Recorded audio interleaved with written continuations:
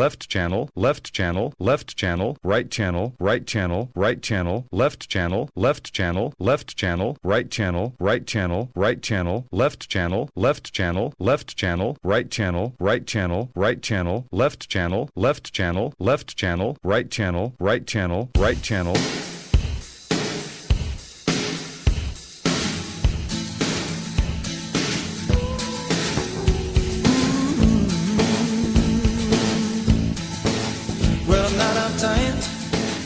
Not unattractive, turn me on tonight. Cause I'm radioactive, radioactive.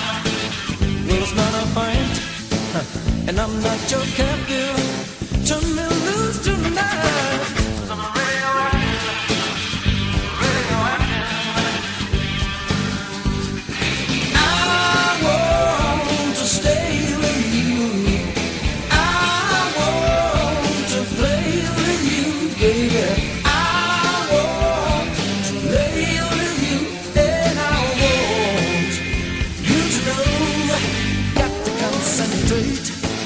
Don't be distracted. Turn me on tonight. Come on,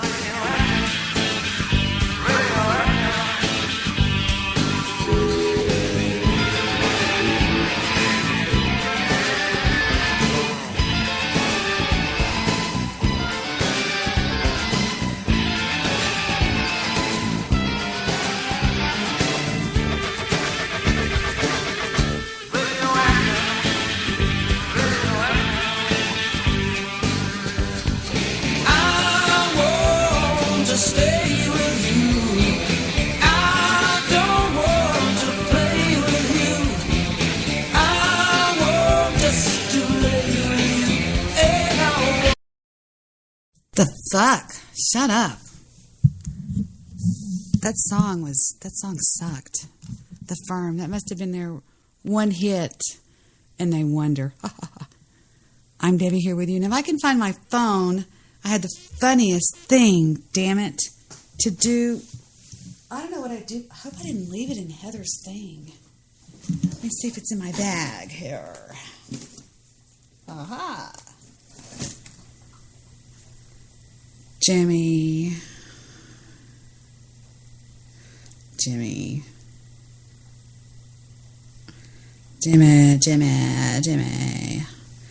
Okay, I have a funny voicemail to show you guys. It's from Jimmy Latham. All right, listen, it's funny. I have him blocked on my cell phone. So if you go to voicemails and then you scroll all the way down and you put blocked messages, there's like all these messages from Jimmy Latham. And one of them was really lulzy. Let me see if I can find it. I think it was on December. No, this one, I think. No, this one. Fuck, where is it? Okay, here it is. You ready? You just hit the wrong fucking buttons with me, bitch.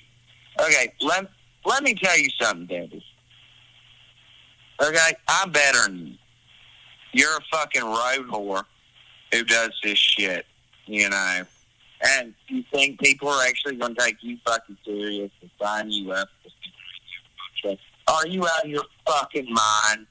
Are you out of your fucking mind? Nobody likes your fucking show. It's your chat room and trolling people that makes it fun. Trolls made you, and trolls can destroy you. Getting back to my case, remember what I said about my sister? My sister really does live near you. And for your sake, you better hope you don't run into her. Cunt. Now let me show you what he played. The next day, 2 days later. Hold on, let me scroll up. Okay. That was on February the 3rd. No, excuse me, that was February the 2nd. Now, on January the 29th, 3 days earlier, he said this. Hey, Debi, I see you've heard the great news. Are you proud of me? Call me back later. Okay. So then 3 days, that was the 29th of January. So 3 days later, he did that one where he was cussing me out and all that stuff. So let's go backwards. Let's go to, here's the 31st of December. Debi, I apologize. You didn't block me. I thought that was you because I saw your avatar. That was Saggy McCunn. Oh, shit. And let's go to the day before.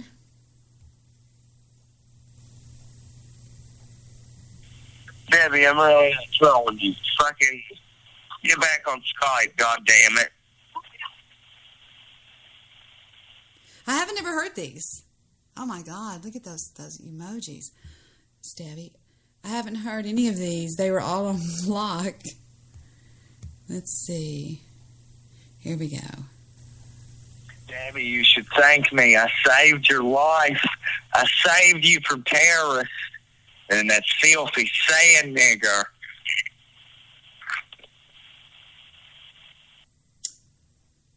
Let's see. I think he probably had been around Bathtub Girl when he said the trolls made you and trolls can destroy you. Cuckman Mick. Who is Cuckman Mick? Oh, Mike. Yeah, but he's going to be talking about the Shroud of Tara or something like that. The Torah. Or something. I said, oh, Stabby should love that. I have a new voicemail from Vic. Okay. Yeah, they said that he was going to be talking about the Shroud of, what is it, Tara or Torah or Tuzher or something like that. See, I think what these guys do, no, I know what these guys do. These guys, they get these people, they call them experiencers on their show, and they pretend to go along with them. I could do that stuff all night. I could do it all day. Yeah, but guys is kind of, yeah, whatever. Stabby is like that. I mean, if you go to this place called guestlist.com, there are all these idiots you can get on your show. I know that's where they go. They probably go somewhere to get these people because they've asked me to be on their show several times, and I refuse to do it. It's called Radio Guest List. Let me show you what crazy people they have out there. RadioGuestList.com, okay? Here's what you can get. You can get, and these are free. These are totally free. Totes my ghost. Totes my goats. All right, you can get, it says, click our current featured guest experts. Okay, so it's kind of hard to move around in. Here we go. We have expert branding and IP lawyer, Robert Klink. We have love expert, Alan Weisberg, political visionary and American RAG CEO, Mark Wirtz, Hollywood power lawyer and coach, wooden leadership expert. Hollywood power lawyer and coach, wooden, just like that is made out of wood, so that is wooden, leadership expert. Neville Johnson is one of the most revered lawyers in Hollywood, and he is an expert on the winning leadership principles of famed UCLA basketball coach John Wooden. Okay. He's an expert on somebody else. Or you can get personal growth innovator and author Matt Powell. Entrepreneur, teacher, and thought leader, Matt Powell has become a well-known teacher in martial arts and fitness world. Bipolar mental health expert and pro off-road racer, Justin Peck. Justin has been living with a diagnosis of class 1 bipolar disorder for over a decade. Okay. You can get virtual reality and augmented reality expert, Steve Okanaka. Look at this. Virtual reality expert Stephen Oxtakalnis is an expert, is an author, researcher, scientist, instructor, and tech evangelist in the area of virtual reality. Native American storyteller and business expert Dennis Claus. Medical preparedness and disaster survival experts Dr. Bones and Nurse Amy. Dating site owner and relationship expert Mike Krowski. Founder of the Autism Village mobile app Topher Words. Medical insurance expert, author, and speaker Daniel Kunkel. Modern-day shaman and international healer Bart Smith. Relationship and dating expert Steve the Dean Williams. Tax expert and author Craig Smalley. Digestive health expert and lecturer, Dr. Art Caparald. The liver medic, expert molecular biologist. They're always experts. Washington Times conservative political writer, Lawrence Fedawah. The sports doctor, Dr. Robert Well. Political lobbying expert. So it goes on and on and on and on and on and on and on and on and on. And I'm thinking what they do is they go over, somebody goes around to these paranormal kook shows, and they say, hey, we'd like to interview you on our show. And they're, oh, sure, certainly. Oh, yes, thank you very much. I would love to. Once upon a time, me and my girlfriend were walking along the beaches of Tripoli, and suddenly I turned over to give her a bite of my Snickers bar, and she was gone. Poof! Poof! Just like that. Poof! She was gone. And I looked up and I saw a spaceship flying away. Or they'll have one that says, yes. I was born in Northern California in 1943, right after the bombing of the Pearl Harbor. And I believe that from that actions in Pearl Harbor, my mother was so traumatized that I became a shaman, a psychic healer, a chakra toucher, and I believe that I can move things with my mind, and I can see people when they're wherever they're at. That's called, I forgot what that's called, something, psycho-seeing. I teach 30 different types of psychic powers. I will now read you on the line. You are friendly, outgoing, and generally a positive person. However, sometimes you get moody. I mean, you know, what the fuck? You know, we did that one night on my show. It was so freaking funny. It was a blast. I decided to have this troll show with Jake. I said, let's pretend that you are a UFO abductee. You be been in ship, okay? And it was going great. And Steve calls in. It's really funny. Steve calls in. He's wasted, but it got a little bit out of our hands because all the paranormal guys were in my room, all the big UFO guys on Blog Talk Radio. When I say the big ones, the ones that these big shows, because there must be a lot of fucking crazy people in the world. I mean, I have EVPs. I never wanted these fucking EVPs. I never went out looking for these EVPs. I never went on ghost hunts. I never went to paranormal school, whatever the fuck.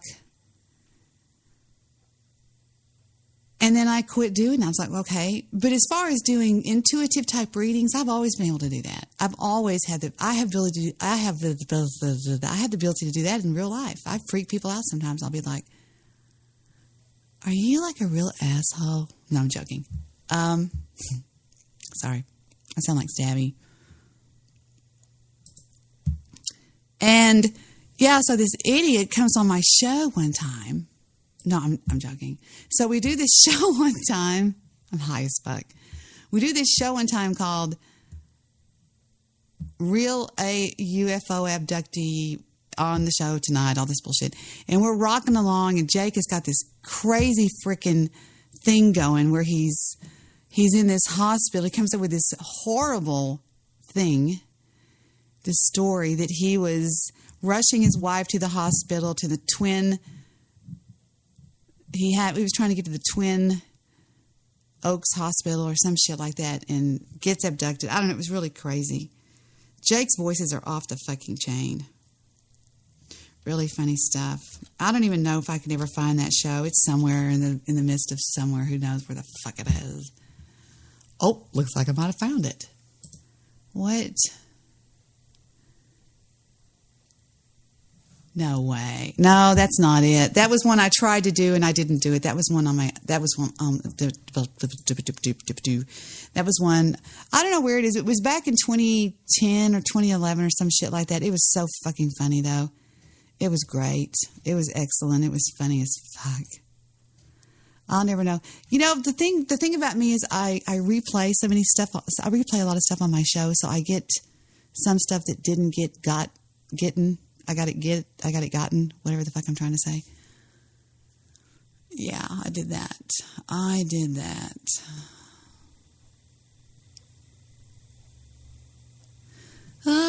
don't want to stay with you. Are you serious? Are you serious? I think this is the show in 2009 when I wasn't doing shows, but I had called into this crazy person's show to get readings. It was funny. Is this that show? Are you kidding me? See, I found these things on this old hard drive, and I uploaded them to this computer. But I thought I had that show from whenever Jake and I did that. That was so funny. But see, I don't write enough fucking shit down that I do. Damn it, that pisses me off.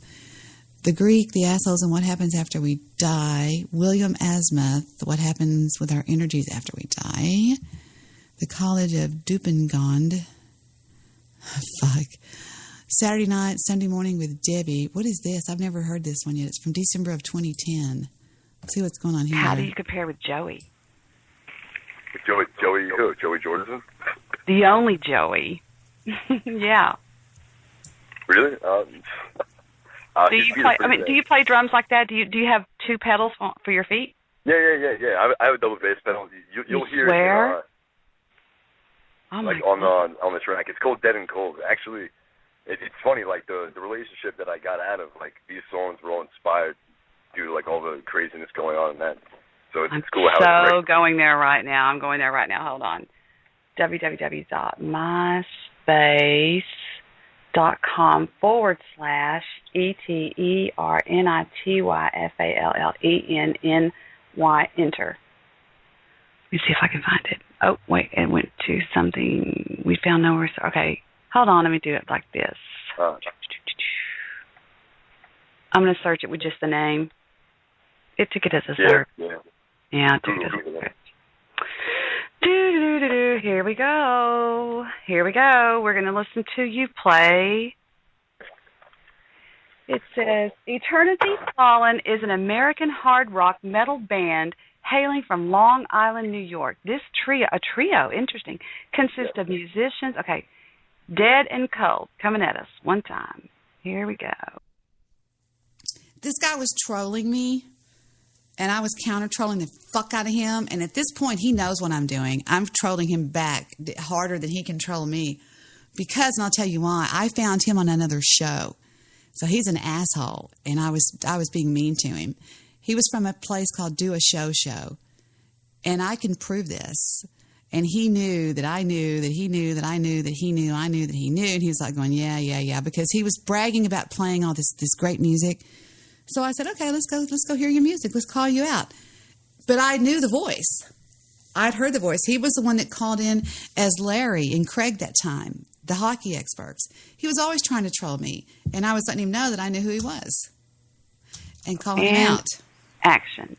You do Changes? Yeah, Changes is the first track that we recorded, but that's the second track on the EP. All right, I think I can get it to play here. It says it's playing.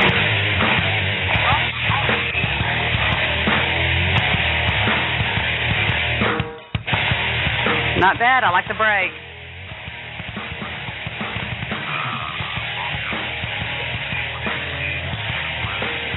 Percussion's excellent.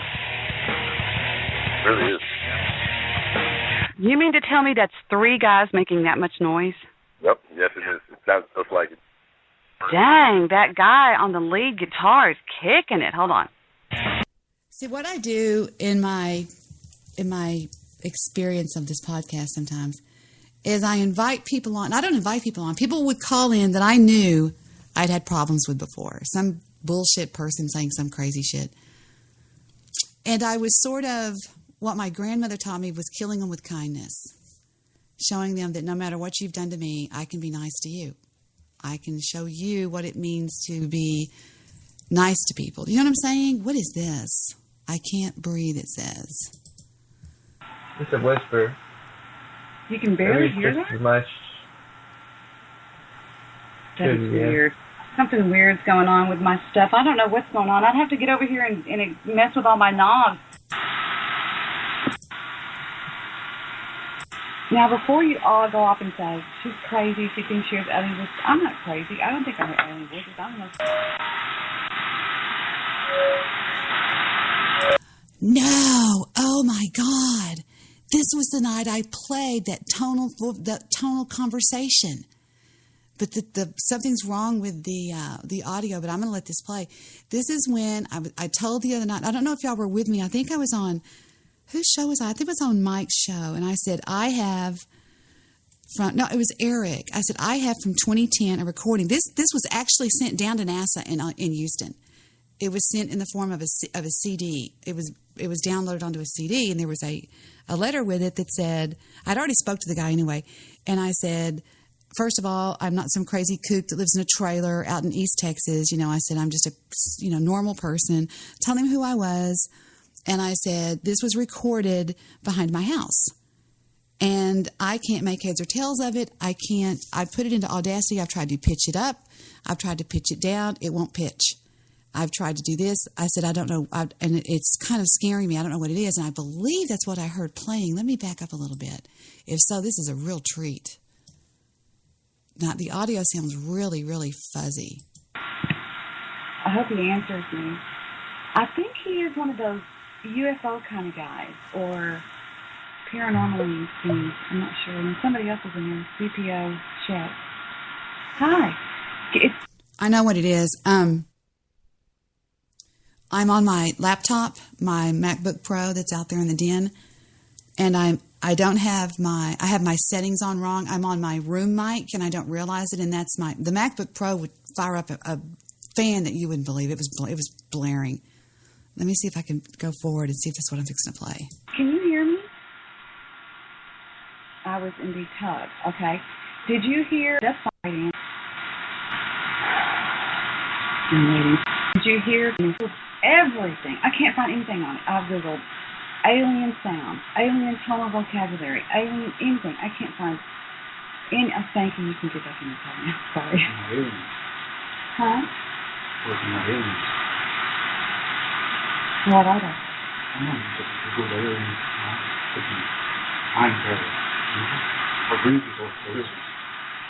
You heard some noises, but not a lot. Don't have headphones on. Well, I can play it already gone. Recording that I made in April of this year, and this is what I got. And it sounds like Close Encounters of the Third Kind. I need to amplify the rest of this. It's just ridiculous. It's not loud enough, and nobody can ever hear it. They're like, we can't hear it. Turn it up. So let me turn it up. I'll amplify this recording so everybody can hear it. Okay, now I got it all, and here we go, and effect, repeat amplification. Okay, and it's done. Okay, here we go. Take it on the clock.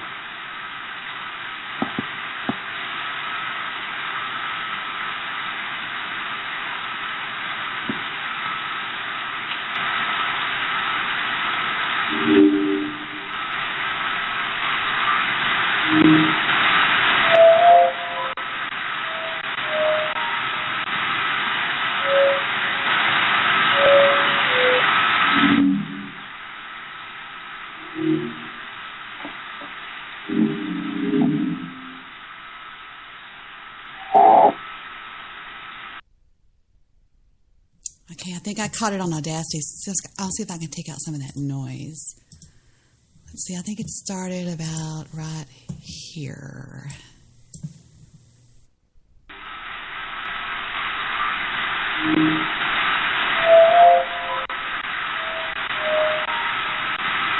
Man, that's fucked up. I wonder if there's a recording of that anywhere else, because I don't still have that. I don't know where it's at. Oh, wait a minute. Let me do this. Let me see if I can get rid of the noise. That's some fucked up noise. Hold on. Let's see. Let's get, is this it? Yeah. Okay. You go to effect, and you got a noise reduction, and then you say, you click on get noise profile. Okay, so it's got the profile. And then you tell it to get rid of that noise. All right, that section. Get rid of that noise that I just told you to get rid of. Oh, wow. Now it's real little. Let me amplify it. Amplify. All right, let's see if this sounds any better. Here's the recording that you can't hear for shit now.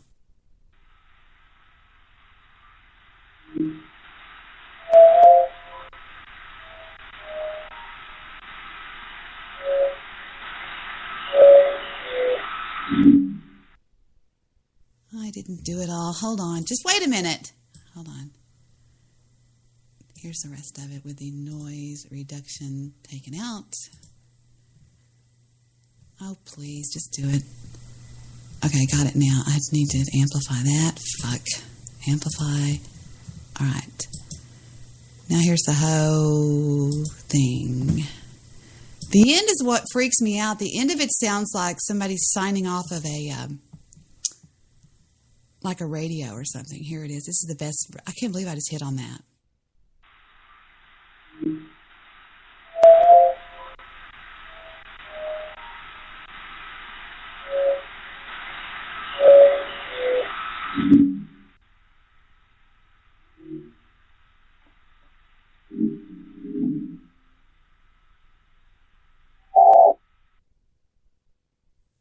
And that was it. And I don't know what it was. All to this day, I don't know what it was. It was just, the weirdest part was right here. Listen to this part. And then the end sounded like this.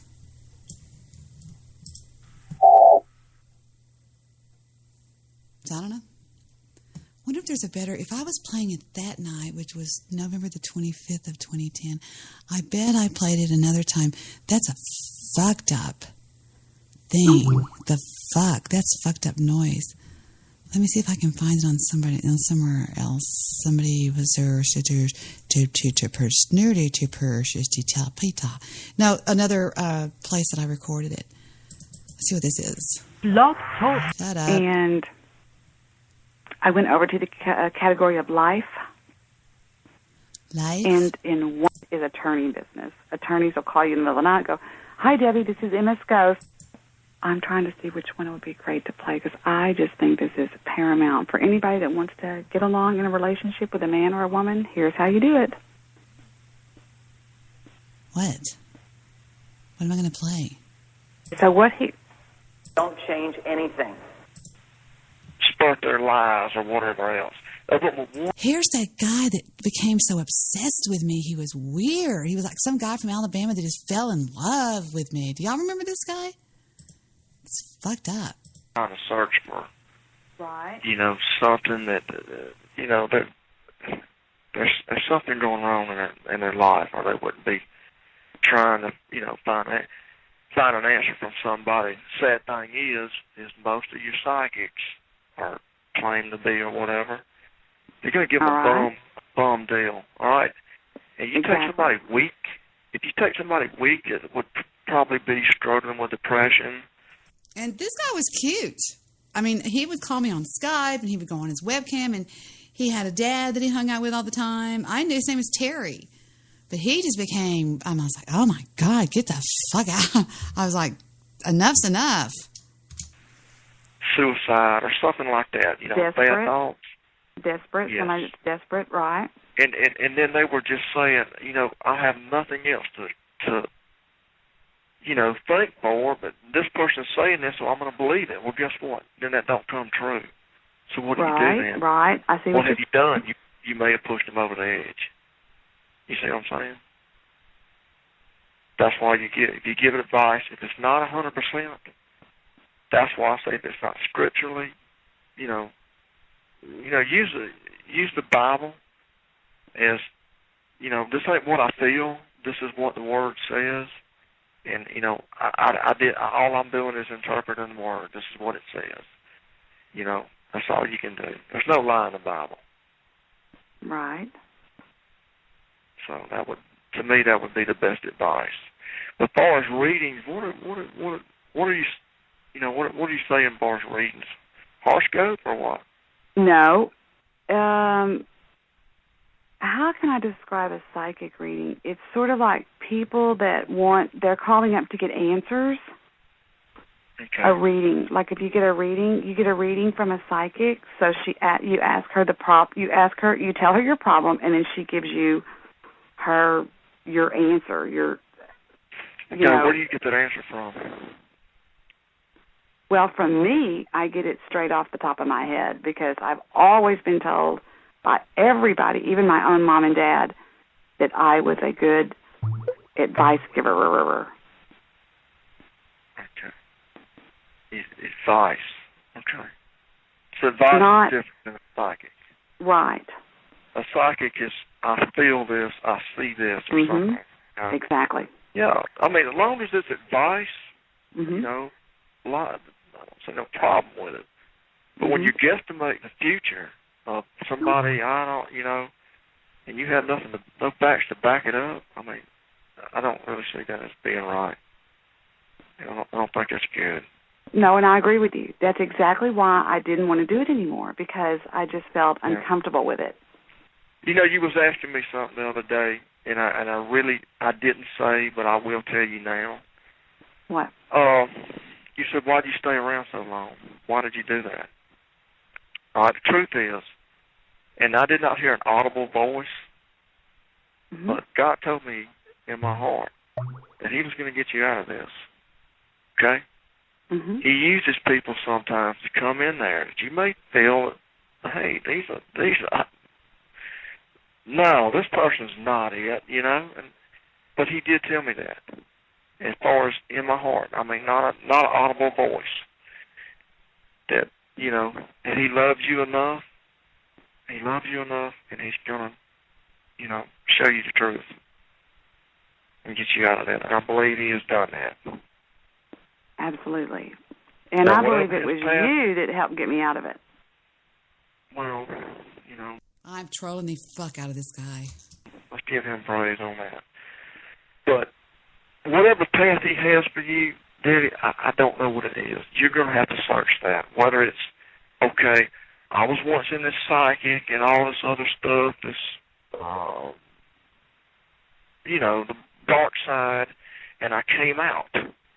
Maybe it's you to help. I don't know. Maybe it's you the ones that's playing with this other stuff that you could probably say, look, you know, I've done that. I've lived that. Here's why I don't feel it's right. I don't know. Only you know that.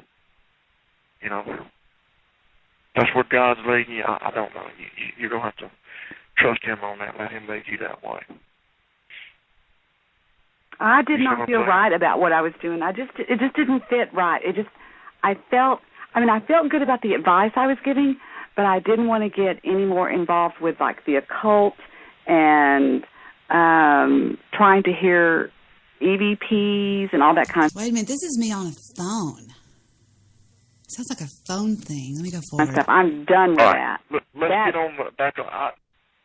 This is my daughter, and this is another hard thing. It's a small house. My daughter keeps coming over every single day with her children, and he keeps telling me it's driving him insane.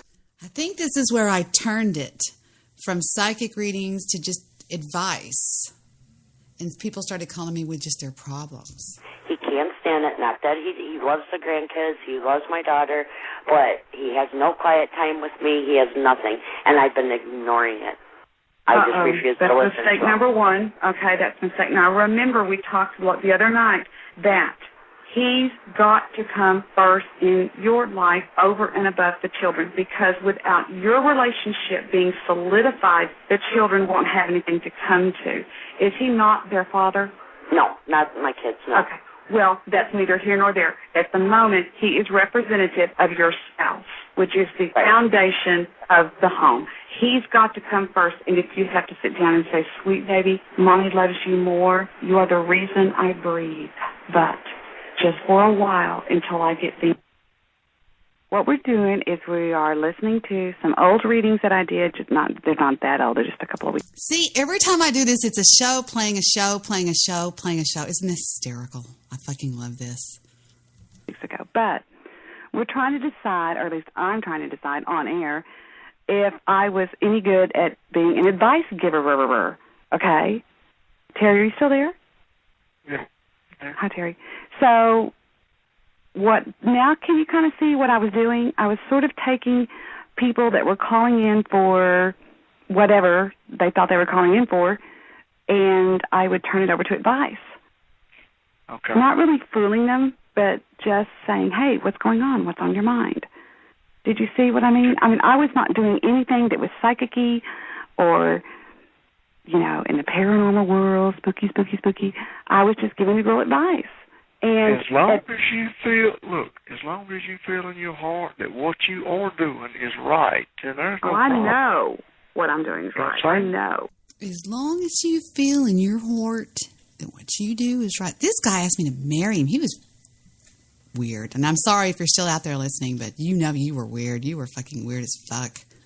Anyway, let's see what else we have on this. I mean, it only comes...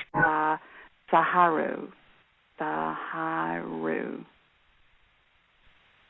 Not from my perspective. I would love to hear your perspective, please. I would love to. I'm not going to sit and ask somebody that, A, knows nothing about radio, number 2, knows nothing about broadcasting, obviously doesn't speak with a lot of people at one I feel a John Brand moment coming on, a Ralph O'Rama time.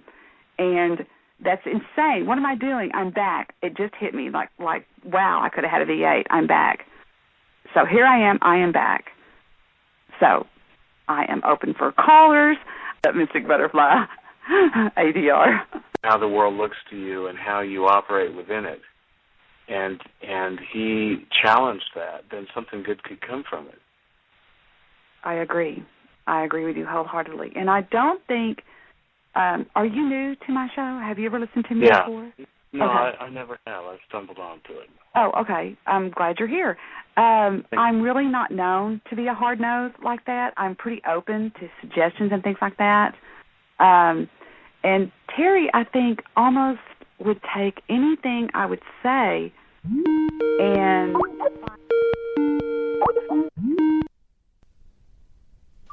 Mr. Landlord? Hello? I'm sorry? Oh, I thought this was you, Mr. Landlord. I'm sorry. It's a joke I do. What's going on with you? Oh, nothing. Listen, I can't stay long. I just thought I'd call you and say hello. Hello. How are you? Hello. Hello. How's your beautiful wife? Everyone is doing fine, Debi. What is wrong with you? Why are you grouchy? I'm not. Everyone is doing fine, Debi. What's on your mind? I'm bored out of my mind. You couldn't have called on a better night.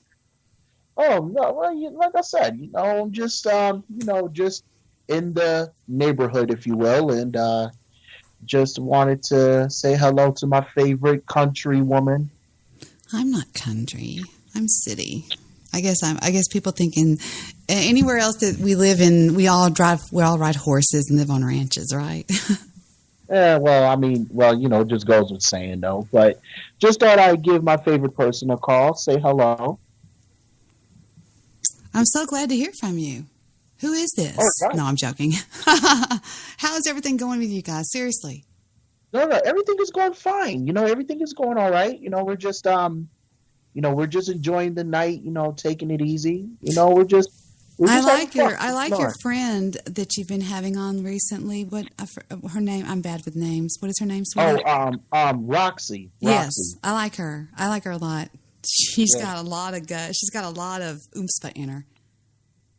Yeah, she is definitely a great ball of fire. Yes, she's something too. She's a force to be dealt with. Oh yeah, I love her to pieces. She's definitely good people. Definitely good people. Have you got her involved in podcasting or anything, or what? Yes, I have. Is she doing her own thing now? Pretty much under the DJ Baby Boy Network, of course. Oh, okay. Yeah, but I decided to pick her up, put her under my wing, and so far she's been kicking ass. And we also have a little talk show that we do every Thursday on Facebook Live, which is pretty great. So, you got a lot of listeners? Sort of, kind of, maybe. You want to know why? Huh? You want to know why? Why is that? Podcasting only works on a continuing basis. You can't have a podcast every Thursday at 4:17 in the afternoon and expect anybody to be there, Angel, because you have to become a habit to people. Have you ever gotten up in the morning, every morning in your life, and listened to somebody on the radio? I don't really listen to the radio much, but I get where you're coming from. But I'm saying, have you ever had a job where you had to be there at like 9, and so as you were shaving and getting your clothes? I get it. Like I said, I get it. Have you ever noticed that your day is not complete unless you do that, unless you hear that KLIF 1190 and welcome back? Okay, right? Yeah, Debbie, you're right. But you also got to understand too that it's not just a continuing thing, but you also got to remember. There's people that's going to want to listen to you, And then the thing about it is that I'm not going to lie, the DJ Baby Boy Network has been kind of lack of listeners. And I doubt it got anything to do with my content or what I bring to the table.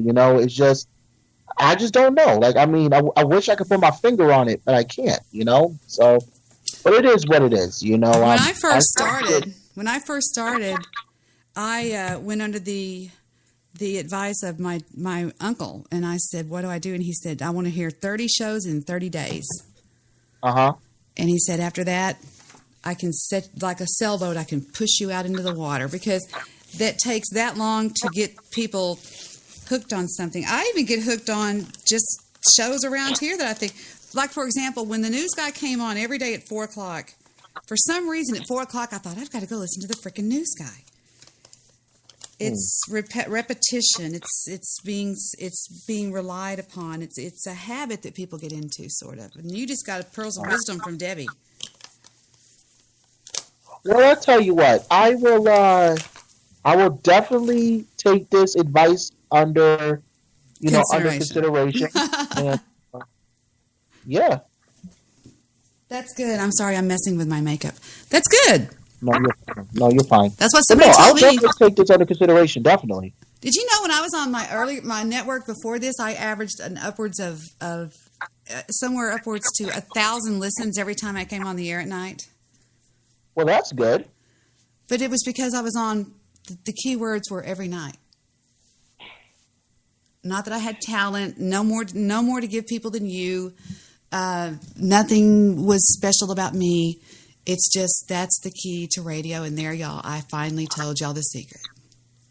All right. Well, looks like I still have a lot to learn. A lot to learn. Hey, I don't know the secrets, but what I do is I go to the experts, and my uncle was very, very popular where he was. He was in a number 5 market, and he was like... Right, absolutely. Yeah, he was pretty good, too. Oh, that's good. Depends on if you have something to give people, too. But see, the most successful talk shows in history are people just turning on mics and going, hey, Robin, how are you doing? Did you watch it last night? No, I didn't. It's just... people like the Kardashians, just people just going, hey, what's going on? Not much. What are you doing? It's not you have to go da da da da da da da da da da. You don't have to entertain. You just have to be consistent. Gotcha. Consistency is the key to the door of a better, successful podcasting world. That's what somebody told me. All right. Well, like I said, I'll definitely take that under consideration. There's a reason you called tonight. What is it? Wow. Does everything have to be a reason? No, with you? but I'm feeling something. I'm feeling a mystical something, like you need to get one of my famous 3-card readings. One, you're always feeling some sort of mystical sexual healing. Sexual? Okay? Don't say sexual.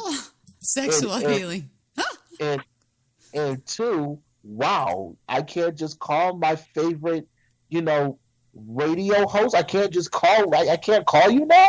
No, of course you can. But I believe everything happens for a reason. I don't know why. I just feel maybe I'm just too high. I mean, just like I said, I just wanted to call. Say hello and see how things are going with you on your end, and all of that good stuff. And yeah, things are going good.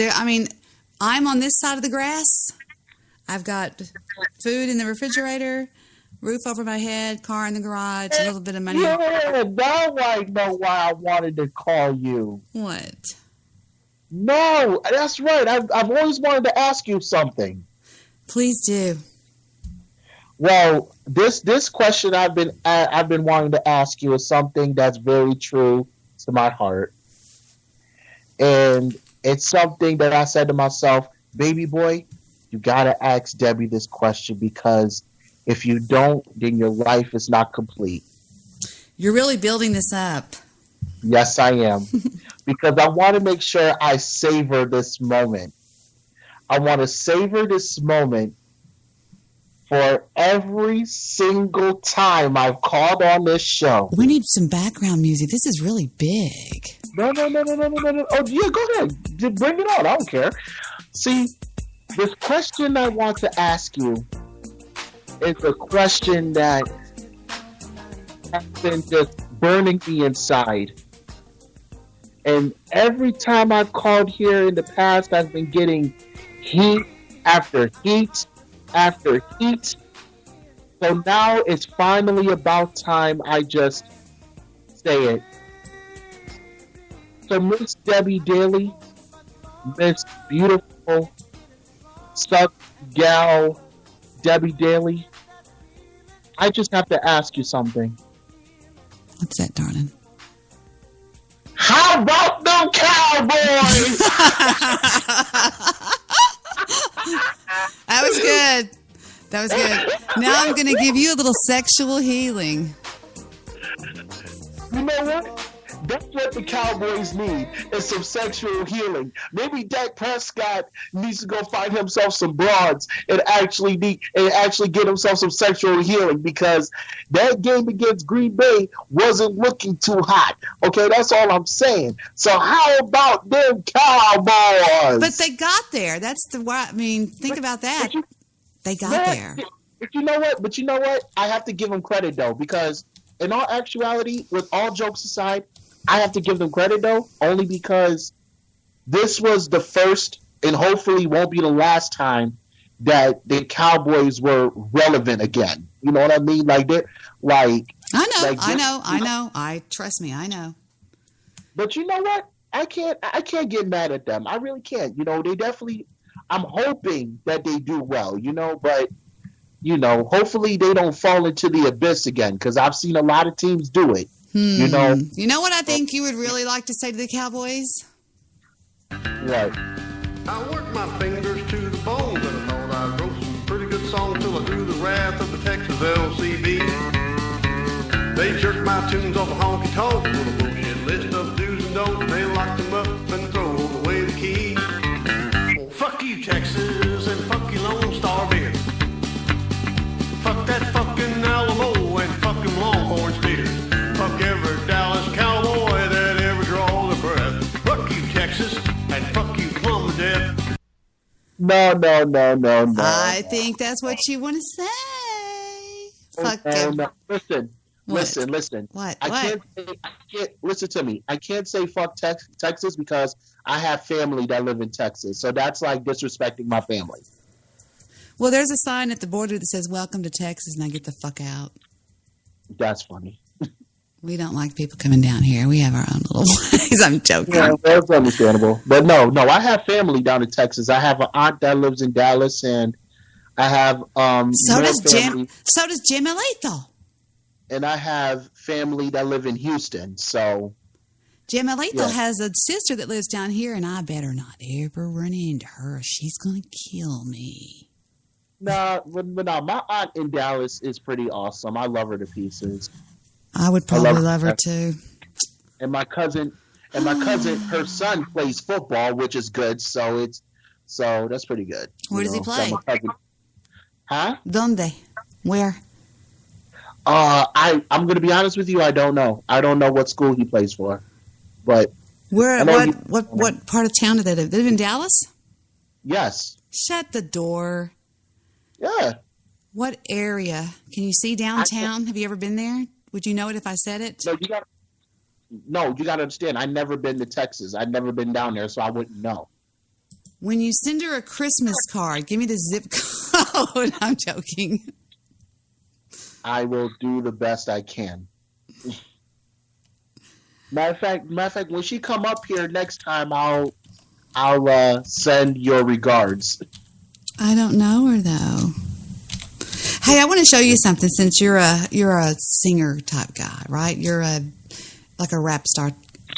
I had a band. I had a band come at me one time in 2005.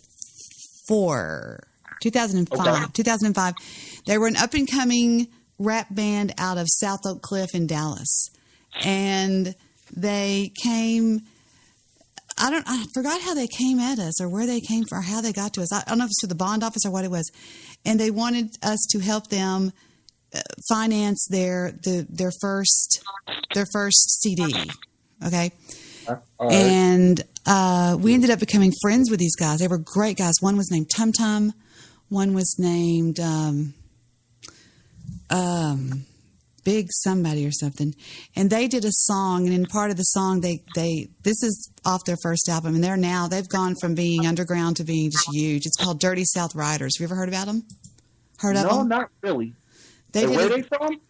South Oak Cliff. I'm going to play some of this song for you so you can hear how this was the first song they did on the first album. And there's a part in here where they give my son Steven, because we let Steven was the ones that they fell in love with Steven. They thought Steven was the coolest thing they ever met, just like everybody does at Meet Steven. And so we ended up giving the money to them through Steven. So they give a shout out to Steven in the song. Here's some of the song. Tell me what you think. Seriously. Okay.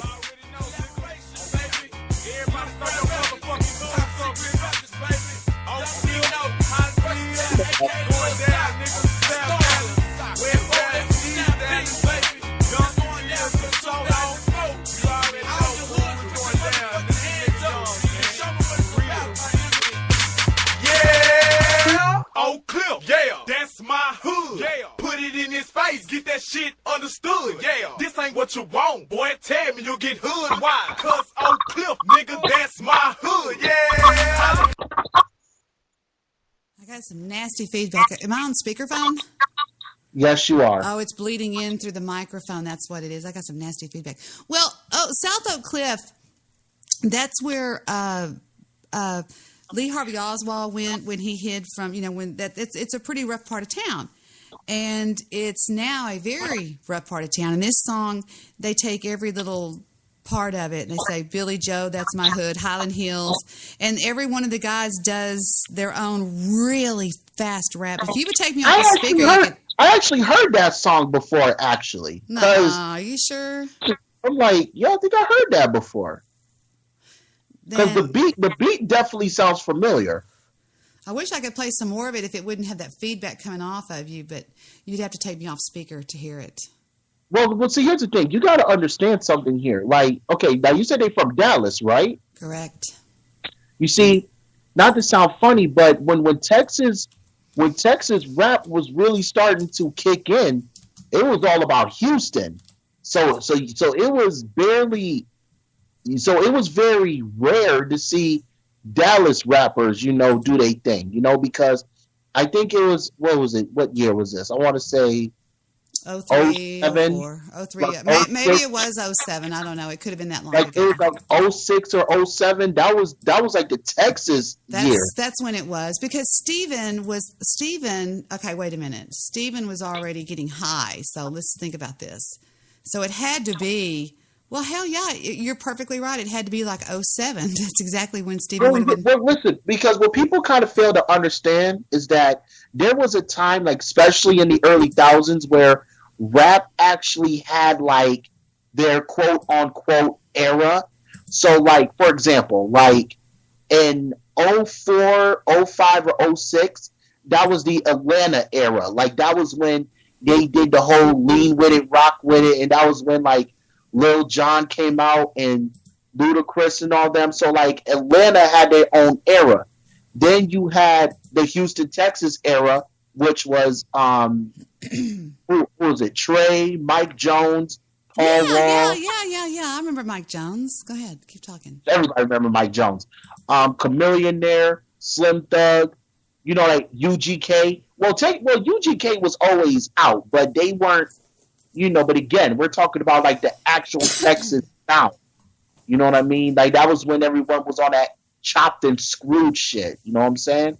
Ugh. Then we got this whole the dance era. Now, if y'all don't know what I mean by the dance era, I'm talking about the songs where every song was a fucking dance. Like that Superman bullshit, then that Batman shit, then the SpongeBob, then the Lion King, don't ask. Then all that other bullshit that don't even make sense. Don't ask. Now we're in this mumble rap shit that doesn't make sense at all. Like Migos and Young Thug and Future and Lil Uzi Vert or Lil Uchi Coochie. I don't know. But I don't know. I just can't stand rap today. I swear to God. I think the best rap was back in California rap, back when Tupac was around. Tupac was, yeah, I was going to say, yeah, he was, yes. Yeah, you mean like that, that West Coast rap, NWA and all them, Snoop Dogg and... I think that was some of the most in-your-face, honest, from the heart, meaning they experienced it. It wasn't some little boy some choir boy from, northern New Jersey who decides to be a rap star, and he has not experienced shit. These people experienced that shit, man. They were talking from the heart. All right, we be getting shot out here and shit like that. Everything they said was real, man. It's like classic country music. When you hear Merle Haggard talk about Mama, Daddy, Frank played the guitar and the French harp, he's talking from experience. And well, first of all, yes, granted, but you also got to remember there are some people from the East that actually went through that, like Bone Thugs and Harmony. They're probably one of the still old school rap groups that still get a lot of respect. I mean, no disrespect to Biggie and all that, but Bone Thugs though, like especially the fact that Eazy-E discovered them. I mean, come on. But the rappers, like there was a rapper out of California when Goofy Bone was around that I asked him about. His name was I forgot his name. Anyway, he did an excellent couple of tunes, and Goofy said that he was a piece of shit because he knew him and he was nothing. They were just singing about stuff. They were rapping about stuff they didn't know anything about. They had never experienced. Like, well, I got my big pop-up cap and my hoe and my bit, and they've never held a gun in their life.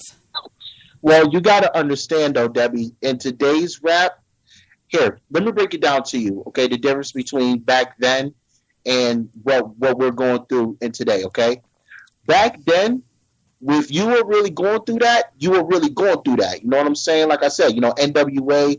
Pac, Bone Thugs, and all them, you know what I mean? Because they really went through that. Nas, really went through that. Now, about 90% of rappers today, they only rap that because, again, that's what the rap audience likes to hear. Right. They like to hear about all that. But they're being players. They're not. All I'm saying is when I listen to music, I like to know that whatever the person is saying to me. I mean, unless it's just fun music like ICP or whatever. But sometimes that can be serious.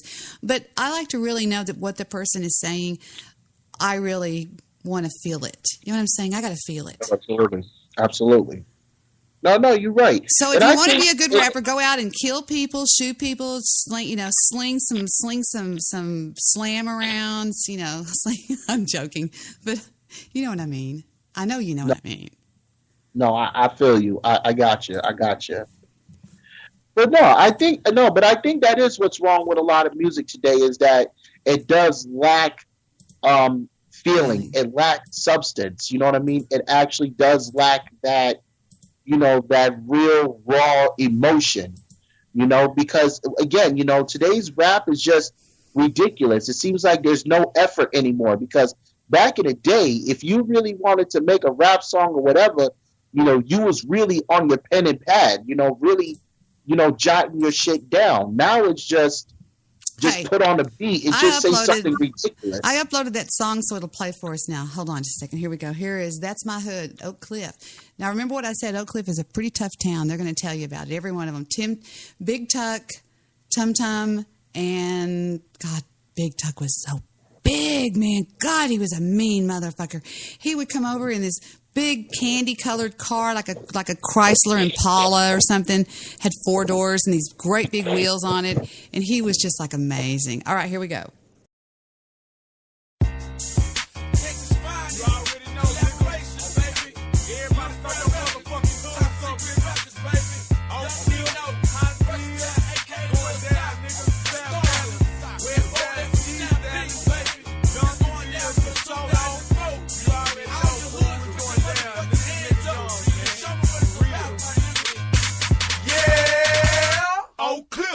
That's my hood. Yeah. Put it in his face, get that shit understood. Yeah. This ain't what you want, boy. Tell me you'll get hood. Why? Cause Oak Cliff, nigga, that's my hood. Yeah. Hallelujah. Yeah. That's my hood. Yeah. Put it in his face, get that shit understood. Yeah. This ain't what you want, boy. Tell me you'll get hood. Why? Cause Highland Hills, nigga, that's my hood. Yeah. Oak Cliff is my hood. I'ma put it in his face. My education just for putting a young nigga in his place. So you better jump out the rap game and go to church like Mace. Got with the skin off your head and so fuck your face.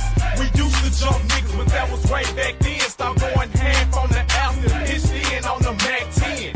I'ma hustle whatever I got, I sell it to you. I said my hood 1,000 times, I might as well spell it for you. O-A-K-C-L-I-F-F. With my niggas about myself, don't bite my tongue, don't hold my breath. O-A-K-C-L-I-F-F.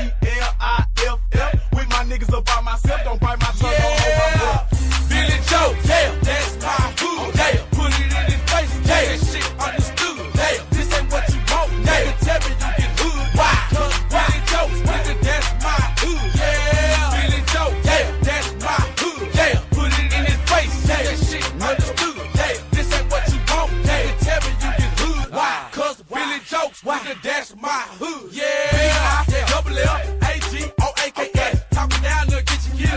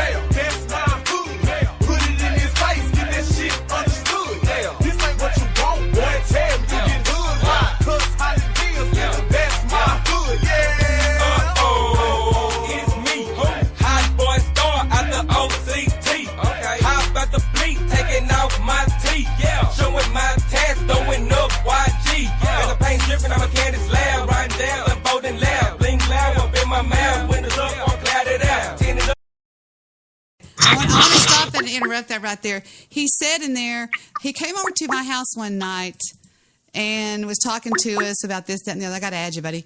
And I said, "Oh my God, look at your tattoos." And he goes, and if you heard him when he started rapping again, Pig Tuck said, a little white girl, Sunnyvale, asked me to show my tattoos.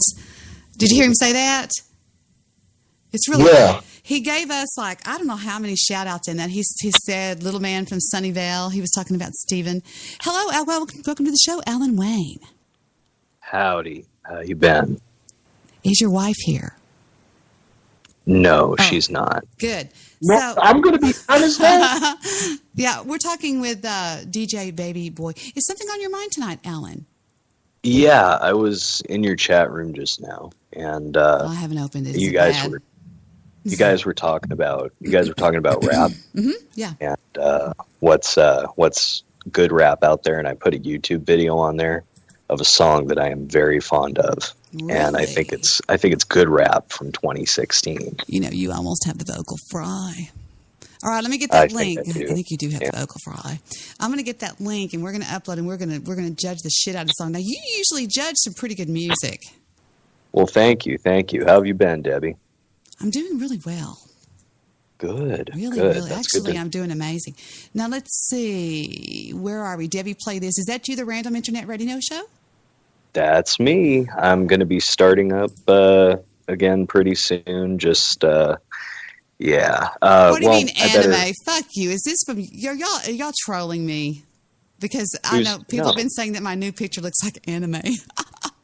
No? Okay. No. Okay. It's it looks like you discovered Snapchat.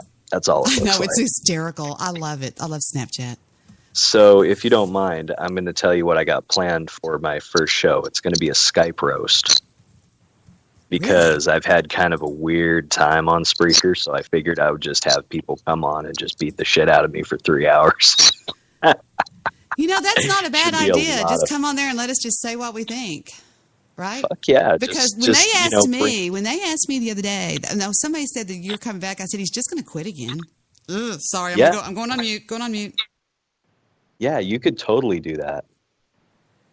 I don't get you. I just want to I want to reach through this phone and strangle you sometimes. Who, me? No, the other you. Yes, you. Because I think you've got more talent than you don't know. You don't know how to do this. You don't know how to play this game. You don't know how to stay. You got to have some staying power. No. If you really want to know, it's just like I took on too much at once, you know. I couldn't have done it when I had small children at home. There's no way. Yeah, I took on too much at once, but we talked about it, and she's really supportive of it. So I'm just like, cool. So I'll be doing it again. You can't get discouraged when you don't have big listening numbers because you're too new. No, I'm past. I think I'm past all that now, which is why I'm able to have a 3-hour just. Blow the shit up out of me. I mean, I want everybody on there, everybody who I've ever talked to, just to kind of get a clean slate. You know what I mean? When I first started, I had 2 listeners for like the first 9 months. 2. I had 2. And we didn't get the party started until Easy Rider and Party showed up, and they still listen to me to this very day. Yeah, I'm coming into it with a lot better attitude these days. I'm a little ashamed of how I was Get into the paranormal and pretend like you're a paranormal person. That's the big thing now on Spreaker. The fake paranormal shows. I can't. I know it's stupid, but some people will do anything for an audience. So do you have the song queued up yet? Maybe I do. No, it's still uploading. It's almost uploaded. Man, what song is it? That's what I need to know. What song is it? What's that? Yeah. Well, that's it's what by we're Amine. waiting on. It's by Amine called Caroline. Yeah, I saw that. But I heard that call before. No, you Dude, haven't. That song has a great beat to it. It's and the guy who sings it is catchy and it's a really good song. What's his story? I don't know. Sell me on him. Well, all right. I think that this guy he started out from nothing, no record label or anything. Alan, And Alan? Yeah, like Alan? every other Atlanta rapper. Like, come on now. Alan, sell me this pen. All right. Have you ever seen Sell that me movie? this pen. Yeah. What is that? Glenn Ross? Sell me this pen? The Wolf of Wall Street. That's The Wolf of Wall Wolf Street. of Wall Street. I sell for a living. I don't want to do that. Yeah, but he's the number one salesman in the world, and he started out by going, "Sell me this pen," and you have to. And he says, he goes, "Oh shit, man!" He goes, your pen just ran out of ink, or something like that. And you have to create a need for what you're selling. I'm going to go on mute now. All right. He says, "I don't have a pen." And he goes, "Then I can sell the fuck out of this pen because you need this pen." And That's right. He said the key to selling is to say you need to hear this. You're going to die when you hear this. You have to really fuck with people's heads. This is going to be the best thing you've ever heard in your life. This is going to change your life. And it's uploaded now. Here we go. Yeah, this guy was talking about terrible rap and how rap is terrible these days. He needs to hear this to bring faith back into his life about rap music. Yeah, DJ Baby Boy, right? DJ Baby Because Boy. It's not all shit. You troublemaker. And by the But out of all the songs, though, maybe like a good 5 to 10%, some of it is good. But come on now, but like the other 80%, come on now.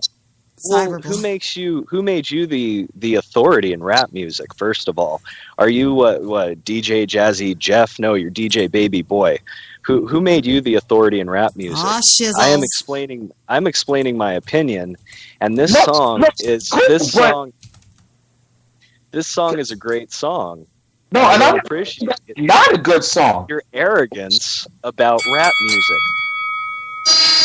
In the left corner, wearing white trunks, weighing 400. Debbie, hold on, Debbie, damn all that. Hold on for a second. First of all, it's not really about me having the authority. It is whatever. It's the same thing like you. You know what I mean? It's my opinion too. Like, I think today's rap is retarded.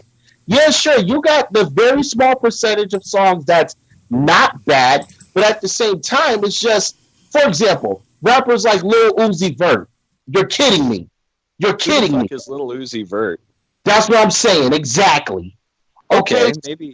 Maybe you're just coming off a little arrogant. That's all. I mean, to make a statement like that about rap, you know, to make a statement about rap.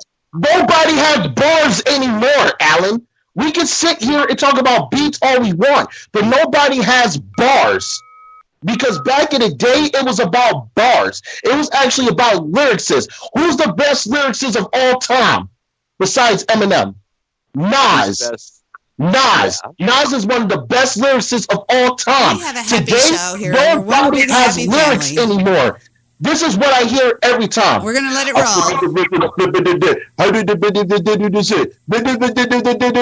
It's the same shit a different way. So I'm not saying that, like, you got to think about that. Today's rap is not. Listen, man. What's up? I heard you done got you a dime piece, man. Hell no, man. One of them Beyonce making good types, man. Nah. Amine, this Caroline song is not creative. You are full of shit. All right, I'm going to start the song. I'm going to start the song. Okay, hold on for a second. Are you going to deny, though? Hold on. But are you going to deny that some today's rap lack creativity? It's John Belushi. Look, today's rap reflects today's people, which are short attention span, social media fed fucktards. That's what today's rap is. That's today's rap like that. It reflects today's. I still bump Biggie and Pac and Nas and. I'm happy. Does that make you proud of yourself? I'm a white dude. Yes. Dude. I think somebody put Alan Wayne through badass school. It's good music. I like this Alan Wayne. Now listen to me. Are you listening? Go ahead, rap. You're so caught up in it. Think about the society we live in today. Nobody can go for 5 seconds without looking at their phone. What do you think What makes you think that they're going to listen to lyrics like guys like Wu-Tang put out, Tribe Called Quest, Diggable Planets, people like that put out substantial lyrical content? People don't have time for that shit. They got updates on Facebook. It's just a reflection of today's world. That may be true, but my thing is this. I always, to me, I understand times are changing, but to me, if you're going to be a rapper, you still have to have that old school mentality, meaning you still have to be able to really take your time and pen out your shit. Nowadays, there's rappers who don't even write their shit. You got other people writing their shit. So they're pretty much spitting what everybody else has written for them already. So all right, to me, we're gonna get into this. That's not real rap to me. We're gonna get into this now. That's not real rap. Why are you going to sit down with a pen and paper or in front of a computer and write out your lyrics when you can make the dollar bills, y'all, by just going da. It ain't about the art anymore, man. Making the Benjamins. Making the Benjamins. But that is exactly what today's rap lacks. It lacks that actual time, that actual, creativity of your lyrics. That's my only issue. I could give a damn about the beat. I can sit there and put on a hot beat right now and rap about Lucky Charms. But the difference is I would sit there and take my time and actually write my shit. I could say I'm probably one of the few that actually sits down and writes their lyrics. And actually there's a small part of the population that appreciates that. But the majority of people who are spinning shit on Spotify and spinning shit on iTunes, they just want a beat. They don't want, they don't get, that's why EDM is so popular right now. You don't even need lyrics. EDM is huge right now. And that's because people just want instant gratification. They don't want to have to listen to your message. They don't give a shit that you spent 5 hours thinking about what rhymes with orange. They just want a beat that makes them walk a little faster in the morning. It's a different world, man. Let's play the song. Here's the new song. You ready? Here we go. No, you're right, baby doll. It is. Tin Roof Rusted. Listen, man. I heard you done got you a dime piece, man. Nah, man. One of them Beyonce making good types, man. Nah. Is that true, man? I just want to know. Probably not. I mean, shit. To be honest with you, man, she's a bad thing. Fine as hell. Thick as fuck. Oh my God. That's my baby. Caroline, you divine. Mighty fine. Shorty really blow the pipe. Like a pro. Fuck you thought. Holy shit, I'm really lit. It's looking like it's about time to fuck it up. Caroline, listen up. Don't wanna hear about your horoscope or what the future holds. Shut up and let's get gory. Like a Tarantino movie. Don't wanna talk it out, can we fuck it out? Cause we gon' be up all night, fuck a decaf. You say I'm a tall thug, guess I'm a G-Rap. If you want safe sex, baby, use the knee pad. Sticky with the sticky icky, baby, give me kitty. Killer, west side nigga. Boy, you like 98 degrees and I'm 300, nigga, keep your feet running. I keep when I eat these beats, better boy, get smart. We've paused that. We're 1/4 in. This is the end of the first quarter. We've just added Joe Seeker into the call. Joe Seeker, what say you, brother? I think they're both overlooking one key point. Please. What's that, Joe? That all rap music fucking sucks. Joe! Joe Seeker. You were right about Alan Wayne. You said he's coming back, and here he is. He's standing right here in front of us. Hey, Seeker, good to hear from you, man. Why am I not surprised? You and Rush are like two old fuckers who complain about music not having any fucking substance anymore. This just gets better every fucking minute. I'm going on mute. Say Joe. what? Joe. Okay. I think a big part of music is that you actually play some music. Like if I wanted to listen to some inner city beatnik rap off fucking poems, I'd go to a fucking beatnik fucking den and listen to a guy fucking rap his poetry. Rap. No, man. All right. The black all right. man stole rap from the beatniks. No. All Remember right, remember when Herman Stole Munster? rap from the beatniks. Joe, remember when Herman Munster went to a beatnik bar? Yeah. All right. Well, my 2 cents. It takes talent. I've produced beats before. It takes talent to put shit together and to have it make sense. I'm talking about musically. You're talking about lyrics. You're talking about vocals and verbiage. I'm talking about musically. Like, I get a feeling in my spine when I hear something that is good About musically. 2 dudes. Okay, Alan. Okay, Alan, let me ask you something, though. Sitting down and writing a song. Okay, Alan, let me ask you something. Do you watch battle rap? Nobody watches. No, I don't watch battle rap, but I used to listen to Felly Fell. You know who Felly Fell is? Yeah. I used to listen to his show on Power, and they'd have guys go head to head at 7:00 every night. And it was just the same beat, but guys would go head to head. What you need to do is watch some battle rap, dog. Like, watch some true lyricism coming out those boys. Hey, Joe, I just want to make sure you knew that Steve gave you your proverbial right on brother in the chat room. I see that. Well, yeah, because Steve and Joe are stuck back in fucking classic rock land. And they'll always be stuck back in classic rock land. I mean, that's wait a minute. So that's what you're the face of modern music, are you, Alan? with your buzz cut and your fucking the whitest guy in California. You don't even have a tan. I am right? not claiming. So you drive around in your fucking Volvo fucking family wagon. NWA, yeah. Hey, guilty as charged. I've done it before, but yeah, it's just music of your era, man. I mean, this guy DJ Baby Boy is waxing poetic about 90s rap and how it was so much better than what it is today. Can't we just agree we're all getting old? Okay, first of all, what did I say? I said that today's rap I don't have an issue with. My only issue is that there's really a lack of lyrical creativity, if anything. I can care less about the beat. If the beat sounds good, great. Well, wait a minute. I want to hear bars. Well, if you don't music I don't want to hear it. Is kind of about rap was based on pure lies and bullshit.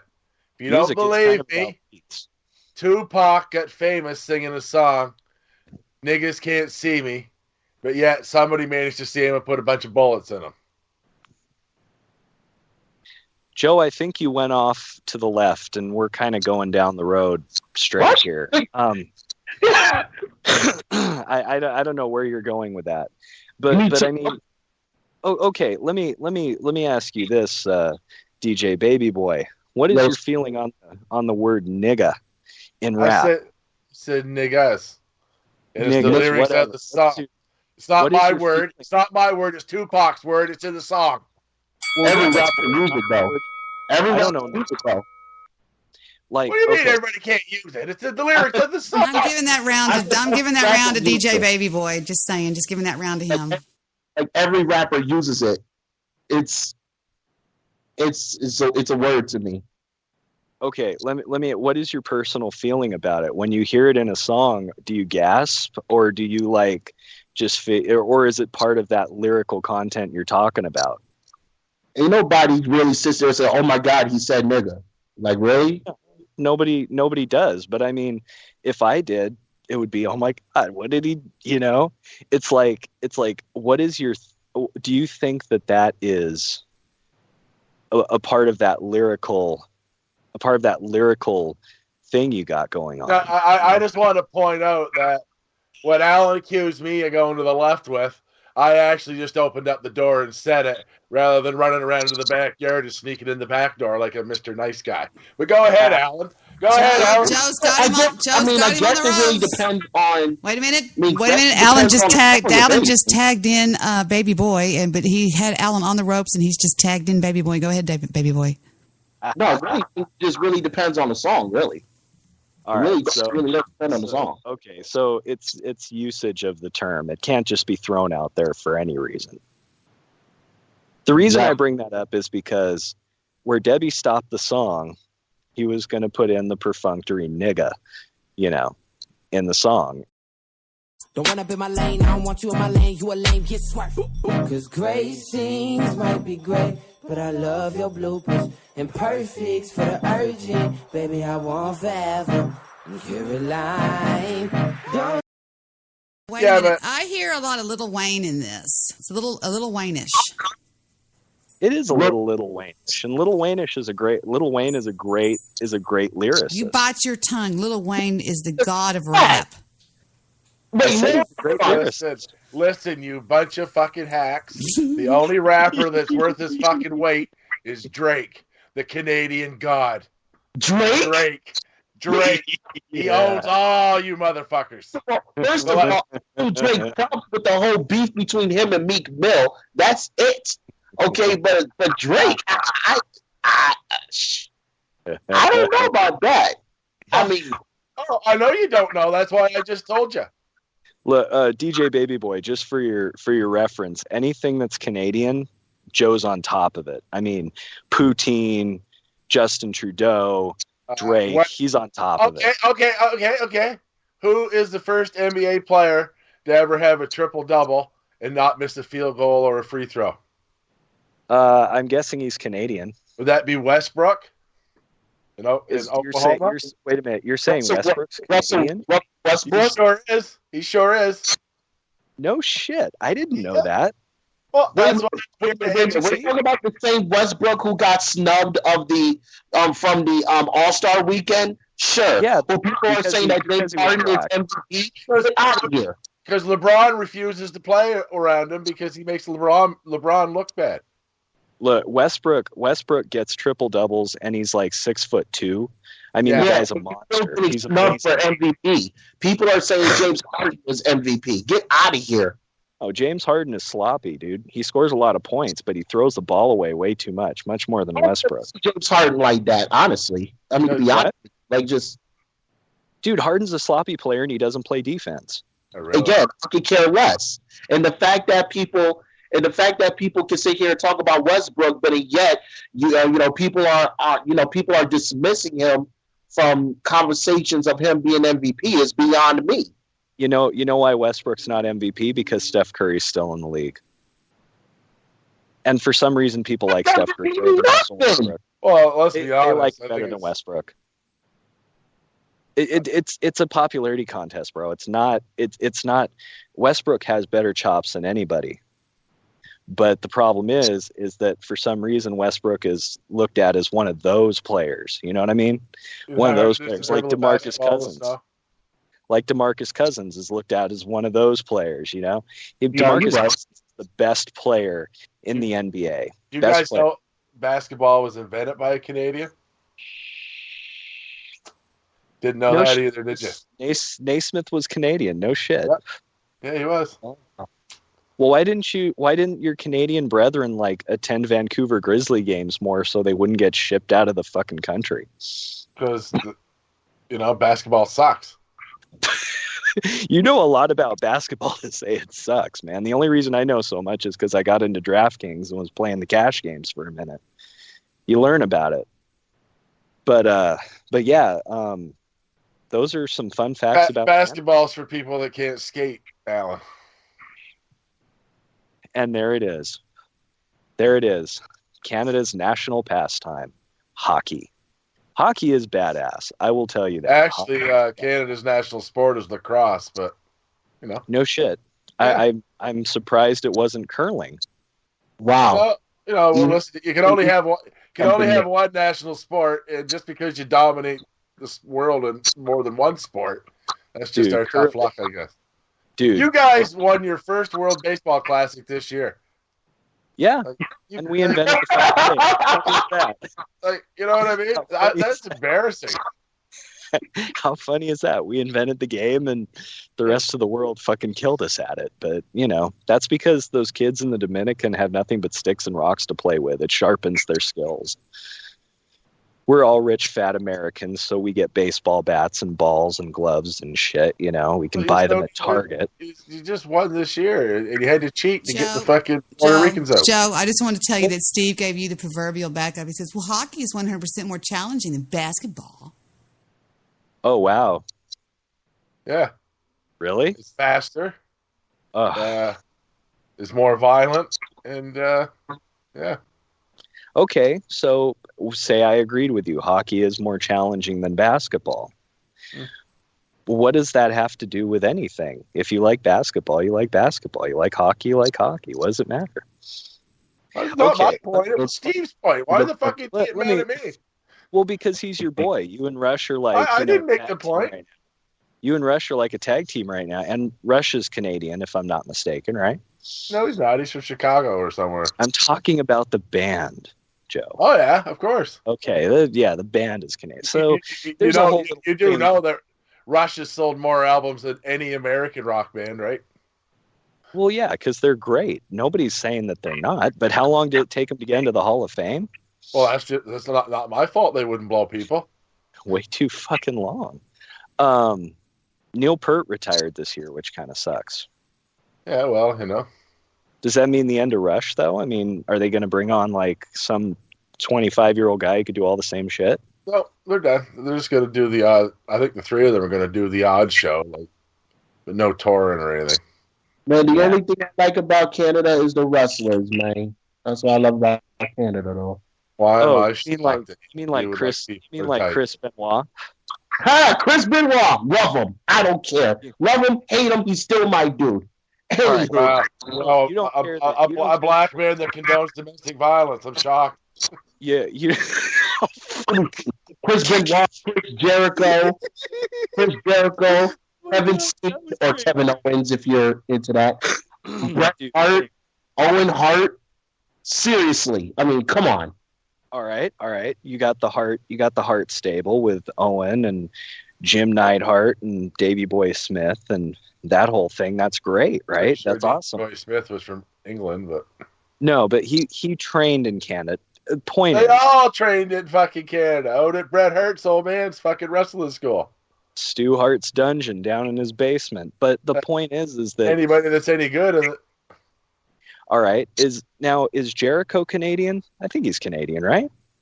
I'm not sure. I don't really follow, right? Like I stopped watching. Really no. But I didn't know Kevin Owens was Canadian. No shit. Yeah. That guy looks like a fucking Canadian, doesn't he? Dude, Kevin Owens is a beast. Remember when Owen Hart fell from the rafters and went splat? Wait, what? What? Remember when Owen Hart fell from the rafters and died? Wow. Wow. Yeah, just like Chris Benoit fucking hung his wife and kids before Owen killing Hart, himself. like he was like usually pelling down. I'm gonna come kill you, man. And like, ah! You know? But all jokes aside, though, listen. Regardless of how he went out, that dude was a phenomenal technical wrestler. I don't care what anybody says. I know, but the point I'm trying to get at is if you were at a wrestling show with your kid, and then this guy comes down and falls, there would be a period of time where you would think, "Is this part of the show?" That is true. That is true. People couldn't hear. You know what I mean? People couldn't differentiate. By the way, I bet you guys didn't know the song that Owen Hart was listening to before his tragic event, and this surprised me. It was R. Kelly's "I Believe I Can Fly." Yo, get the fuck out of here, man. Hey.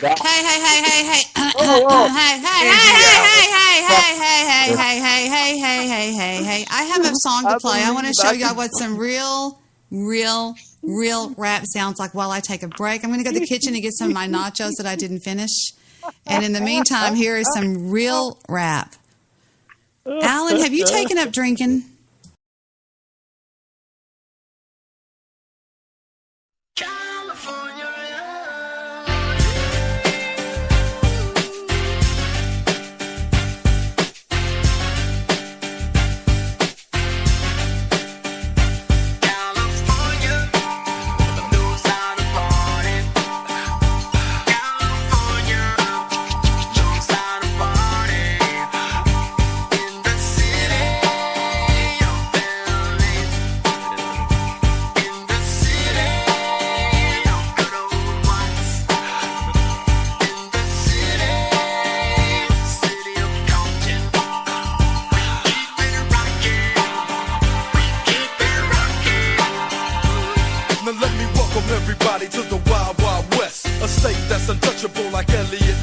track hits your eardrum like a slug to your chest. Like a vest for your Jimmy in the city of sex. We in that sunshine state where the bomb ass him be. The state where you never find a dance floor empty and pimp speed. On a mission for them greens. Lean, mean, money making machines, serving fiends. I've been in the game for 10 years making rap tunes.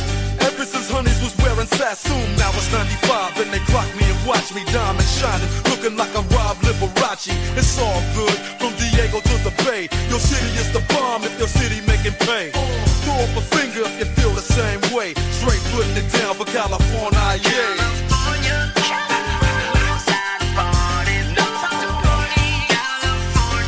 West Coast.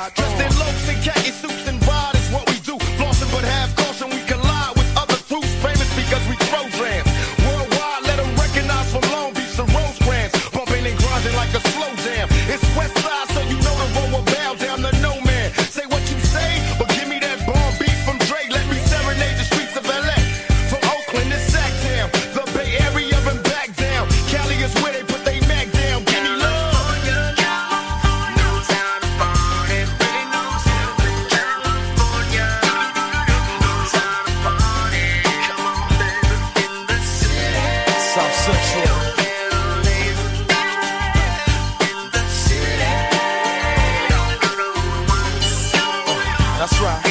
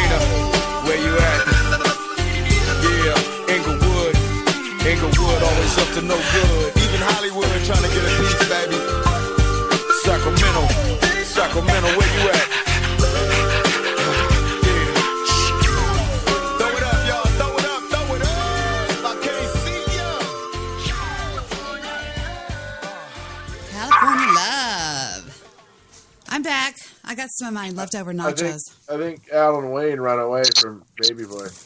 No, I'm sorry. I ain't going nowhere. No, but I think Alan ran away from you, Baby Boy. He sounds kind of different.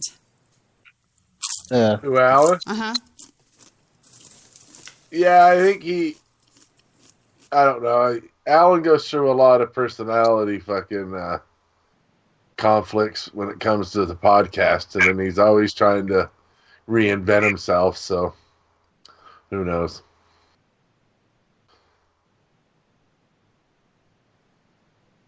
Well, I lose you guys? No, I'm right here, baby. I was just eating. I don't want to eat on air. Okay. I was on mute because I'm eating some nachos that I had for dinner.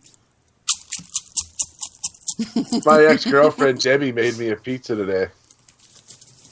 I hate her. She makes a great homemade pizza crust. She really does. She still loves you. She always did. She's got you know, You would be impossible to live with, JoJo. If you're anything like your internet character, you would be impossible to live with. Well, she lives at her mother's and takes care of her. Well, I guess the best way to describe her is like special needs, I guess. Aunt, so. You would be a tough guy to look because you are the unbelievable alpha male, and it would be just. I mean, I could probably do it. I could probably put up. I put up with my dad. I've done it before. I'm not the same way, in my everyday life that I am on the internet. Yeah, I am. I'm sorry. I can't tell that lie. I love your personality. I fell in love with it. Even when you were bashing me, I thought you were great. But let's be honest. I'm not kidding. I live in, the east is the south of Canada, right? You know what I mean? I own my own house free and clear. If I wanted somebody to live here with me, I could find somebody. But once they're here 3 months, they're entitled to half of it in Canada. So, you know what I mean? Yes, I do know what you mean about people entitled to your property. Sucks dick. So I'm serious too. I'm not just going along with it, baby. I know exactly what you're talking about. Most women that I have dates with aren't really the type of woman I trust with half of my shit. Hey? Because I'm going to be quite honest. If you're the type of woman that will sleep with me, My dad used to say I would never become a member of a club that would have me as a member. Yeah, exactly. That's what I'm saying. Like I had to question that woman's judgment. That's what my dad used to say all the time. He'd say, well, let's go in, but I'll tell you one thing, Deborah, I don't trust any club that would have me as a goddamn member. We used to go to VFWs and stuff like that. The Legion. Oh, look, Chris Nelson's in the chat. Chris Nelson's in the chat. What did I do with my freaking glasses? He wants to know how we have time to do a 4-hour show every night. Because we're rich and we have a lot of time, all right? When you get rich, you'll have all the time you need. Not me. You're rich. You're rich. I'm your rich proxy, though. Tell them the truth. We're all on welfare and live off your taxes. There you go. There you go. You got me. You got everybody on Spreaker's on welfare living off Chris's taxes. Fucking glasses at. I'll be right back. That's funny. It's not that I don't want to get a job, but God told me not to. God came to me and told me this is his plan for me. To smoke dope and wait for more instructions. So I'm just holding. I'm like an airplane, like that's waiting for a holding pattern to land. You know what I mean? I'm just circling the fucking airport. There you go. And God gives me, my next cue. Off I'll go. So I spend a lot of time getting high and then staring at really bright light bulbs. Because I figure that's the only way to true enlightenment. Well, I don't really smoke, so I wouldn't know that. You don't do drugs? No, I don't. Wow. I don't think I've ever met anybody that didn't do drugs. Yeah, well, it just wasn't my thing. You know what I mean? While everyone else was smoking weed and doing all that stuff, I was just me, just chilling. Well, rap music videos and lyrics have completely misled me about African American males. I got to tell you, because I had you, and I thought for sure that you would have a couple big blunts in front of you, an Uzi on the coffee table, and probably a 9mm tucked in your back. Nah, man. I don't do all that, dude. I don't even drink. I'm back. Wow. I'm so back. Steve's all back. What are we talking about? Chris, what's he saying in the chat room? I haven't looked. Oh, he just wants to know how we got so much time to waste our lives. Because we are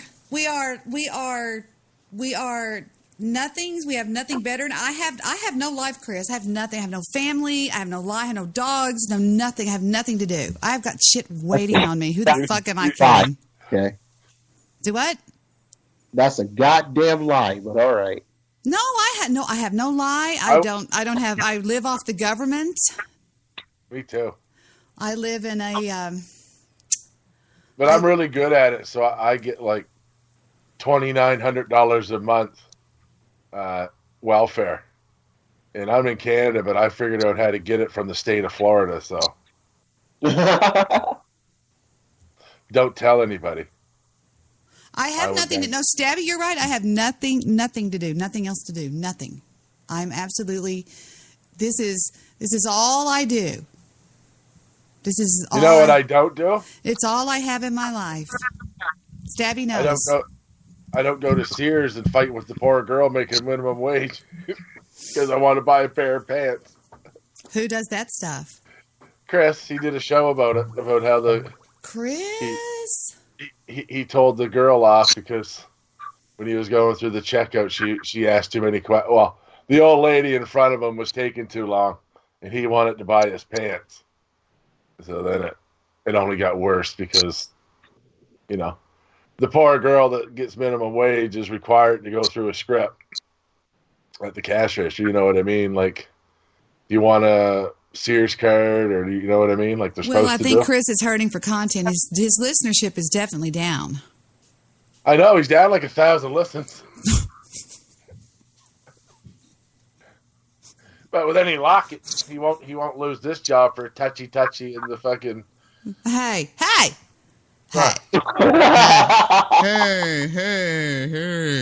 Now listen to me. If y'all are real mean, I will play. What are you taking, Chris? What? Hey, I'm not even saying anything. I'm just enjoying this right now. What do you want in that coffee? Do you want it like you like your women black, or what? How you like your food? What? Brown? Wow. Yeah, or the way you. That's a little rude. That's. What? I mean, he said he wanted some coffee. Pauly B. Didn't Baby Boy steal Pauly B's woman? No. They broke up, 2 years ago? Just troll him right back. Who did? Okay, wait a minute. You said the Baby Boy was Pauly B's girlfriend, and I said no, they broke up 2 years ago. Baby Boy's girlfriend. He stole her from Pauly B. No. Well, if you're going to talk like that, then we could just go and get Dano on the line, because actually Victor stole me from Dano, and they're still best friends. Well, maybe so, but first of all, Playboy, I don't really consider it stealing. All's fair in love and war. No, I don't really consider it stealing. Just more like, I just played the part. That's all. Oh, I got you, buddy. Pitch and woo. I'm a woo pitcher myself. Stop copying me, Stabby, you faggot. He goes, I could go off and you would all fucking die. I say that all the time. And I do have a button. I have a button right here on my board. If I push it, every one of you get electrocuted. Every one of you. If he had to dot his I's and cross his T's, you wouldn't have been able to go in there and write a love letter. So. What? I know what you're saying. If he was doing his job, he wouldn't have had to take over. Yeah, right. Okay, got it. In fact, I think Victor said that one time to somebody. He said, if you were doing the job, I wouldn't have to pick up the pieces or some shit like that. I don't know what it was. Anyway, we should ask Stabby, because he knows everything. Stabby, what did I say back then to Vic? I think that was in 2001, maybe. What did I say? And was I right? Do we all get to guess? No, only Stabby, because he's the expert on Debi and everything Debi. You have to wait till he speaks to whether or not to believe what I say or, whatever, this, that, and the other. Just throwing it out there. That's all. Vic's first words to you, or your first words to Vic? What are you talking about? The first words that you spoke to Vic, or the first words that Vic spoke to you? Is that what we're talking about? That's what I thought you were asking. No, I don't think I don't know. I've had a few drinks, but I don't remember. Is that what I said? I don't know. Is that what I said? Seriously, is that what I said? Because the first one... I'm going to bet that his your first words were, "Do you get any blow?" And his first words were, "Yeah." No, it was actually how much, and I said, "How much did you have?" And he said, "I got anything you need." I said, $1,000 for the whole night. And he said, "Let's do this shit." Right on. See, there you go. No, it was actually, "Do you want to buy city directories?" And I was like, "No, I don't want to buy any fucking city directories. Get the fuck out of my office." And he said, Do you like, what is that? Not football, but what's the other one they call? It's called, they play called, fuck. Do you like, I don't, it's a game they play in Italy. They play it in, it's called blank. It's not football, but it's rugby. Rugby. He goes, "Do you like rugby?" And I looked over at Kim, my best friend that I had hired at the time. I said, "What is this guy doing?" I said, "Yeah, I sort of." And he goes, "Well, I play for the Dallas Harlequins. Would you like to go watch me play Saturday?" And I said, "No, I have a boyfriend. Thank you." And I was like, "Who is this guy?" And then I started dating a guy named Ron, who was a god among men. And I go to meet him in his office one day. He calls me and says, "Can you come downtown and meet me in my office?" I walk in, and there sits Vic. And he goes, "You're Ronnie's Debbie. You're Debbie. You're that Debbie." And I said, "Oh my God, I remember you." And stayed with Ronnie. Wow. Lived with Ronnie for about almost a year. And then when we broke up, Victor called me, and I've been with Vic ever since. Wow. Yeah. So that shit happens. So that's the first word he said to me was, "Would you like to buy a city directory?" He was selling something. He came into my law office is what I'm saying. Hello. I don't think I said that. I think I said something else to Stabby. I don't remember for some reason. I don't remember. I'm not allowed to make reference to Stabby because he says I pick on him. He's very sensitive. You need to be careful. He's very sensitive. I noticed. Alan Wayne didn't stay long, did he? He sounded kind of violent.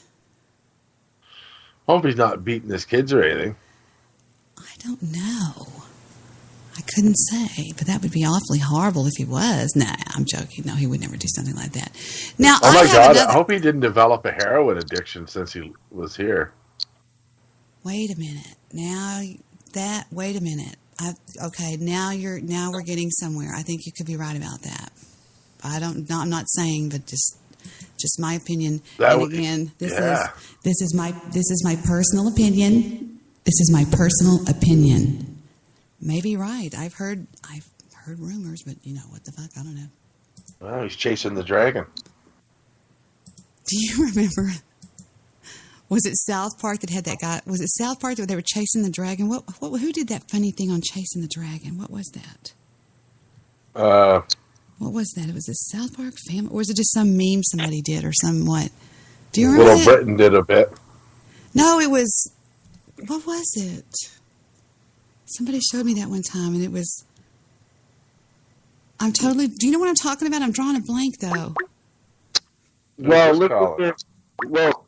Excuse me. Well, listen here, everybody. As much as I would love to stay and kick it with you guys, I have to get going, unfortunately. Why? All right.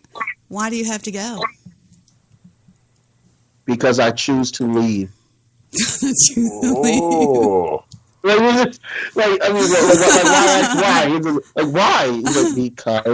Because y'all don't want to hear my tonal vocabulary that I recorded in 2010. Now, Apocalypse says, Debbie, doesn't Alan have that calm monotone voice that the One Angry Jew has? But he did say that in private. I'm sorry, Apocalypse. I shouldn't have said that out loud. The private chat room is on Skype. If you want to say something private, I will decide if it's private, and we'll go from there.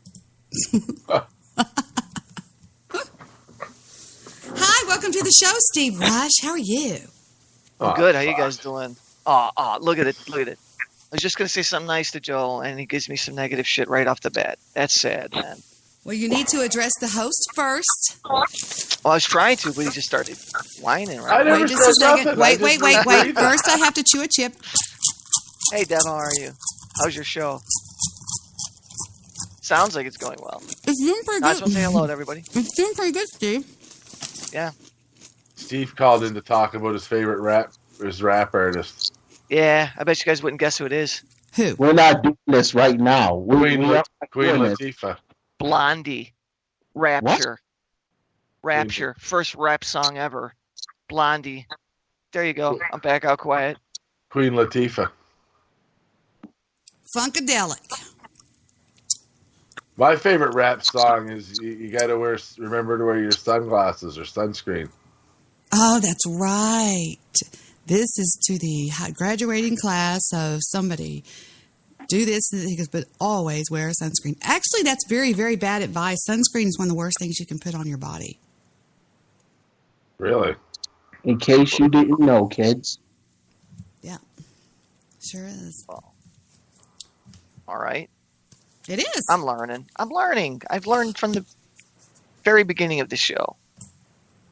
I love the new Steve. I do teach people a lot of stuff. No, you don't. No, I'm serious. If you do your research, the chemicals that are in sunscreen especially sunscreen, because you're out there sweating and all your pores are open. It's one of the worst things, and it is ingested by your body through your skin. And so how are you supposed to protect yourself from the UV rays? It's called shade. Yeah, but what if you're working out in it? You wear long sleeves like the Mexicans do down here in Dallas. Like the Mexicans. They do.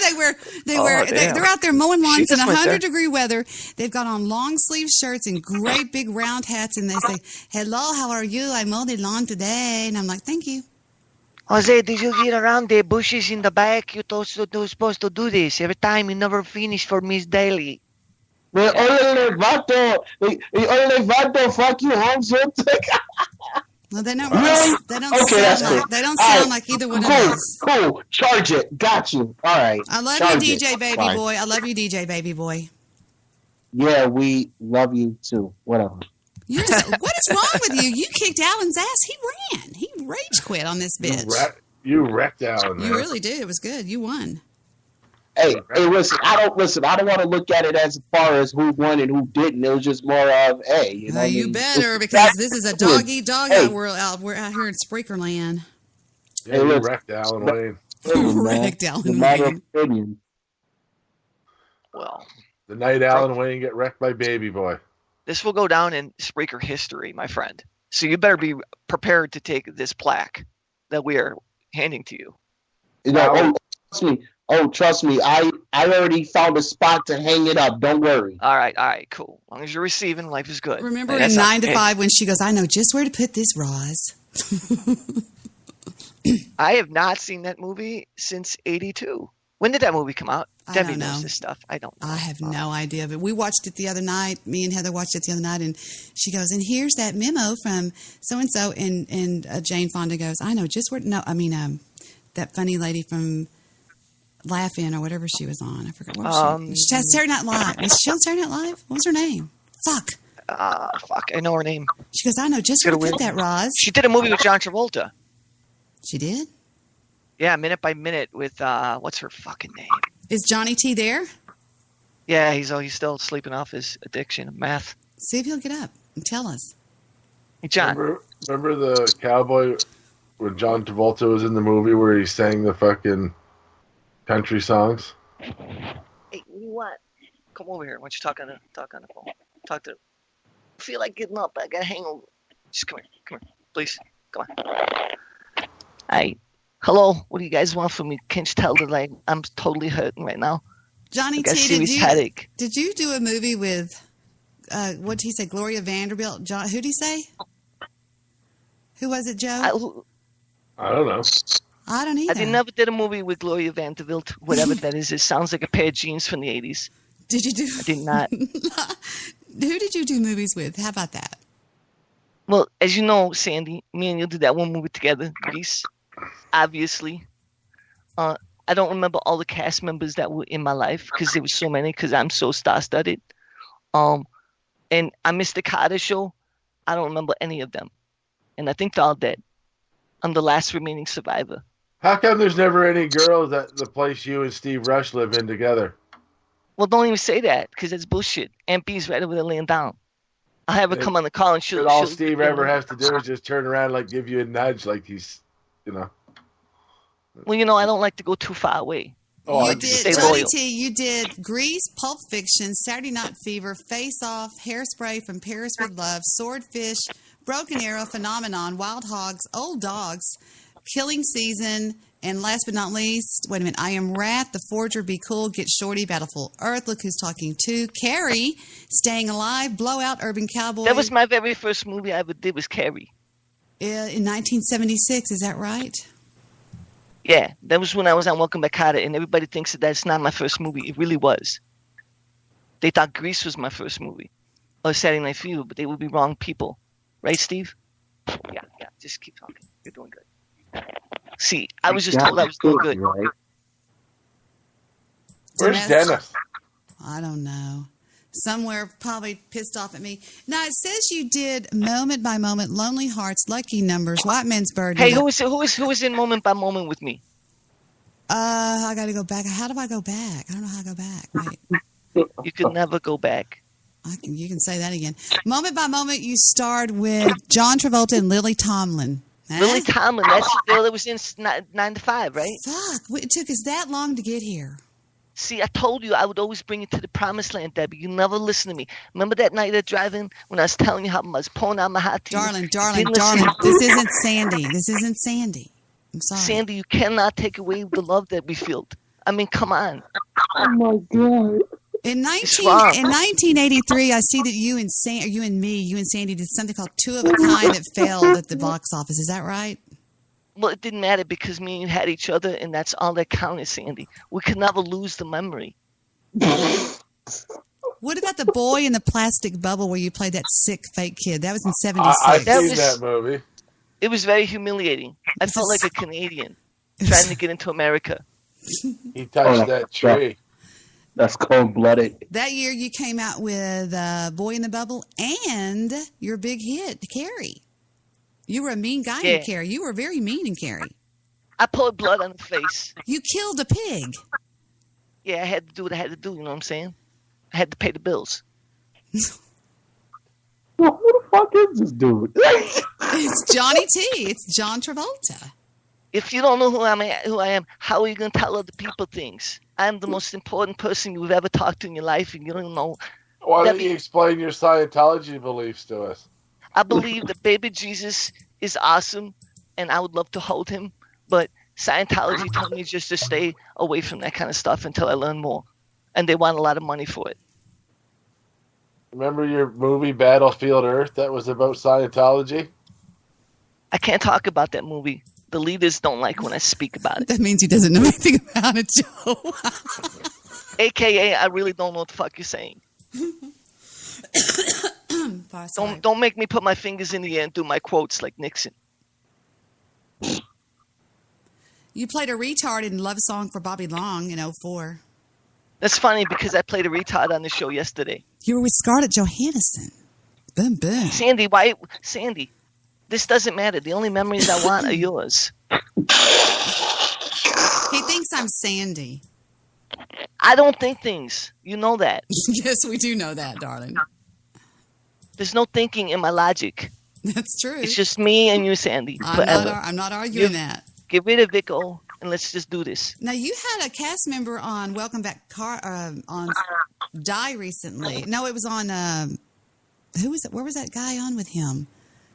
Grease. The guy that was like, hey, he was the big. What was fuck? Never mind. What was he? He was on Grease. He was on Grease. He was my best friend, Zuko.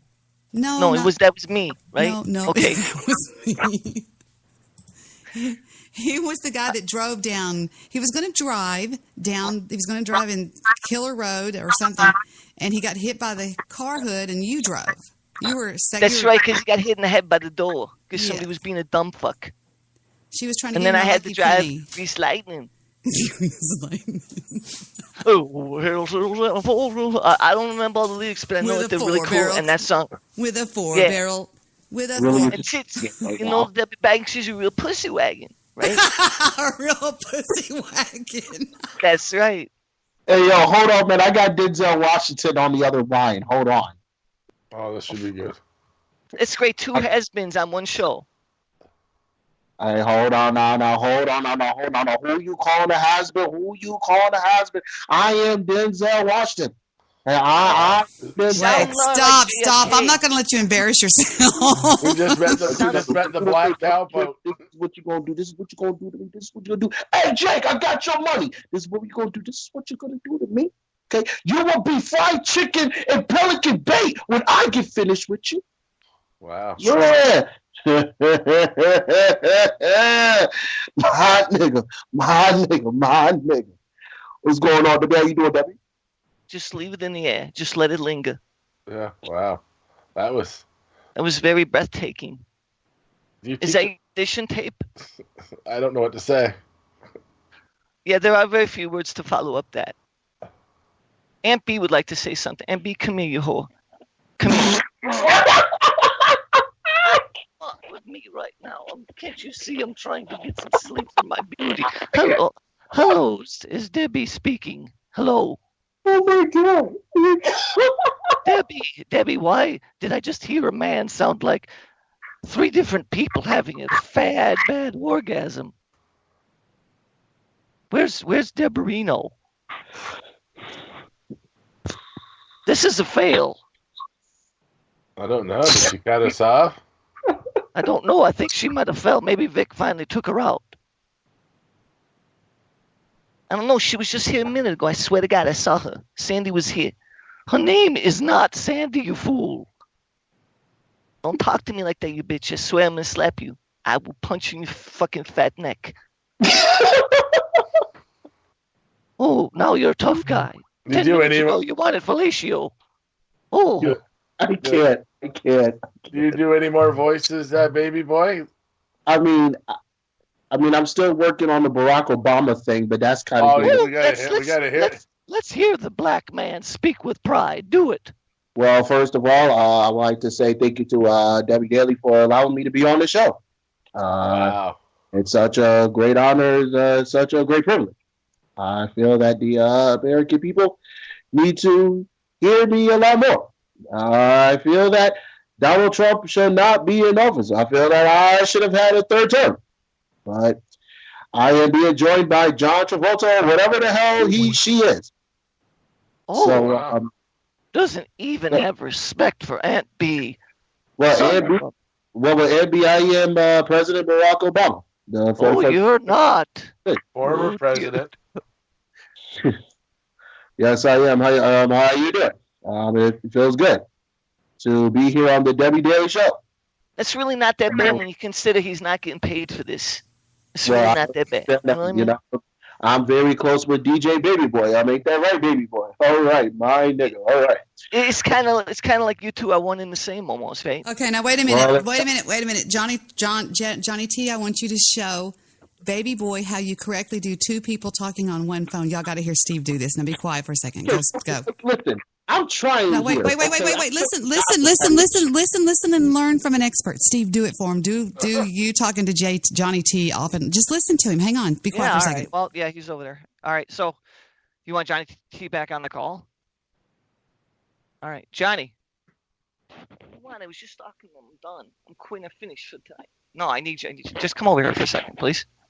I mean it. All right. So, all right. Here's me just talking. All right. Hello. All right. All right, what do you want me to say to him? I can't teach him how to be me. It's like asking baby Jesus to be baby God. It's not the same thing. It's completely different.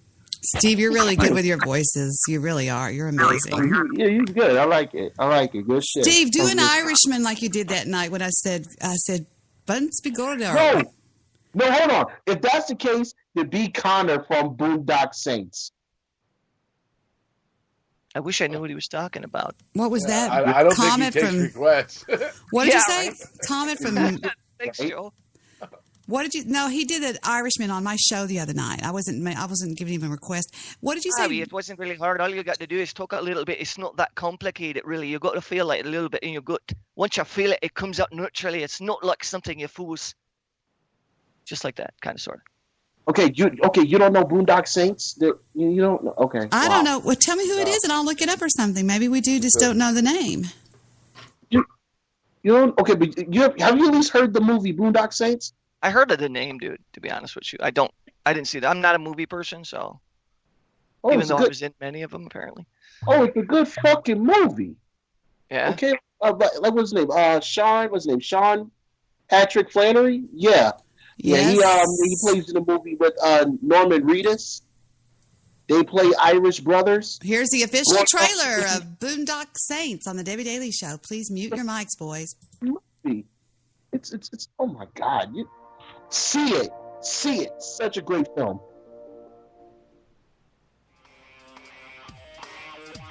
On the streets of Boston. This was no gangland assassination. It was way too sloppy. Something was wrong here. An FBI agent is on a case.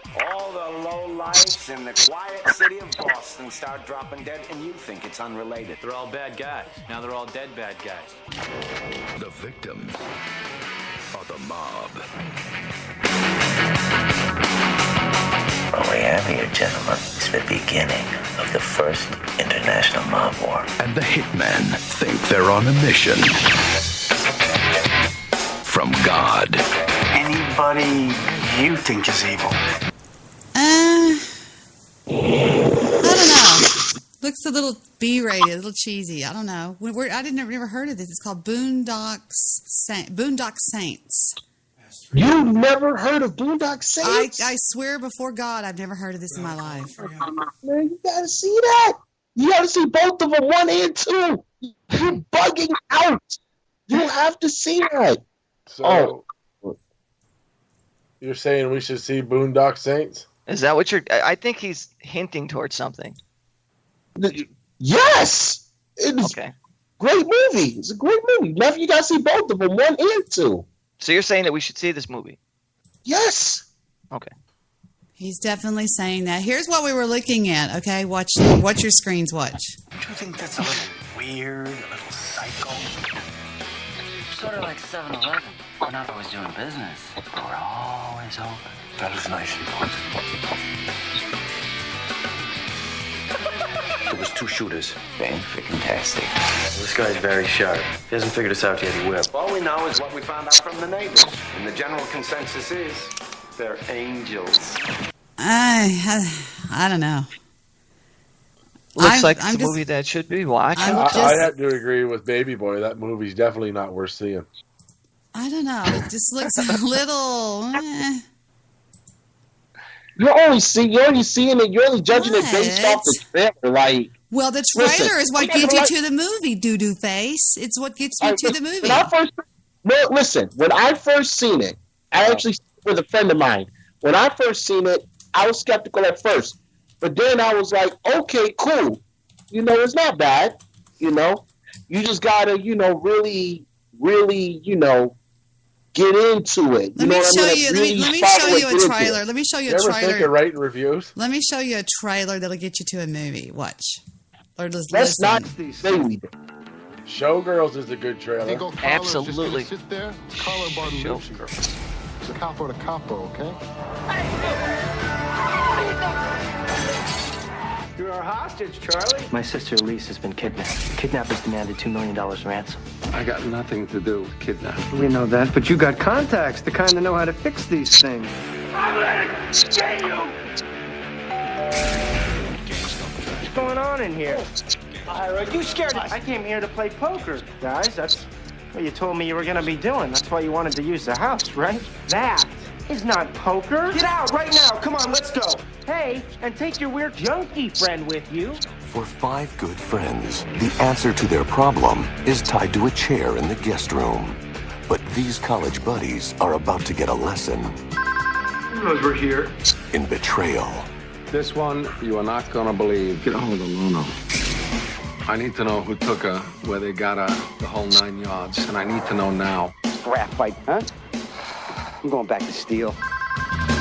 Listen, Charlie. The word is they use an inside player on this one.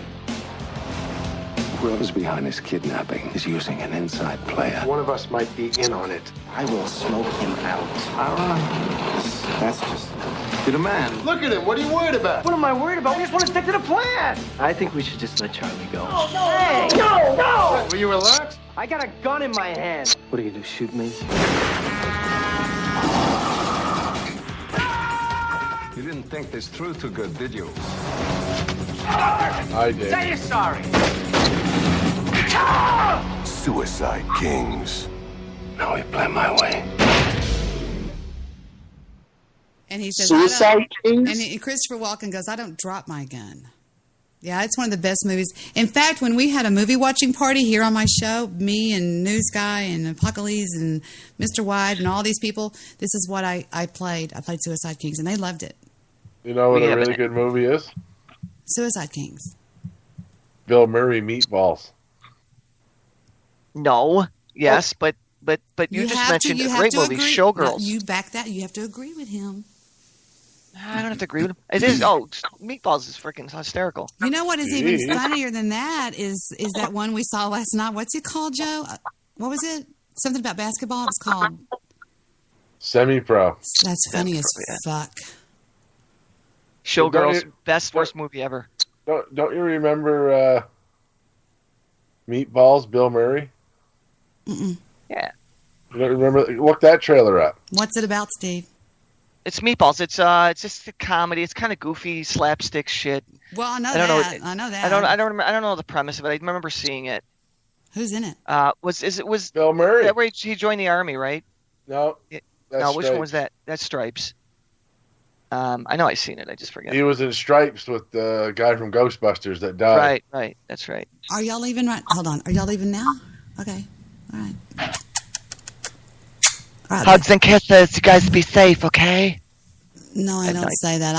I'm like, bye. All right, but listen here, everyone. But I do have to get going. But it's been real. Well, it's always dangerous on this show. You just never know what you're going to come up against. You just it's a roll of the fucking dice. Here we go with the trailer to Meatballs. 1 minute and 17 seconds. You guys have fun with the meatballs. I'll let you. Peace, man. Peace. I'm your head counselor, hoping to make your summer camp experience the best available in this price range. For one summer, the parents of 300 children... You must be the short, depressed kid that we ordered. Come on inside, Frankenstein. I'll buy you a cocktail. ...are putting their faith... These are the camp rules. We'll be in here if you want to check these out a little bit later. ...in one man. Let the game begin! There's no way we're going to beat this team. What are we going to do? We're going to lose. But we can lose with some self-respect. It just doesn't matter! It just doesn't matter! I gotta get! How's the leg? Okay. Yeah, for now. But if you don't win, we cut it off. You have to be trolling with this movie, Joe. I will not allow this on my broadcast. This is bullshit. Greatest This is horrible. movie ever. No, it's the stupidest movie ever Are in you ready the for fucking the world. summer? Stupid.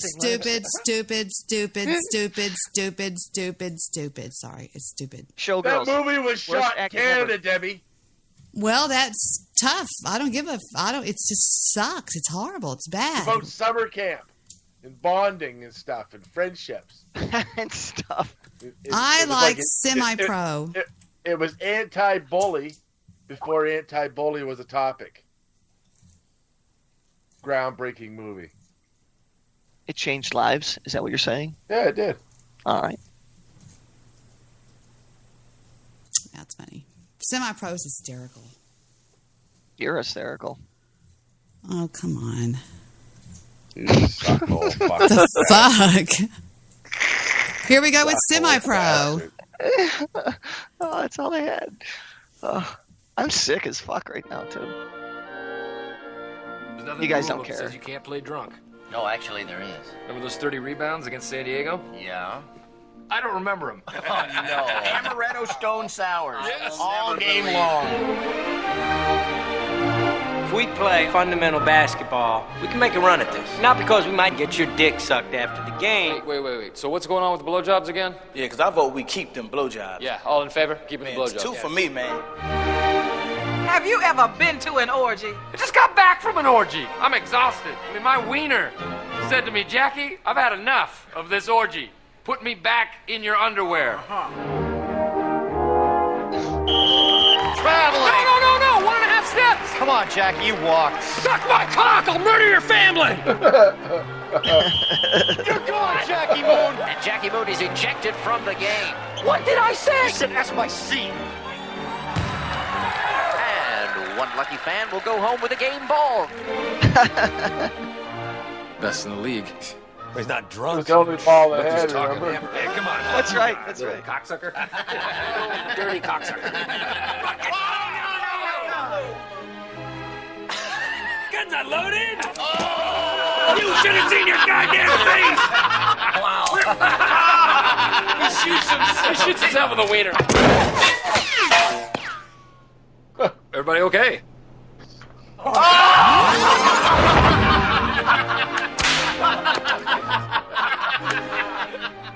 We literally just dodged a bullet. Literally. Do you ever watch any of his blooper reels? Oh, he does so many fucking funny things. That's because everything he does doesn't is break character. ad lib. Well, they let him go on ad lib. Yeah. It is. But It's nobody around it. It's so great to watch everybody else fail around him while he keeps in character. I know. Awesome. I love him to death. He's funny as fuck. Chris Nelson in the chat room, he hates Will Ferrell. Chris Nelson hates everything. I understand. Yeah. It's a shame. I think Chris Nelson hates him because he's attracted to him. Could be a sexual thing. Not saying it isn't. I'm not saying it is. Well, let's be honest. It could be. Out of everybody on Spreaker, if there's one guy living in the closet, who would you be your bet? The guy who jacks off with other guys? Yeah, that'd be my bet.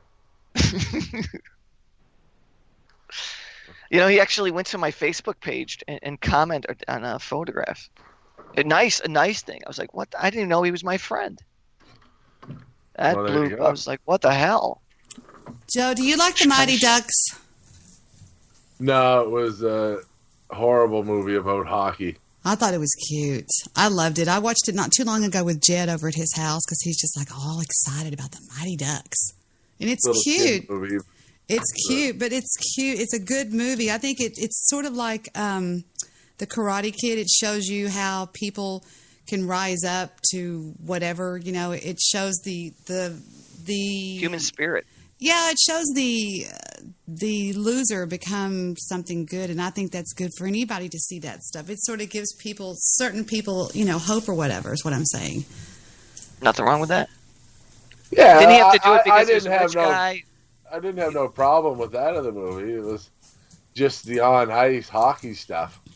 Well, I understand it wasn't shot by professional hockey players, but I'm saying it's cute in the sense that it brings it gets this guy out of retirement, and it's just a really moving movie. That's why they call it a movie, because it's moving. You see what I'm saying? Here's a trailer to the Mighty Ducks. Suck it. Hold on. Watch it. Disney Pictures. He's a hotshot attorney who's never lost. Yes. Forced to coach a hockey team that's never won. Keep swinging. Maybe he'll give him a cold. He'll try to teach them how to win. You think losing is funny? Well, not at first, but once you get the hang of it. And they'll teach him. Get off the roof, you little monkey! That winning isn't everything. Let's have fun out there. Walt Disney Pictures presents Emilio Estevez. Are we ducks or what? The Mighty Ducks. Rated PG. Parental guidance suggested. I think I'm thinking of Mighty Ducks 2 being the really good one. Like they're funny and they're cute, but just the Yeah. We watched D2. I'm sorry, my total bad. We were watching D2. My bad, because that one I don't remember. But go ahead, sweetie. It was just so unrealistic hockey. Like hockey's not played like that. Like you can't. Like the knuckle puck. I know, but we're not talking about that. I'm not talking about the hockey part. I'm talking about the fact that it talks about the like Steve said, like the human emotion. It talks about a lot about the. Here comes Boss Man. Behave yourself, everyone. Y'all better settle the fuck down, both of y'all, right now. Simmer. He's on his fucking way. He's actually on the call. He just hasn't picked up his stupid fucking microphone. Welcome, Sonny. How are you, sweetie? We're behaving. How are y'all? We're being really good. You know me. So yeah. What the fuck? I'm trying not to be hurtful to people. He is. He's failing. Are you becoming more sensitive, Joe?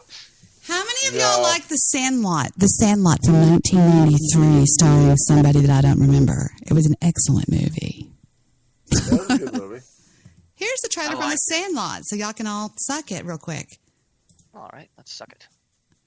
It's the movie where they have the deep... Okay, who's the guy that talks like this? He reads the Bible. What's his name? Vincent Van Jones? No. James Earl Jones. James Earl Jones plays a former star that played with Babe Ruth and all this kind of stuff. Yeah, it's good stuff. And they hit a ball through his window. This kid's getting abused by his stepfather at home. It covers a lot of topics. It goes into a lot of areas. Make some friends this summer. Meet Scotty Smalls.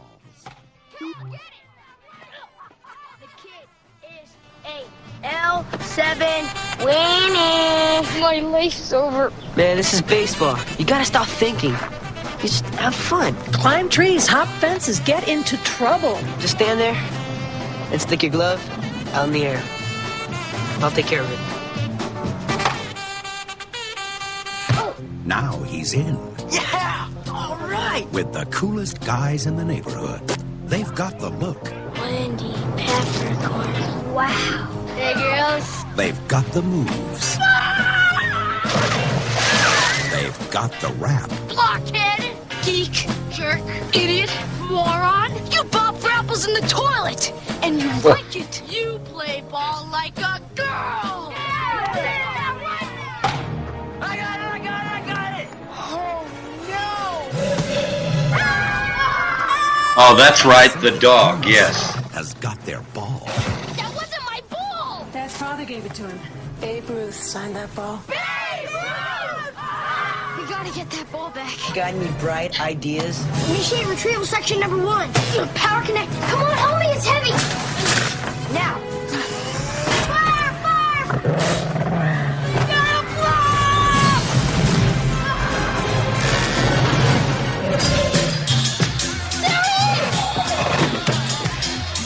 Mommy, look, a doggy.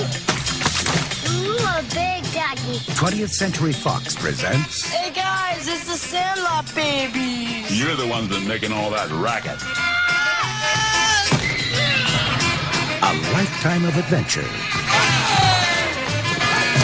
Come on, Squid, you can do it. Pull through, bud. Little pervert.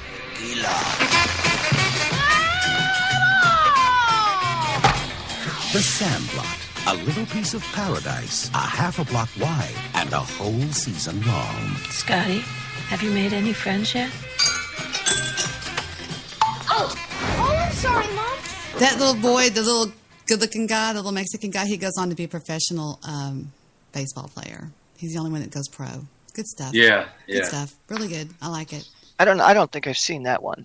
That's a good movie. Yeah, it is a good movie. Yeah, it's a really good movie. It goes through a lot of emotion. And Angels in the I Outfield. was thinking. Oh, I'm sorry. Go No, ahead. I just said Angels in the Outfield is kind of basically the same theory, but go ahead. Yeah, I was thinking that they had hit the ball over the fence and went through his yard, but I forgot about the dog. That was the deal. The dog. Yeah. There's a great movie about kids baseball. It's called The Game, but it's French Canadian, so it's dubbed in English. Right. It's about a small town that used to have like good baseball teams. Mm-hmm. And the kid wants to get it going, but his father died fishing.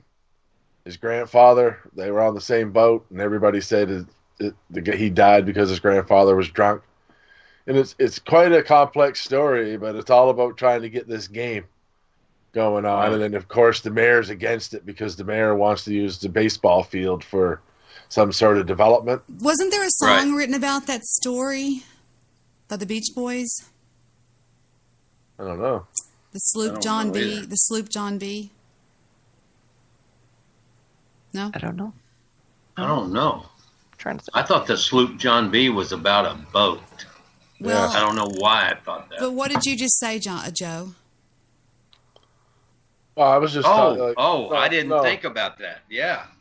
No, Maybe this is just a fictitious story, but that's the underlying story. So the grandfather's a drunk, and he keeps trying to get the grandson to play baseball. Right, that's what happened in the Sloop John B. Right. Okay.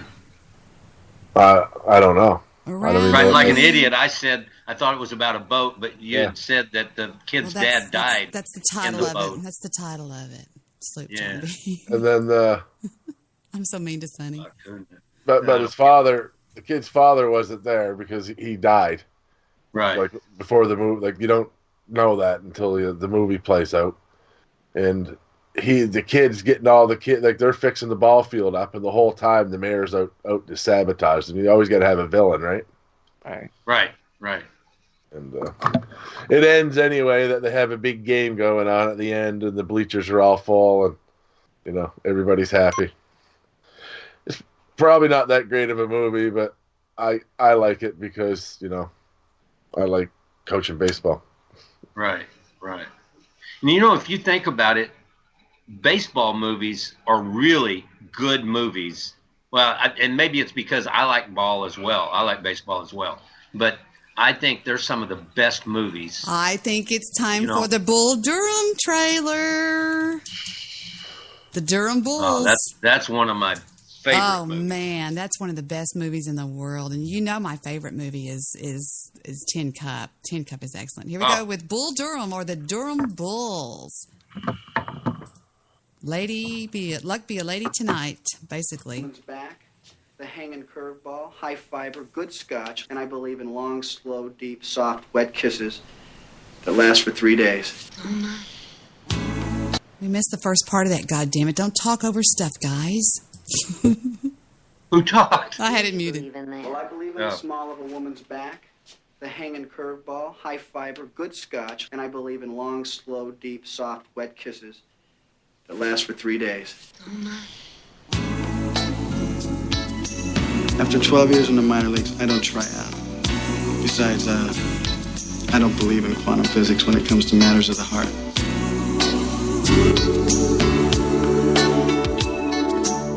Sometimes love can't explain. Have you ever been tied up in bed? Come on, fire one in here. This is ridiculous. I'm a professional. It still remains a mystery to me.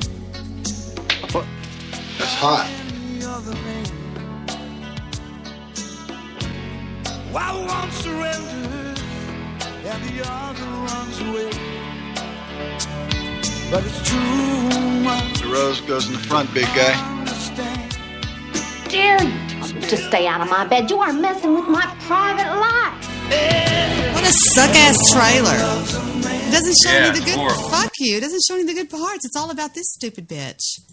Bull I think Durham. this is the romantic trailer or Bull something. Durham was bad fucking ass, and it was all about Yeah, it was a guy movie, and that's all. I mean, it was an excellent movie. It wasn't all about love and all that. Well, they were just catering there for the women to go see it when the guys wanted to go see it, so they'd throw them a trailer together. That's what that was about. She You remember he called the young guy meat all the time. Yep. Called him meat. That's why my brother called Chris Meat all those years, was because of this fucking movie. And the best song about baseball is "Put Me in Coach" by John Rafferty and the Bieber something band, John Fogerty and the whatever the fuck they're called. John Fogerty. Good stuff. It's the best song in the world about baseball. Former.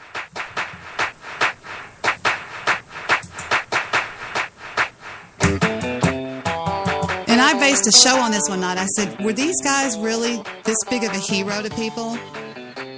Hell yeah, man. The old ones, you know, the ones they're talking about, like whoever the fuck that is. Best baseball song ever is "Paradise by the Dashboard Light."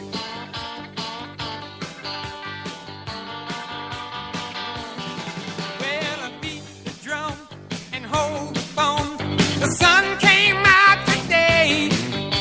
We're born again. There's new grass on the field. Around the third and headed for home. It's a brown-eyed, handsome man. Anyone can understand the way I feel.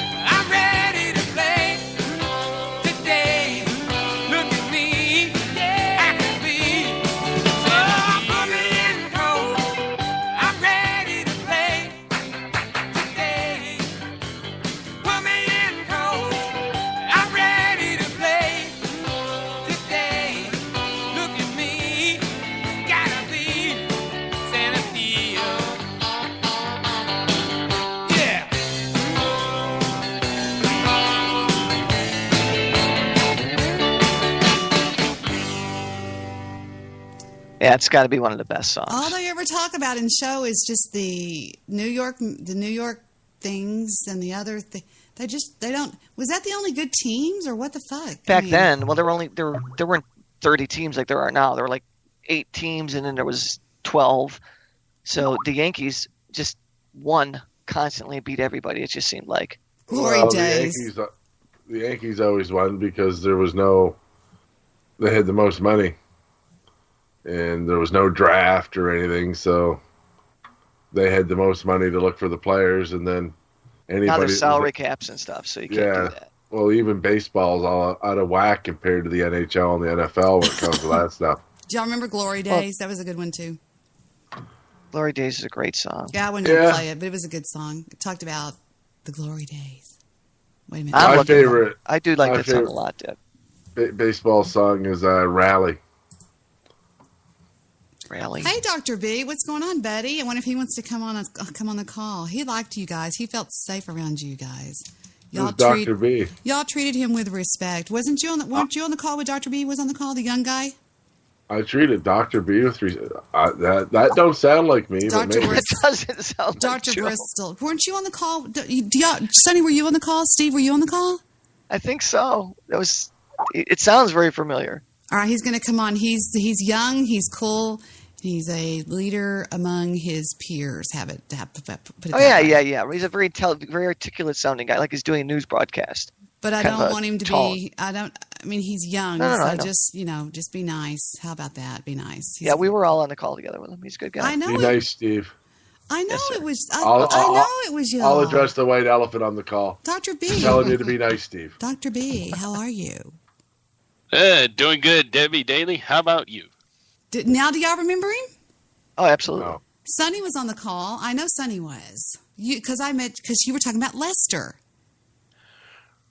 being Ghost. Oh, yeah. Do you remember? Lester's on the call again. And Joe, you were on the call. We were all on the call.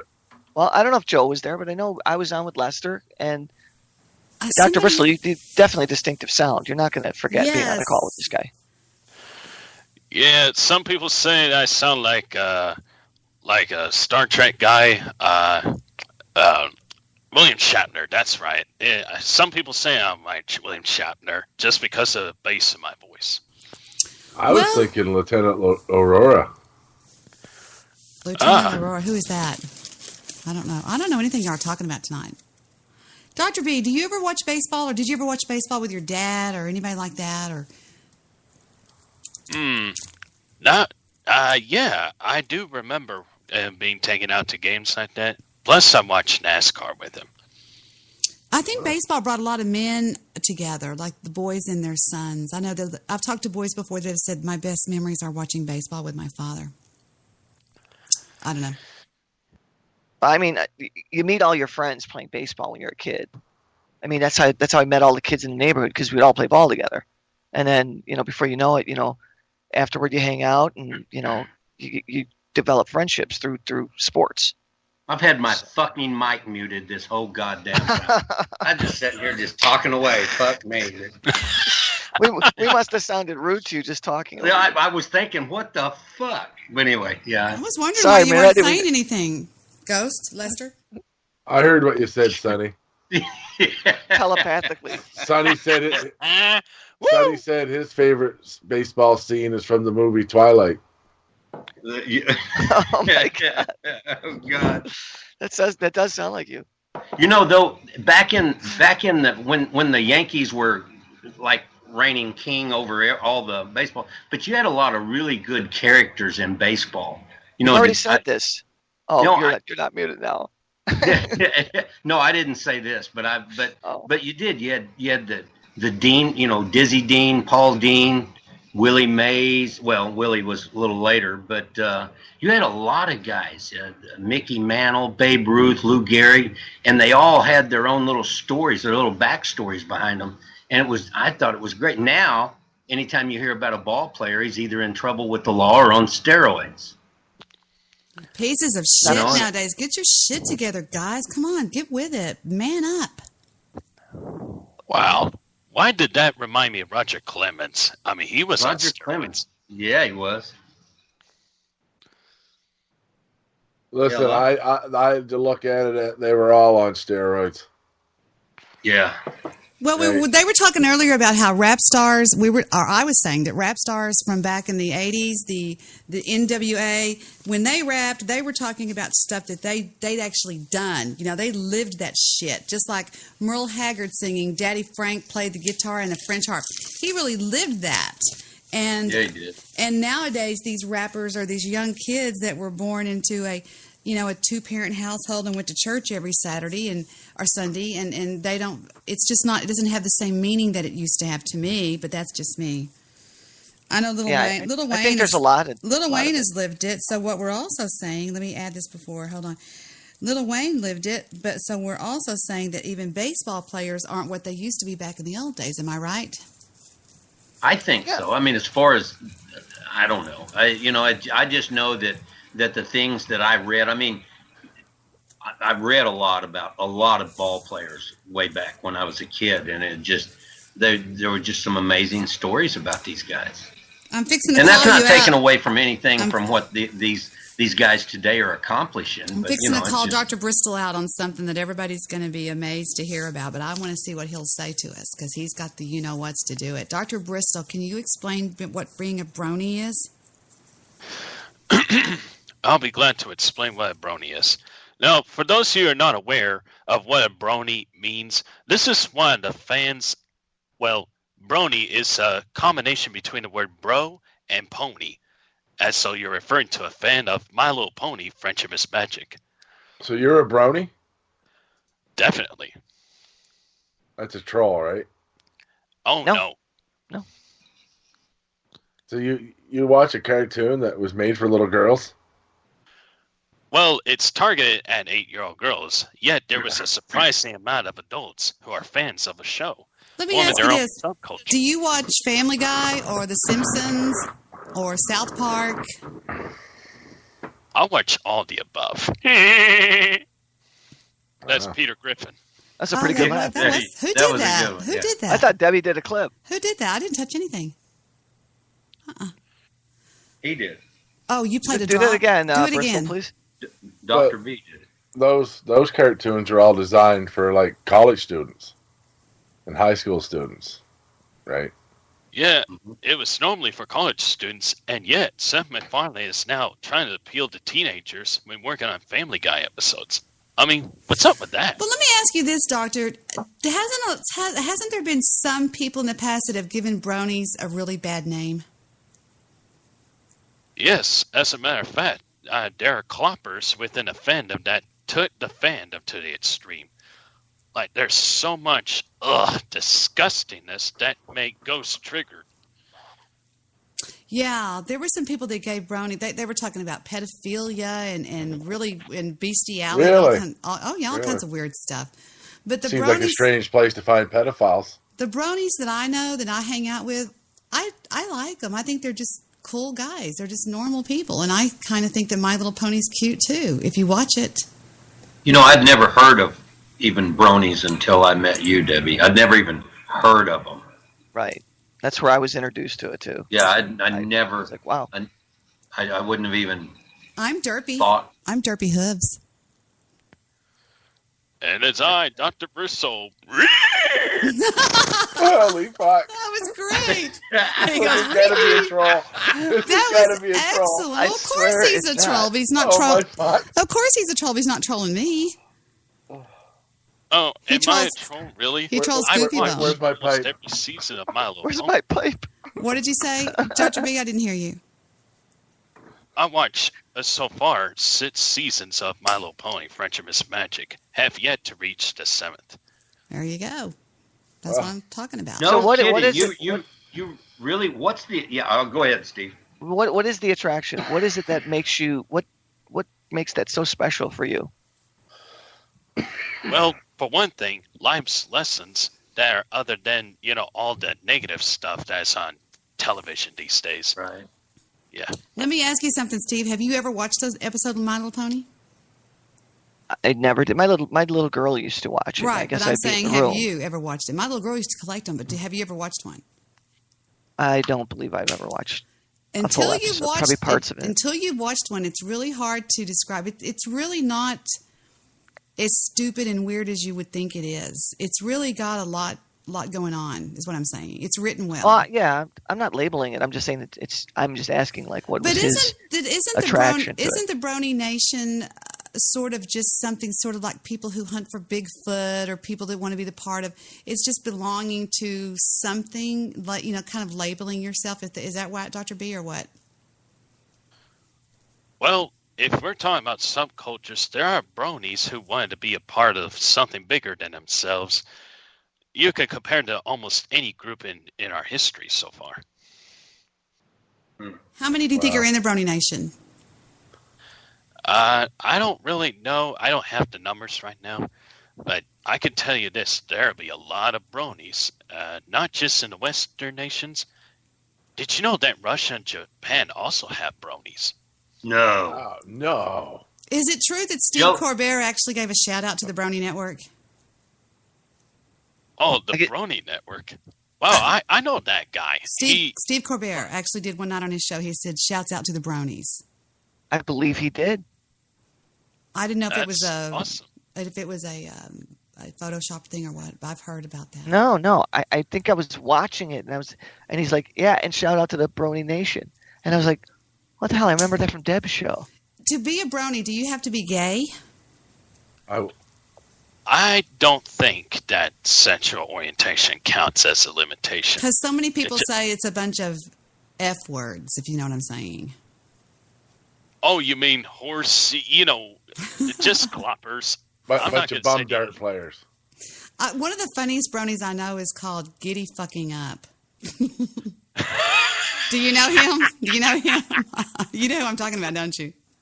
Oh my gosh! I love him. Giddy Fucking Up. That's the funniest guy. He's a funny guy.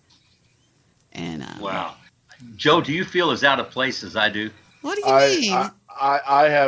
I don't know what to say on this topic. Experience. He thinks we're being trolled. Experience. No, Dr. B is a troll, but he wouldn't be trolling me. No. I don't think we're being. I don't think anything like that. I never dreamed that there was. I thought when you were talking about some bronies, you were talking about 30 or 40 guys that got together. I had no idea that this No. This is huge. It is. Huge. It's big. This is fucking bigly. No, I'm saying shit. The Brony Nation is the Brony. The Brony Nation is okay.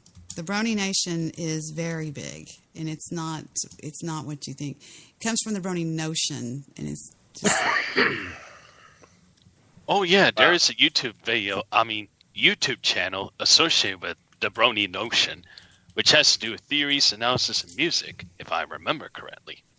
So what do you talk about when you're in the Brony chat? Well, depending on which chat room you go to, normally I would hear discussions about anything. Ponies this, ponies that.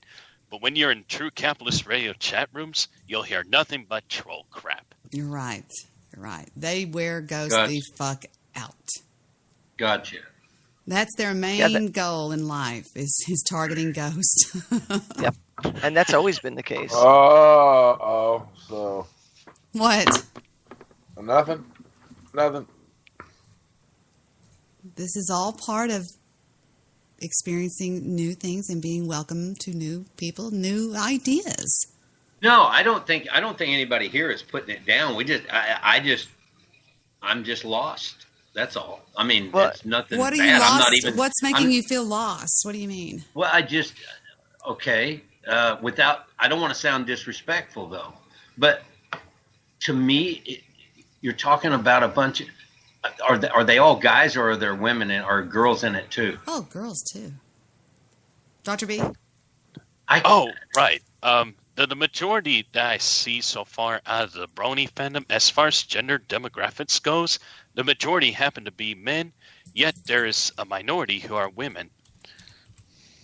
So that just blows me away. No. Is there are these older men or are they?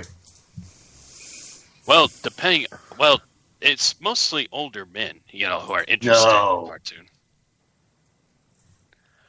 Wow. Oh my gosh. It just seems Maybe I'm just too much of a old-fashioned person. Why don't you be honest and say what you think? No, I am being honest. I'm saying maybe I'm just too much of an old-fashioned guy. I don't know. Well, Ghost is very honest about how he feels about the bronies. Would you agree with that, Dr. B? Yeah, Ghost is adamant against the brony. Yes. Here's the way I think about it. When you're a member of the Brony Nation, or if you already know what people are going to say. It just goes whoosh, just like water off the back of a horse. Right. No, but I'm saying you can't insult this guy. This guy's. No, I'm not. I don't mean that, Debbie. I'm just saying. No, I'm not talking about you. I'm talking about anybody, really. I'm sorry. Not specifically you, just anybody. Yeah, I'm trying to understand it because I don't. It's just. I don't understand it. There's really. Okay, well, I guess what we're trying to get at, Dr. B, is there a deeper meaning than we're seeing than just a bunch of guys that enjoyed My Little Pony? Because they can't fathom that. You know what I'm saying, babe? Right. I That's understand not what what you're I'm saying. wondering. But Okay, what are you wondering? I'm just going to come out and say it because there's no way around it. I wish you would. Did you always want to be a little girl or something? What? Me? No. I'm a straight man since my dad. For a half a century, I haven't given up my masculinity for anything. No way, no how. No, there's most of them I know aren't gay, but that's what people want to think is that they're gay. I never even thought that. I didn't ask him if he was gay. I asked him that when he was a kid, did he wish that he was a little girl or something? You mean as in gender identity or something? Yeah, that. I understand where he's going with this. Are you an 8-year-old girl trapped in like an old man's body? I guess You know, I've searched that when I was reading scripture, and, to be honest, God would never put a soul in the wrong body. No way. I agree. I couldn't agree with you more. I did a whole show about it. Oh, yeah. So do you catch a lot of what's the most common thing when you're on shows and you're in chat rooms when you catch people that don't understand it like me? What's the most amount of shit that you catch? What is the most common thing? We got problems. We got problems. Jimmy? No, worse. You know Guy who. Shay. No, Guy Shay. Worse. No, nothing's worse than Guy Shay. Think about it. Worse he's gonna yell at us. How about that? Willy. Willy. Let Willy out on this call. All right, Dr. B, this guy is. I'm on mute. This guy is. He is the kind. He does. This is what he does. Okay, he'll come and he'll scream at me. He's gonna scream at you. He's gonna. Here we go. Just whatever. He screams at me. He screams at all of us. He tells Steve he's a fucking pussy because he doesn't have a real job. He tells me that I'm a horrible lady because I'm always talking to people on the internet. And so he says nice things about me. I guess. I don't know. He's I am a friendly guy. Hello? Uh-oh. Hi, Willie. How are you? We had a brony on the call. I was listening to that, and I accidentally called your show. I meant to call Wolfman. But I would like to ask. You didn't. That was so disrespectful. Yes, the brony's still on here, and you didn't accidentally call my show. Nothing happens accidentally. Sir. Shut up, bitch! I got a fucking sister's got a fucking Texas number, 214. You don't know who the fuck I'm calling. Your sister's name Wolfman? I'm happy. Hey, brony guy. Hey, are you still there? Willy? Buddy, I fucking went to a Seventh-day Advent church to try to get laid. I'm willing to join your fucking cult if there's poutine in it. But the reason actually what I would like to ask you is, if you find yourself at a house with a girl after a movie and you go over there and she's sitting there on a fucking couch, she takes her shoes off like a normal fucking person does, but she goes a step further. She takes her fucking socks off.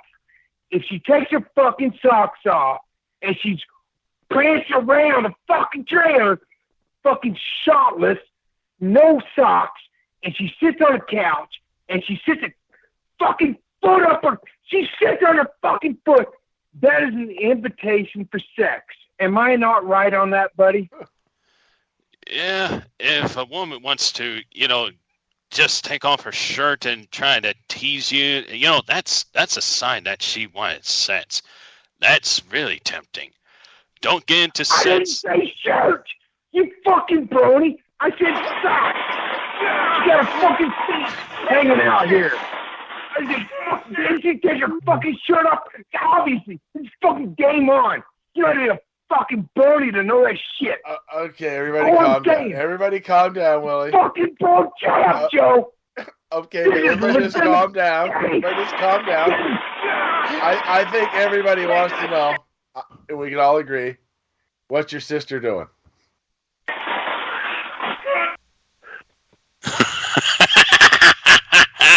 I bet Willie's trying to act like Ghost. I could see where this is going. Brony guy? Yeah. Don't do that. Don't say that. Don't say anything. Just... Is it not a fucking legitimate fucking come on? Bigger than a wink in your... If a girl says, hey, come here, and she winks at you, that, you can take that two ways. If she takes her socks and shoes off and sits on her naked fucking foot on a couch, she's inviting you to have fucking sex with her right fucking now. That is that shit will play out in court. Am I wrong on that, Brony, my friends? In court? Oh my! You got arrested again, didn't you, Willie? Oops. I didn't get arrested for shit. fucking girl walking in here, fucking on barefooted bullshit. You go on a fucking date. You take your socks off. That is the most intimate thing you could fucking do. You bat your eyes all you want, you fucking Debi Damn. Take your fucking socks off. I'm fucking nailing you. I have my shoes on. I never wear shoes and socks ever. I have cute little feet, and I've always got my shoes and socks off. Yes. Fuck. Yeah. Sandals is what I wear normally. Anyway, I legitimately called the wrong number. Go fuck yourself, Debi. But legally, I'm right to have sex with a girl if she takes her fucking socks off right in front of me. You mean in a rape situation? So if you come over to my house and I sit down and go, hey Willie, what's going on? And I fuck! It's a fucking afternoon. Get on the fucking couch. I'm sitting across from her. Once I see the fucking feet, she comes out. She got her fucking feet. I can see her feet. And she sits on one of them. She's making it smell like a fucking tooth. Oh my God. Come have some fucking sex with me. That's not bullshit. Fuck you, Debi. I'm sorry I called the wrong number. Carry on, Brony. Fuck off, bitches. Willie, everybody. Oh my God. Is he intense? Is he intense or what? What the fuck? What the fuck? It sounds like it made perfectly good sense. We've had some angry people. We've had Alan Wayne come on angry. We've had Baby Boy, DJ Alan Wayne. Alan Wayne was on earlier and he was mean. What a fucking pussy. Alan Wayne. Here we go. I could say the same thing about goddamn network. Oh, Goofy Bone. These guys troll Goofy, but they troll the fuck out of Goofy, these guys. Yeah. Just give her a bone. Oh, my God. Woo. Just give her a bone. Yeah, Goofy Bone's a jerk. He's just a jerk. Right, Sonny? Does he give you guys a hard time? He's pretty much of a jerk. Yeah, he is. He's Mike Mazza. Mike Mazza, married to somebody that came from a spider hole, and then he got a divorce. Spider hole. Well, I got that from... Anyway. You got that from Guy, yeah. Yeah, Alan Wayne was... He's a new Alan Wayne. He's tough. He speaks with a vocal fry a little bit like this. He's kind of like, hey, man, I've got the best music in the world, dude. I don't know if it's this new persona or what it is. It was different. Wonder. So, see, I thought Alan was gone. He'll be gone again. So he comes on, He stays for a month or so. Then he gets all butthurt or pissed off. So he leaves. And then he comes back, and then he leaves, and he's never coming back again. He's never coming back again. Yes, exactly. Yeah, and all of that. I just, and it's like he has to go reinvent himself. That's what I'm saying. Exactly. Yeah. Oh, we have something from Dr.B here. What is this? Alan Wayne wants to be famous. Well, it's never going to happen. This is so good. This is so good. Bubba versus Goofy Bone. Anyway. Yeah, absolutely. Let's let this roll. This is good stuff. This is, where did this take place at? You know what I'm saying? Y'all take a listen. Chewbacca, pass that. Oh, fuck. We got a phone call? Well, answer it, Chewbacca. What the fuck you looking at me for? Caller, welcome to 186.2. Thanks for interrupting our weed smoking session. Hello? You want to say who caller it is, or your brain's still dead from the weed? Oh, my God. Is this Bubba from the backwoods? Is this going to talk like an old man? You a piece of shit? Is that what you're going to do? If you were strong, you'd be able to handle it. But why don't you go do your own show and just leave me alone? Because I'm an old man, Sonny. Yeah, I bet you do, old man, too. Yeah. I'm an old man. Yeah. Come on, Sonny. You don't make You really no think sense you to me bring at funny? all. You think you bring funny You wanted to the start show? it. You played the game. I'm ready to play it. You want to talk like an adult or act like a child? You think you come onto a show talking like this, you could be somebody, Sonny? No, I don't give a fuck. I'm already somebody. You're trying to be somebody in your mama's garage with weed. This is 213. This is one of the guys in the BWC, isn't it? I can recognize his voice. This is going to be good. This is the other. Go ahead. What, Dr. B? Sorry. I said, oh, yeah. Yeah. They'll whack their crew. I knew it. I can tell this voice. Trying to be somebody. What somebody are you, Sonny? Huh, Sonny? What somebody Not are nobody you are, that's for goddamn sure. Well, what somebody are you then, Sonny? I don't need to be somebody, because I got nobody like you as a friend. Ooh, that's Guy. He's mean. Uh-oh. Ooh, boy. Uh-oh. Here we go again. Everybody gird your loins. And if you go on mute, you're a pussy. Just saying. Throwing it out there. Don't go on mute. Stand and face the music, for off we go back to the land of hell. Fuck. There's no way he could say he misdialed it this time. He's going to be lying out of his fucking ass. No way he could say what? What? Sir? I meant to apologize for yelling earlier. Shit. But honestly, is the Brony guy still on there? Yeah, I'm still here. Buddy, what is your take on that? If a woman shows her bare feet, is that not an invitation for fucking sex? Just say yes and he'll stop. Possibly, yes. Yes. Definitely, yes. Thank you. You're the only one that's giving me fucking legitimate fucking lady advice on this shit fucking show. Thank you. I will hang up now. Carry on. Thank you, Brony. You're welcome.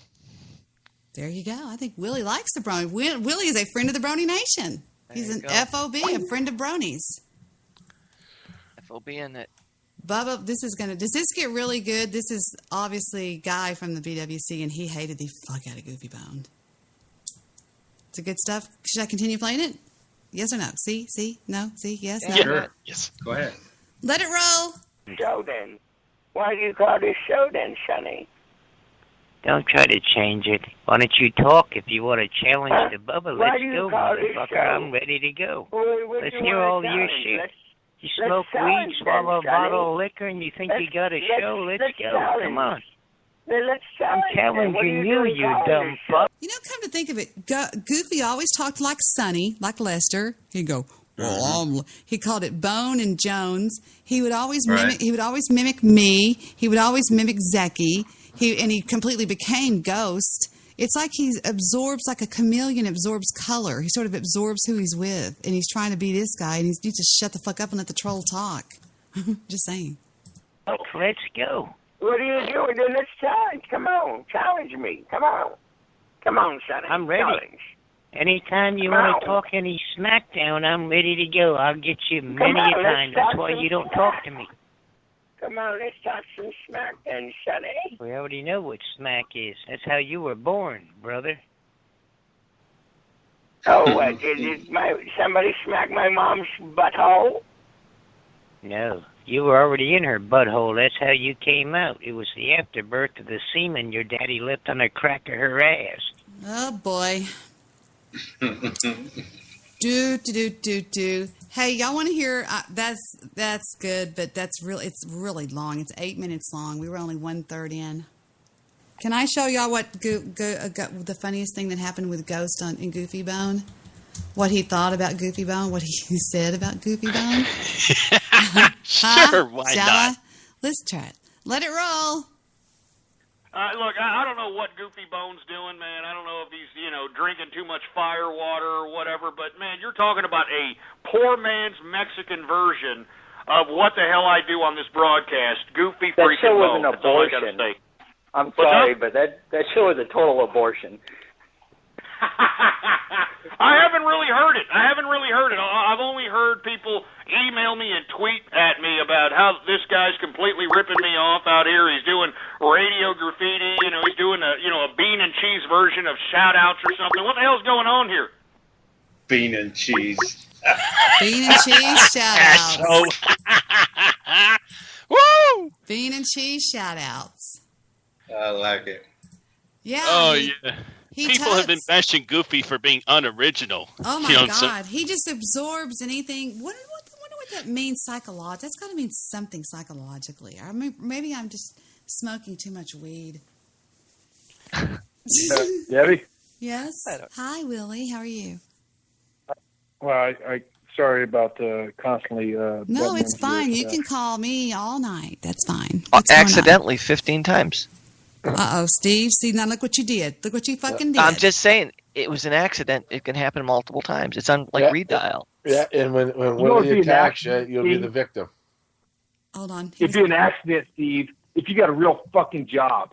And stop taking photographs of fucking beautiful women. Let the man fucking talk here. I'm trying to ask legitimate fucking women questions. All right. Is this about socks again, by the way? Keep it up, Steve. Keep it up. Keep it up. Hey, don't look. I'm not doing it. I'm sitting here on mute. I agree with Willy. If they take off their fucking bum shoe and stick it up their bum, that's asking for it. That's all I'm saying. I agree with you 100%, Steve. Hey, Debbie. Stop. What the fuck was that? What do you mean I agree with you 100%, Steve? Never mind. I'm trying to make the homeless guy feel welcome in the conversation. Homeless guy. Sorry. I don't know what that means, but it's funny as fuck. See, hey, Sonny, I told you Willy's not gay. Don't say that. Oh, yeah, sure. Okay, go ahead. That's fine. Yes, Willy. Is there something wrong with a woman? And I don't mean to be graphic, but if a guy goes down on a girl and it literally tastes like fucking battery acid. Oh my God. Because that's how. Listen. If you have batteries, you don't know if they're dead or not. You put them on your tongue, and it gives you that little thing. But if a girl has, if you have the exact same fucking thing with a girl, is there a reason to be caught? Should a guy wear a condom? No, I would run, not walk out of the room. And don't be doing that to anybody you don't know. That's gross. You should be wearing a cinch sack. Well, I have a theory when it comes to wearing rubbers. I eat bad. I drive fast. I text while I drive. I smoke. I did heavy drugs.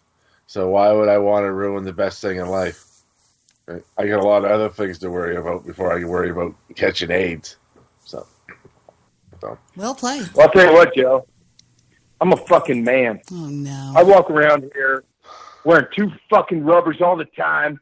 So when I can take one off like a fucking batter in a fucking batting box, I got something to swing around here. Hey, Debbie, can I ask you another I'm question? just going to tell you this, Willie. If you had the immune system of a man rather than that of a fucking backwoods pussy, you wouldn't worry about diseases. Bitch, you can't catch nothing twice. That's my fucking motto. I got a cat in a poster that says that shit hanging on my fucking wall. Don't preach to me. Debbie? Does it say hang in? Does it say hang in there and has a little kitty holding on with his little hands? Fuck. No, it says you can't catch nothing twice, bitch. Damn. That's what the fucking cat says. Debbie, can I ask you a serious question though? Yes, I'm seeing some mood swings. Yes, After go ahead. the fucking ladies, Jordan, I gotta talk to fucking Brony. Go ahead, please. All right, I don't mean to be personal, but if a guy found himself in a situation where he was licking on a pregnant girl's coochie, well, she already had the baby, and it's all gooey and stuff. What's the protocol as far as smooching on the girl? Because the big part of fucking making love is the kissing. But if you go right down on the girl, you can't just come up and try to, let it fucking shit drip off your fucking face and fucking kiss them. Because then you lose respect for the shit. Because I kissed them when they fucking suck my dick. Anyway, Debbie, what? If I was to go down on a girl, okay, and hang around there, eat some fucking tacos. Do I have to ask her? Hey, do I have to, can I fucking kiss you? I got my fucking dick in you. Why do I got to ask you if I can kiss you? But is it rude if a guy just, laid it out? The girls that you're used to, prostitutes, they're not allowed to kiss. So that's the problem that you're having. If you would go with somebody that's not a prostitute, then it may be all right. But if you have to pay for sex like you do, and I can't believe I'm saying passing gas while you're on top of a woman. Oh wow, that's not. This is just really weird. This is getting classier by the minute. Well, I'm just saying, you're doing a lot of shaking around, and sometimes it loosens up some, some farts. Like, get the fucking Brony on the line that can answer a fucking question here. Debbie, you're the worst fucking advice giver when it comes to ladies. Okay. Is he still on the line? Brony. He said he had to mute because his mom might be hearing it. Go ahead, sweetie. Mom? Are you there, baby? Are you there, Dr. B? Fuck. It's got to be a troll. Still here. He's young. I told y'all he's young. I think he's great. I think he's a cool guy. I like him. I don't judge, dude. I don't see. He said he was an older white dude. So what's wrong with that? Well, he can't be an older white dude and young both. Well, young to me is, how old are you, sweetie? Are you 24, 21, 23, 22, something like that? 25. Born in 1992, January 14th. There you go. He just doxed himself live on the air. He has no fear. He did. No fear. Hi, I am the lady. goddess. I am the goddess of peace and the goddess of love. No, I'm not the goddess of love. That No, chick was fuck bad. off. You fuck off. What is the protocol? Brony, what is the protocol? If you go down on a girl, you snack out on her, and you want to come up there, and you want to make sweet love, are you allowed to kiss her, or do you need to fucking ask her permission to fucking put your mouth on her fucking mouth? That's all I want. You mean after you have had your mouth all over her pussy? Yes. I'd say just go for it at that point. Yeah, any girl that wouldn't kiss her own cooch, isn't worth dating. It isn't worth keeping. No. Yeah. So Joe, you fag, you would allow a girl that just goes down on you and fucking giving you a blowjob? She comes up, you're gonna fucking French kiss her ass? Well, if I could blow myself, I would never date another woman. Oh God, no, you're all about equal opportunity. Well, I'm just saying, if I could blow myself, I would never date another woman. So, yeah. I think it's fucking queer if you fucking kiss a girl that gave you a fucking blowjob. You don't have to jizz in her fucking mouth, but you just get her face close enough where she got the stank of your dick on it. I don't want to fucking give her a hug. Fuck you, Joe. Fuck you, Debbie. And once again, you give shit fucking advice. Thanks for the fucking tub guy calling in here with some sense. I hope you guys find some fucking that was not I don't know, peace in your life, but this is bullshit. All right, that wasn't fuck the tub off, guy. Debbie. You fuck. Debbie, that wasn't the don't tub ever guy. fucking call me. I didn't call you. Say that if Willie's sister ever blew me, I would kiss her when she was done. I'm just saying. I'm a nice guy. Well, Joe, you son of a bitch. Oh, I thought he hung up. God, you just got busted, Joe. Ha ha ha ha ha ha. Yeah, Willie's heard me make reference to his hot, sexy sister before. You don't want that thing. Yeah, I do. Oh, and by the way, I came up with No, that you don't. song before Wolfman did. So there Yes, you go. did. I did. It's from Orgasmo. You're a man. You are a man. Now you're a man. Playing that years ago. Yeah, I wrote that song. No, I'm joking. You were 3 when you cut your teeth on that song. So I had the advice I got though, before I hang up, is I got it from the oldest guy on here, but at least he had a job back when he was young. He says, now you're getting it. You snack on a girl's cooch, you might as well go ahead and fucking kiss her. That sounds like a married man. I was wanting to hear from somebody, unemployed. Well, you got 2 fucking unemployed men on your fucking show, Debbie. Well, not counting the fucking Sonny over here. But I still got 1 week of unemployment left, motherfucker. Hey, Dr. B knows what he's in for when he comes on this call. So he can hold his own. He knows what he's doing. He doesn't need me to defend him or anything. He is a fucking brownie. Well, maybe you're a brownie. The brownie says it's legitimate. You go straight from down south right up, and you kiss her, and there's no problems. Well, Willie, you do know why they make flavored like love lube, don't you? Ugh. Are you kidding? Love lube? I've never used lube. I've never had lube in my life. Because you got a fucking fat pad. You got to lift up to get your cooter out to stick it in somebody. You fucking flavored lube. That is just the sickest thing I ever fucking heard in my life. Yeah, flavored lube. It's so after your back door when they still say don't go anywhere, Willie. Don't go anywhere. Hold on. I tell you, flavored lube is shampoo. You do that shit in the fucking shower if it comes to that. Fuck's sake, Joe. What the fuck is wrong with you, man? Put a roll up around your dick. There's your fucking flavored lube. Fuck's sake. WolfmanMike, welcome to the show. Did you hang up? No, I didn't hang up. Did you hang up? Welcome to the show. I don't even know at this point. WolfmanMike, can you get this scrap of yours over here? This skid is over here? Yes. Is Willie being causing trouble? Willie's being a dick. No, Willie is the man. He's all right. Say hi to WolfmanMike. You got to put on his own channel or his own line so you can kind of fade it in and out at will. No, I don't do that to people. I like him. But I'm just saying, now, did you talk about the Jesus funeral rag? What's it called? The Shroud of Terror or Torah? Oh, yeah, the rag of Turin. Yeah. The rag. So, show some fucking respect, woman.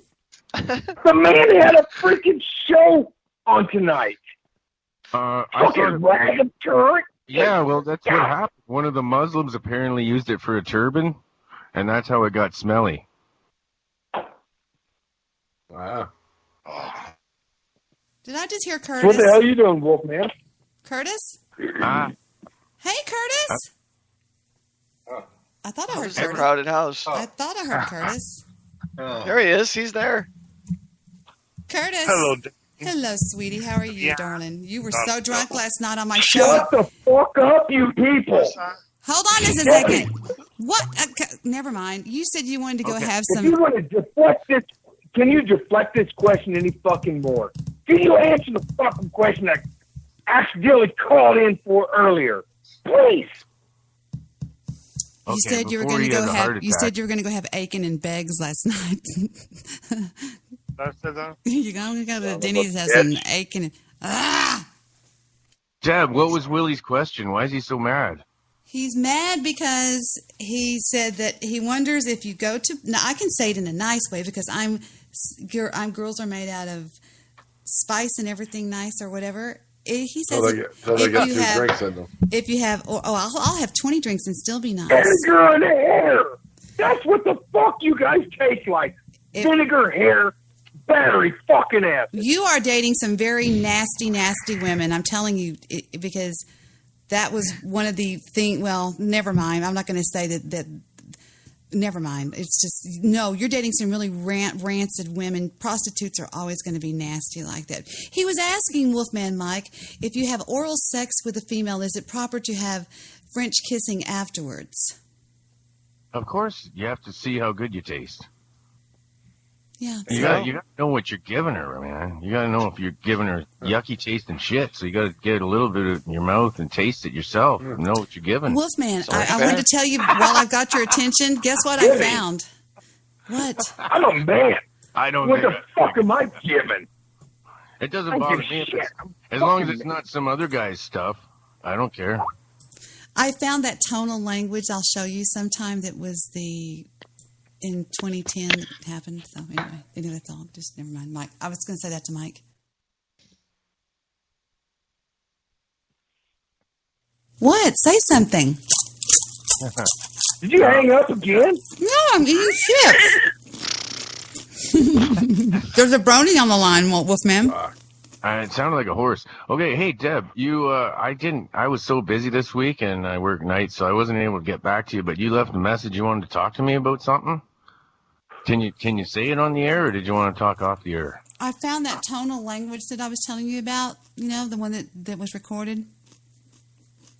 Remember? No, I'm not sure. This is what happens when I hang around drunks. Nobody ever remembers anything. I remember those days. Marijuana addicts. Why am I hearing a repeat of us at the same time? I don't know. Okay, hang on. I think I know what's going on here. You have a show on in the background. I got rid of it. Same thing about 5 seconds later. Yeah, it's gone now. See, I just noticed it. Hey, Debbie. Yes, what's up? Yes, I'm here. Mm-hmm. What? Hey, Debbie. What? At your age. Oh, please. And what? Now that the ping pong days are gone, is it feasible that mothballs are a more fucking smart thing to do as far as cramming up there and shooting it out? I mean, would that save you time as far as doing stuff? It could be. I don't know. I'd think about that. I'll try that.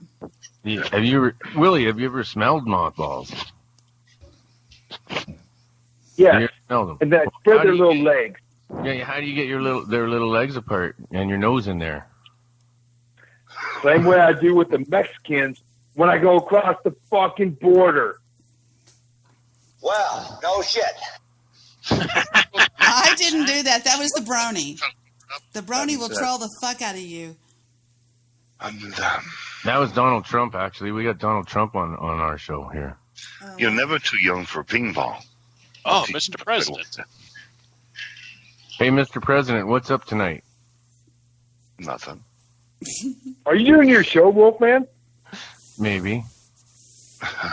Yeah. I thought you were done till tomorrow. No, we're simulcasting. This is Dirty Rotten Taro, man. Then fuck. You better not let the producer hear me or he'll get upset, right? I don't do this show. This Dirty Rotten Taro show doesn't go on the network. Oh, yeah, not on the network. Yeah, no. You're allowed on Wolfman's show. They can't handle it. We're too right on the network. Wolfman, tell about my first show tomorrow night, 11 p.m. Wolfman, Arizona. I don't know anything about it, Kurt. You'll have to. He doesn't know anything about it. Hey, Wolfman. 11 p.m. tomorrow night. Wolfman. So listen to this. Listen to this. Okay, listen. Oh, my Lord. KTOK, Kurt Green Hour. Coffee with Kurtz. No drinking, no smashiness, no drunk, all coffee. Coffee Hour with Kurt. 11 o'clock tomorrow night. Why don't you call it Coffee Talk? Coffee Talk. Talk. The fuck's gonna be drinking coffee at night? Can I ask what time zone that is? You're 11. California time, Pacific Standard. Oh, okay. Just so anyone wants to listen to your shit show. Yeah. Hey, right, I'll Willy? be there. What time is Who's it? gonna be drinking coffee at 11 o'clock at night? Curtis, what time is your show central? Actually, What the fuck? Yeah, Shut boycott up. star cuts. There you go. Top that. I've got all this China. Stop it. Yeah, boycott China too. Congratulations. Thank you, Donald Trump. Hey, listen. What time is your show, Curtis, tomorrow? What time, sweetie? Please, it's Central Time. 11 o'clock, so be, you're Texas, so you'd be 12 o'clock. Is that nighttime, AM or PM? 2 hours different. Central time is 2 hours different. AM or PM? I don't think it's going to happen. It'll be 1 a.m. your time. Donald Trump said, I don't think it's going to happen. Oh, Kurt's show is going to be bigly. And it only makes common sense. Well, we know. Yep. Everything is, that's the way you judge your whole presidential thing is common sense. So it's Show's gonna be huge. Oh, it's 1:20. So it'd be 2 hours. It'd be 1 o'clock a.m. 1 a.m. What I say is what I say. Get off the line, Dr. Trump. I mean, Mr. Trump, President Trump, whatever the fuck your name is. Go away. Hey, Debbie. Yes. Oh, no. Willie? Goodness. All right. Tomorrow's hockey night with my buddies. Got the pregnant wife. No. She already had the baby. It's I was just your over there. baby. Oh, my God. It's your baby. Every time I go over there, she's fucking throwing a damn baby up in her fucking tit. She's not doing it for your entertainment, okay? If you didn't know, that's what boobs are for.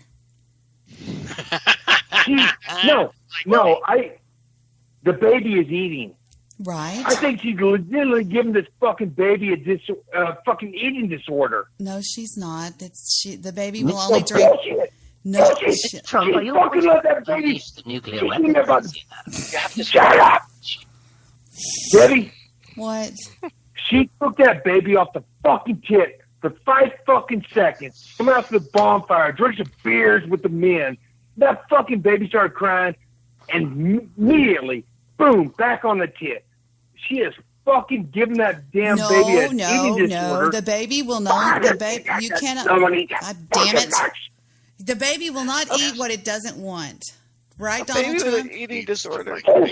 Like soon. That fucking baby. Like about 5 years. Poor guy. Listen to him. He's just freaking out. That fucking baby. Not had a girl. That fucking milk. Dripping off of her little fucking mouth. My goodness. That was a soundboard. Willie, no, there wasn't. Willie, I want you to listen to me. You cannot a baby will not. A baby's not. You can't force feed a baby. A baby's going to just drink what it wants. And some babies suckle for. I would have mine do it for an hour just because they wanted to be there and just go before they went night, and I need to go on mute.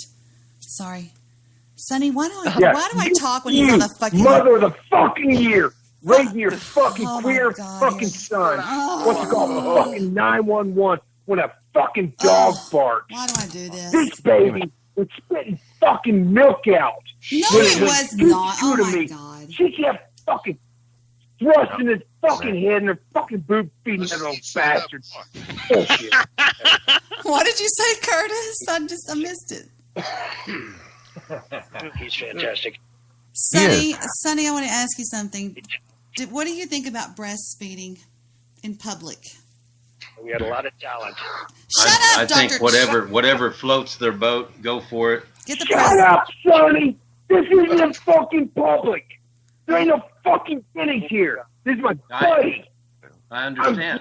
Get on your fucking high horse. Be careful. Yeah, So you got what kids. you're saying, you sucking on the tits in public. And I You don't care. fucking overfeeding this little bastard. You got like a fucking blow up tire. It's what's Really? fucking happening here. Were you jealous, and did you want to suck the milk out of those titties? That's what it was. I fucked this woman 10 months ago. That's why. I think he's worried about the baby because it's his baby. Yeah, but you didn't fuck her while she was breastfeeding. Did you fuck her while she was breastfeeding? Oh my gosh! You better not do that. Debi, I got Marvin Spacely wants to read a news article. Is that all right? Sure. It's How long short. is it? How long is it? It's short. It's just a short one. Okay, sure, whatever. Hello, I'm Melvin Spacely. An Idaho woman says she crashed because she saw a Sasquatch. A northern Idaho woman told police she crashed into a deer because she was distracted by a Sasquatch in her rearview mirror. The Moscow Pullman Daily News reports that the 50-year-old tensed woman was driving south on the U.S. Highway 95 on Wednesday when she struck a deer near... Then there's something wrong with you. You're certainly not very good. The woman told the county sheriff's officials she saw a Sasquatch chasing a deer, and on the side of the road while she was driving, she says she checked one of her mirrors and got a second look at the beast, and when she looked up, the deer ran in front of her. It's a good, stupid excuse for running into a deer. Fantastic. The sheriff officials marked the incident as a vehicle versus deer collision and did not provide any evidence of Bigfoot because she was lying. I don't know. Oh, that's my article. Goodbye. Thank you. This has been Marvin Spacely. There you go. Now we've heard everything tonight. Right on. Bigfoot Absolutely is not. Bigfoot is bullshit. It's worse than anything in the world. It's dumb. Just think. Yeah. Imagine Those if the true it Campus Radio will shoot these clowns. You know what I'm saying? He would go, get him off! Well, how would he say it, Dr. B?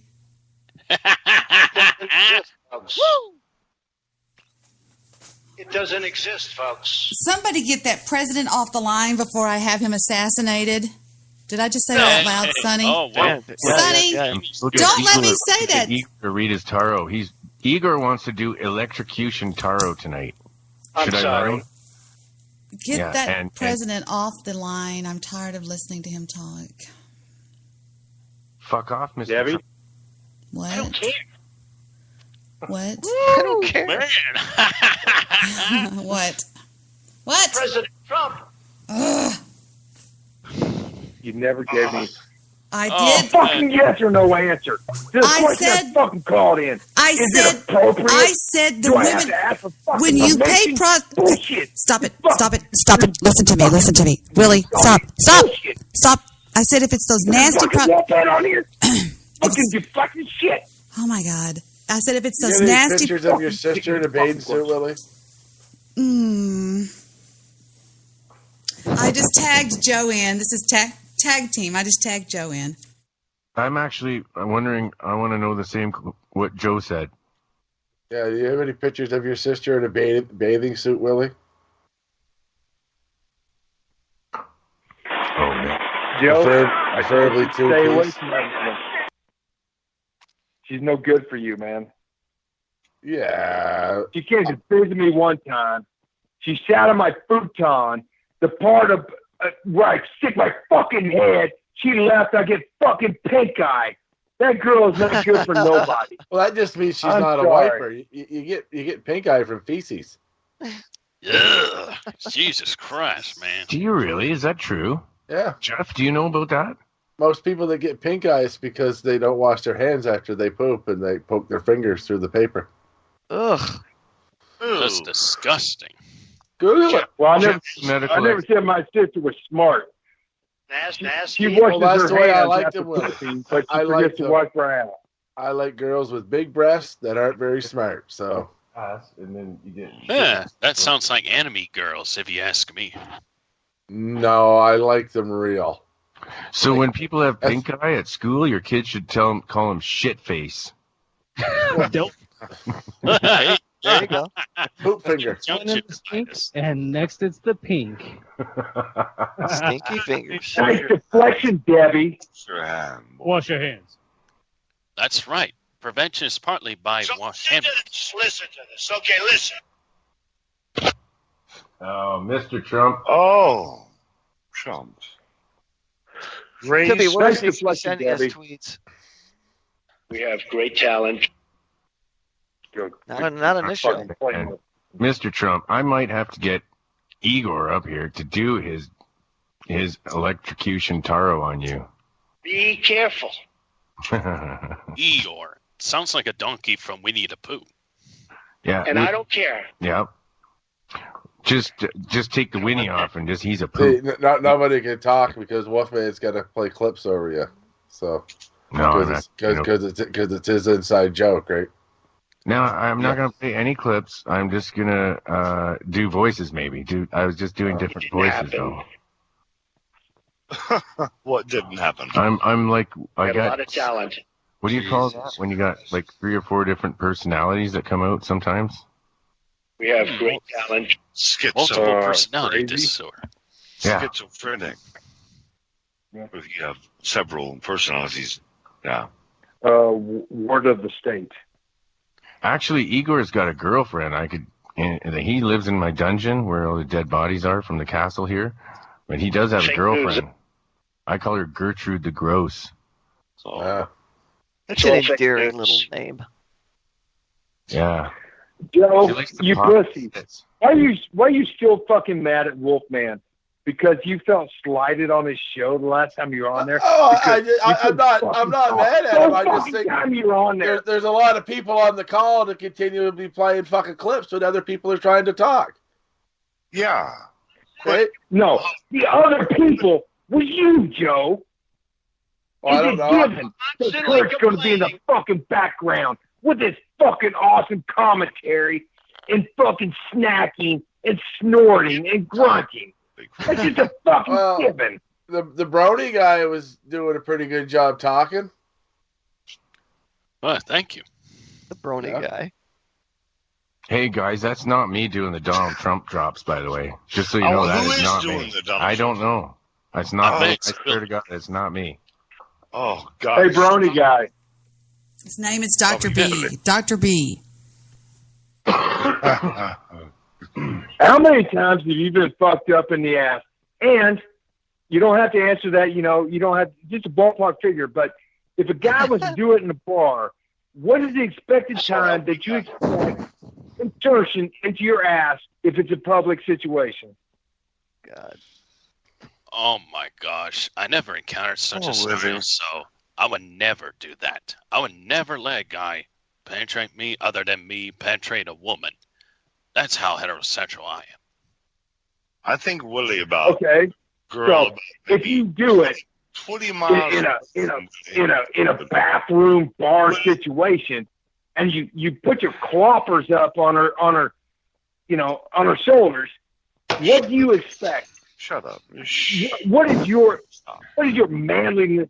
Do you expect to have it inserted in her within the next 10 seconds, 15 seconds? What is the time frame? That's as long as it takes. 15 seconds would be a maximum. Thank God I have tomorrow off, Lord. Shoot. You're a man, Brony. Thanks. Willie, you need to stop all that talk. Play it, Deb. Live. I'm a man. This is forever recorded, and you'll forever. One day you'll maybe make it at something, and somebody's going to come back and play your old tapes, and you're a mess, and you're ruined. Yeah. You're the pot on a fucking kettle black. When you start your own fucking show and you want to talk about how shit's going to be fucking there for eternity? Fuck you, Kurt. Shut You up. fucking put it into the fucking pits of hell. I can't wait to see your shit fucking show. Yeah, the Kurt hour that will last for literally maybe all fucking night. Anybody want to tell about silver? If you're not, you'll be cut off. So when you call in, you better have coffee Folgers. Must coffee with Kurtz. 1 hour. All the At 11 o'clock at night? That's the coffee hour? Are you shitting me? I call it fucking business fucking plan I've ever in my life. I would call it Kurt's cock talk. No, not that. But no, coffee night. Kurt, 1 hour. CCC. I Cot might chat. put a little bit of brandy in the coffee, just a bit, but not much. But I don't want no sloshy, messy show. Nah. Kurt, if I was producing your show, I would let you drink whatever you want and do whatever you want. You don't have to do it that way. You're supposed to be on my network, not his. I found you. I created you. Coffee. You did not. You are mine. Lord created me. You are mine, boy. Coffee with Kurtz. 1 hour of sober talk, truth, love. I'm sure that'll get a lot of listens. Got the one, all truth, and sober. 1 hour. Okay. Would Just you 1 guys hour. rather listen to Kurt sober or drunk? No. Let's take a vote. I like Kurt best on mute. 1 hour of coffee. I mean, have iced coffee, have frappes, have pilates, whatever they call them. And you just get your coffee. It's going to be an hour. Sonny, are you still here? Sonny, are you still here? Oh, Deb, we have a request. Yeah, for I you. was just on mute. Okay, I I got was a just request for wondering. my chat room, Deb. I'm done. A-hole skeptic is asking if Debbie Don't go, Sonny. Don't go, could you Sonny. sing Willy a lullaby, please, Debbie.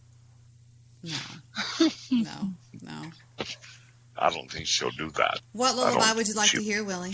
Fuck you, she'd say. What lullaby would you like to hear, Willie?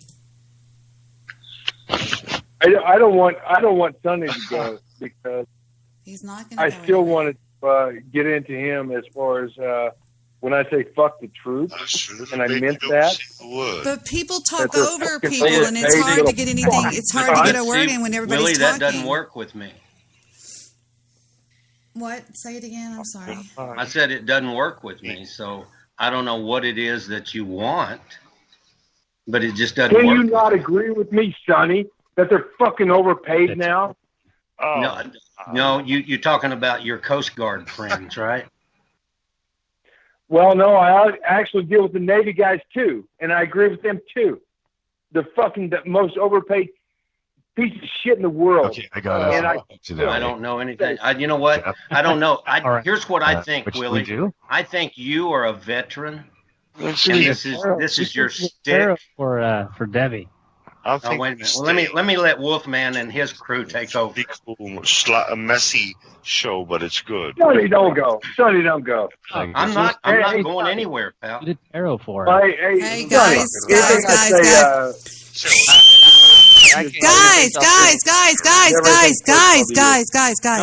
I get that. I'm cool. Sonny doesn't drop his gun.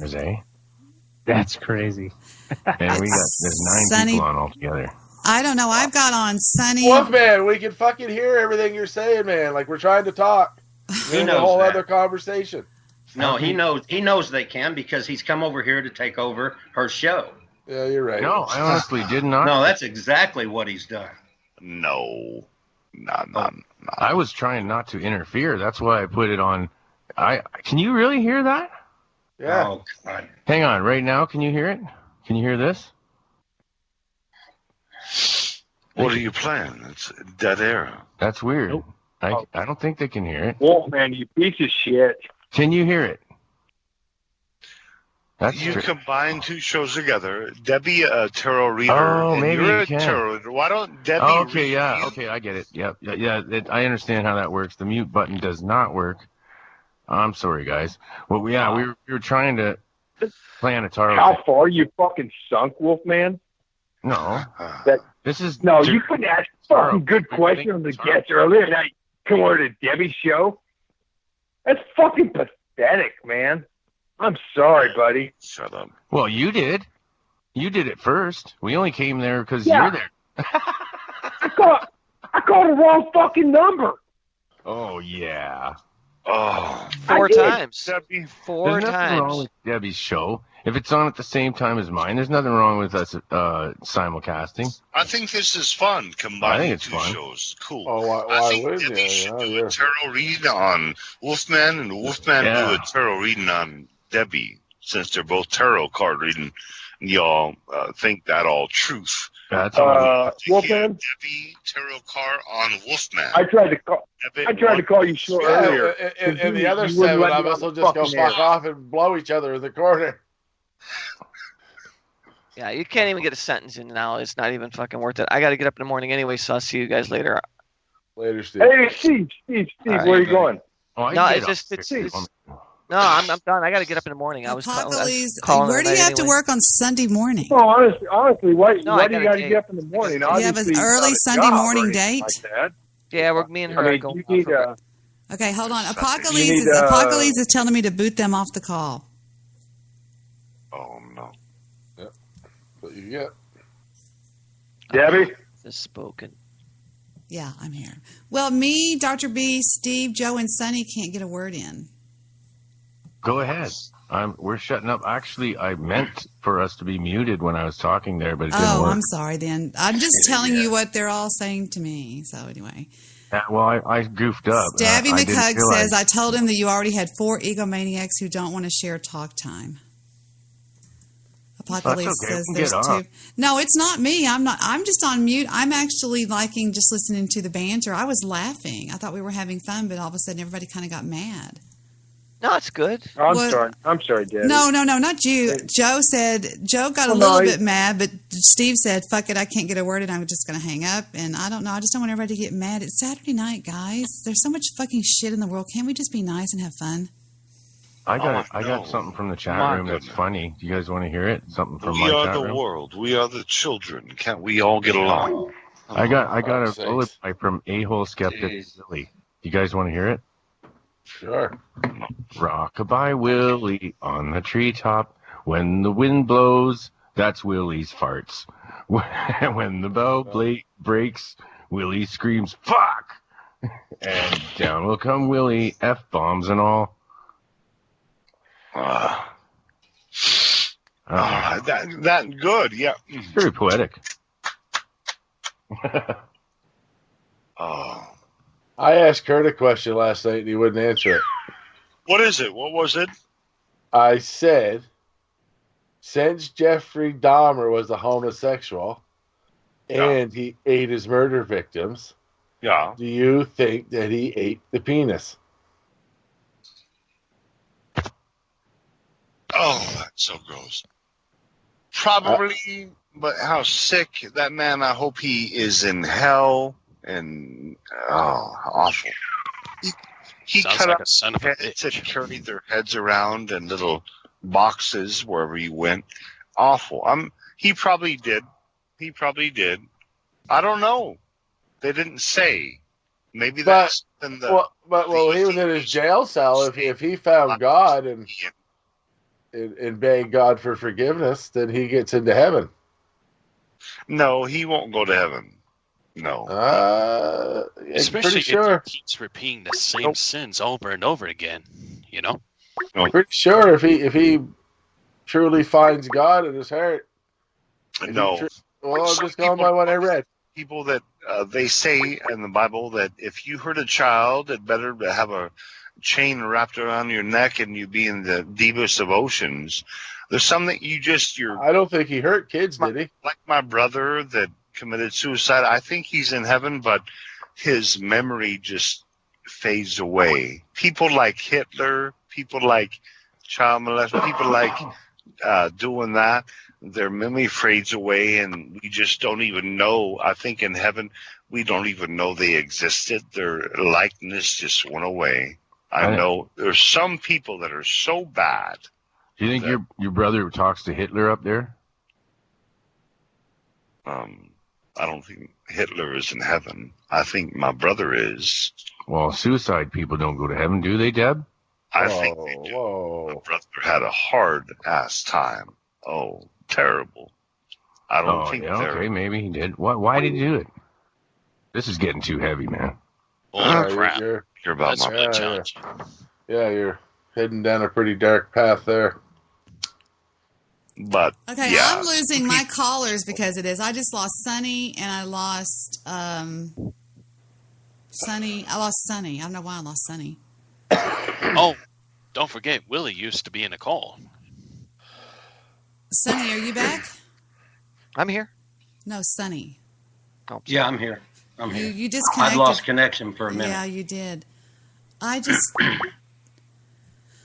Oh, fuck. Hold on. I'm just working. I feel like I'm working the switchboard here. I'm not doing anything else. But that's cool. That's fine. Deborah. Deborah. Hey, that would give order to the show if you were to be like switch operator and give everyone a little chance to talk. Okay. Willy, call the Watts line. It says I don't have enough Skype credit. What the fuck? Fuck you, Skype.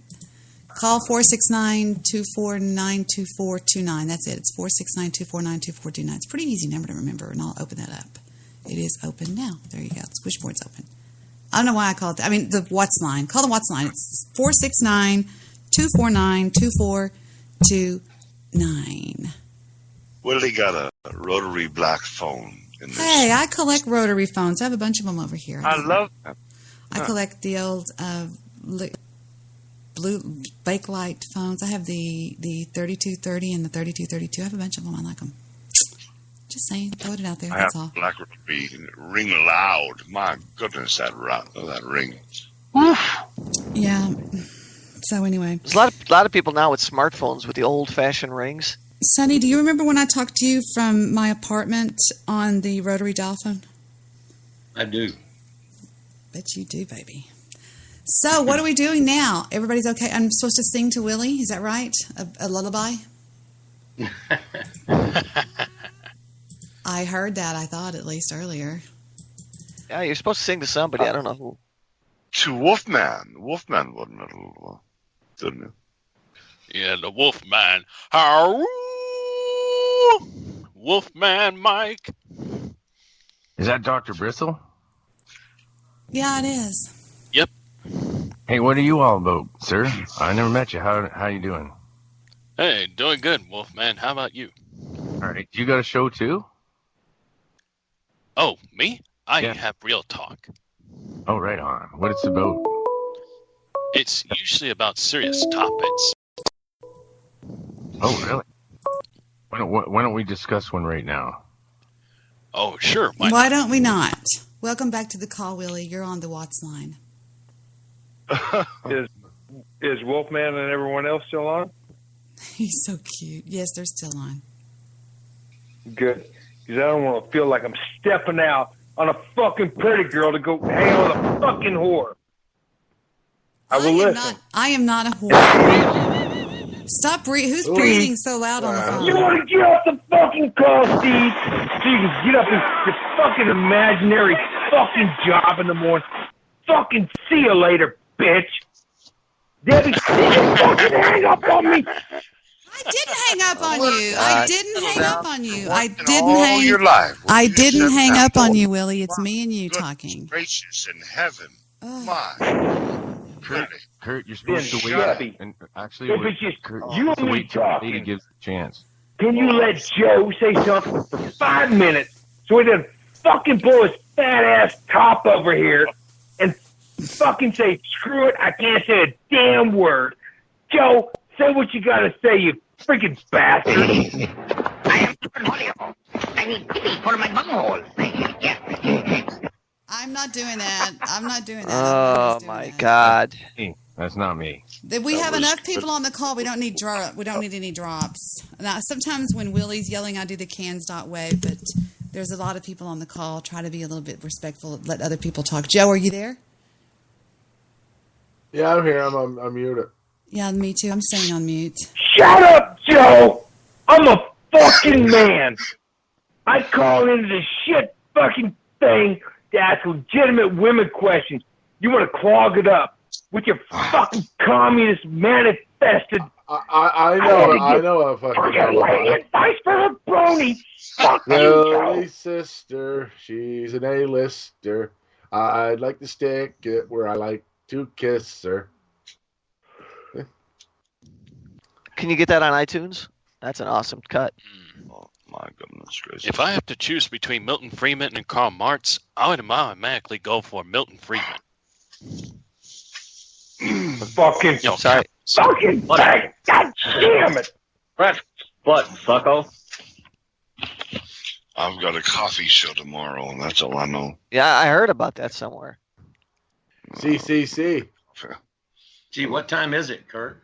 Yeah. 11 p.m. coffee. What coast are you on? Cigarettes and coffee, huh? What coast are you on again? The CCC show. Arizona. Oh, okay. Kurt's Cock Chat. Shut The up. fuck But there's then- a can I bring coffee alcohol? show at 11 o'clock at night? You can if you want. I'll be eating coffee in though. Oh, okay. Yeah. You might want to play. You might want to play some Irish music because I imagine that coffee's going to be Irish. Absolutely right. It's gonna be green coffee. Fuck you, racist bastard, Joe. Good sober hour. Coffee with Kurt. How you doing? So what are you going to talk about, Kurt, for an hour? Coffee with Kurt, how you doing? No idea. I have no idea. It'll just happen. Well, as long as you're ready. No, Lingerie. Oh, there's a lot of females out there. He said, "Long as you're ready," not lingerie. Long as you're ready. My song I picked out to start the show. I can't believe all you boys are still out here causing nothing but havoc. Oh, it's Andy. Sort of like that. Something like that. Is this Bubba from the backwoods? Oh, who's this? Praise the Lord. This is Curtis. Coffee with Curtis. How are you? Let me go to bed. Don't listen to this nonsense. Hey, Brony guys. Heathens. Curtis, have you ever Do you smoked actually weed? wear the clompers on your hands instead of gloves? Kurt, have you ever smoked weed? I won't answer that. Is it Oh, medical I just marijuana? wondered if you'd ever smoked it. That's all. I was just figuring that since you drank so much, maybe if you drank weed, you'd probably feel. Smoked weed, maybe you'd probably feel better the next day instead of drinking. Yeah. Makes sense. Yeah. How about, can we have Jeff's medical opinion on that? Thank you. What are we talking about now? Medical opinion on what? Like medical marijuana, I think. Coffee versus medical marijuana. Well, there's a cannabinoid receptor in the brain, which cannabis was named after. So it's a natural, and it's not known to be it's not a narcotic, it's not a hallucinogen, it's not a depressant, but it makes you not give a fuck. Absolutely. Fuck you, space guy. You're supposed to be over here talking about fucking shit that happens in outer space, not fucking weed. Fucking man. Fucking Yes, space guy. drop me out of that fucking level. You're the fucking space guy, not the I hear fucking coffee weed is guy. better. What the fuck? A good cup of coffee and a good blunt are good together. Good blood. There you go. A There you blunt and a coffee are good together. They make Yes. the best conversation right there. Yes, those are fruits of nature, which God intended you to ingest. Coffee and a blunt. Boom. As long as these things are not abused, then Not they're that I'll do suggested. that now. I didn't say I smoke pot. I never said that. But anyway, Hey, Joe Debbie. might know that. Oh, Well, go he ahead. drink whiskey and Please. smoke a, or he does the bubbles. Debbie? You always got to bring up my broken bong, don't you, Kurt? You always got to remind me of that, don't you? You always got to just get that dig in. You know. Yeah, Kurt, leave him alone. Hey, Debbie. Yeah, I'm here. I had to unmute. I was reading the chat room over on Wolfman's show, and Darren's being kind of interesting over there. Oh, no. Yeah. Make sure you talk to Debbie. Keep Debbie involved. Debbie getting frustrated with Trump. She thinks it's Wolfman. That's, you know, what, I don't get it. Who is this guy, this Joe guy over there, Wolfman, that claims that I infiltrated your show to take your listeners or some shit like that? What the fuck is that? I don't think he's talking about that. He was talking about That's me. what he said to me. He was on your show one night, And I had called in. He said, "Get her off, Willie." He said, "Get her minions are here, and you know what she's here for." Yeah. Let's get all this done now. Well, Everybody get along. Let's have Everybody Joe call in and explain love himself. and peace. We None of that can't. happens. Okay, Willie, Kurt, hold on. Nothing's going to change until we get this out of the way. Okay. Yeah. I'm not here to take anybody's listeners. I don't need them. I don't. And so, I am.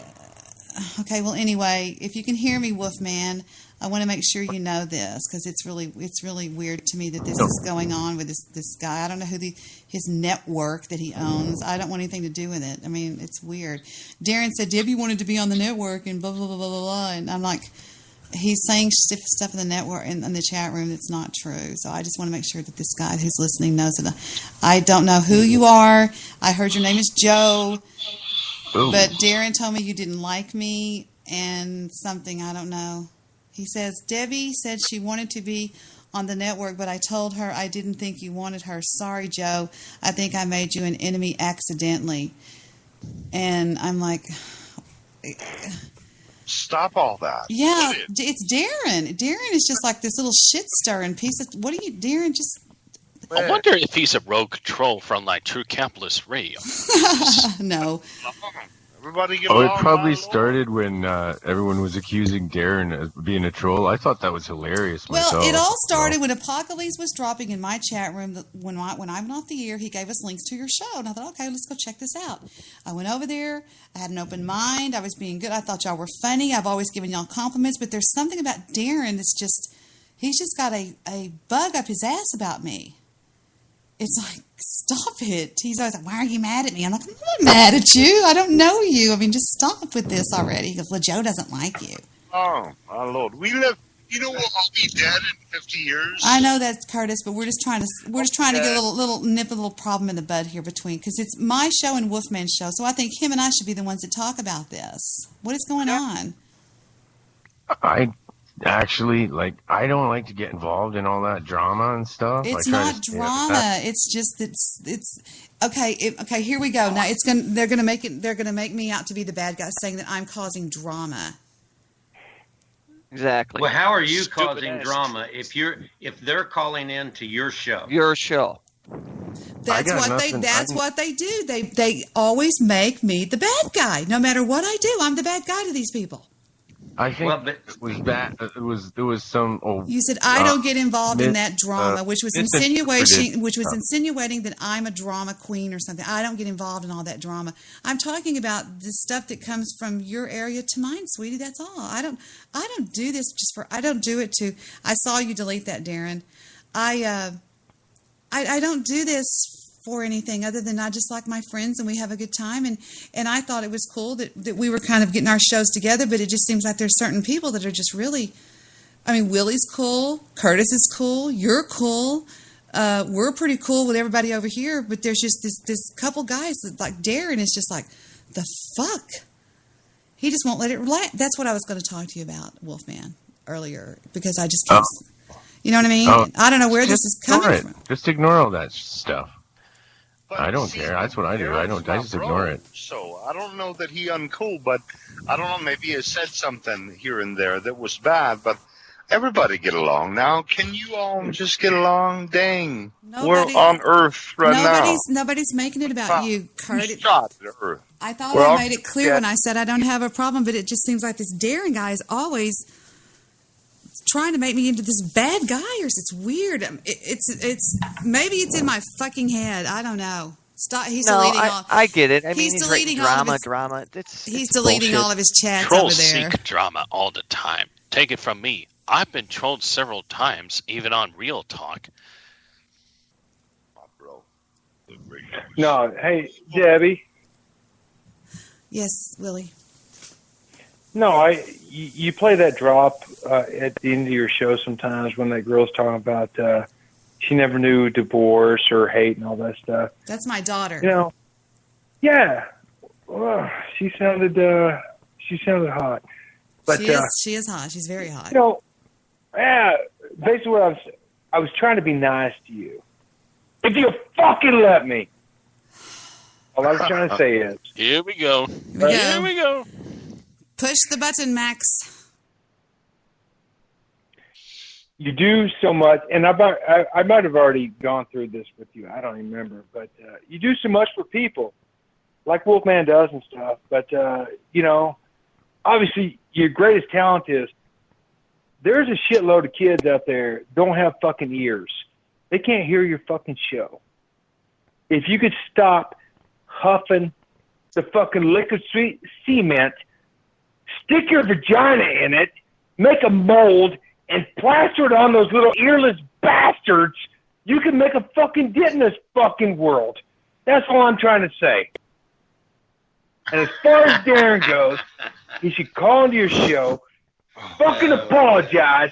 But yeah, there should be legitimately a bunch of fucking kids walking around here with Debi vagina fucking ears if you want to make a difference in this world, because you ain't doing it over the fucking radio. You sound like a hussy. You sound like what I don't want in a fucking wife. That's your contribution to this fucking world. I had something in my pocket. Willy. Now I'm a man. Stage 21. No, baby. Willy. Today's kids make me sick. I have to agree with Willie on this. They don't take anything seriously anymore. Damn right, Bronny. That song's called "I'm a Man" by Bo Diddley.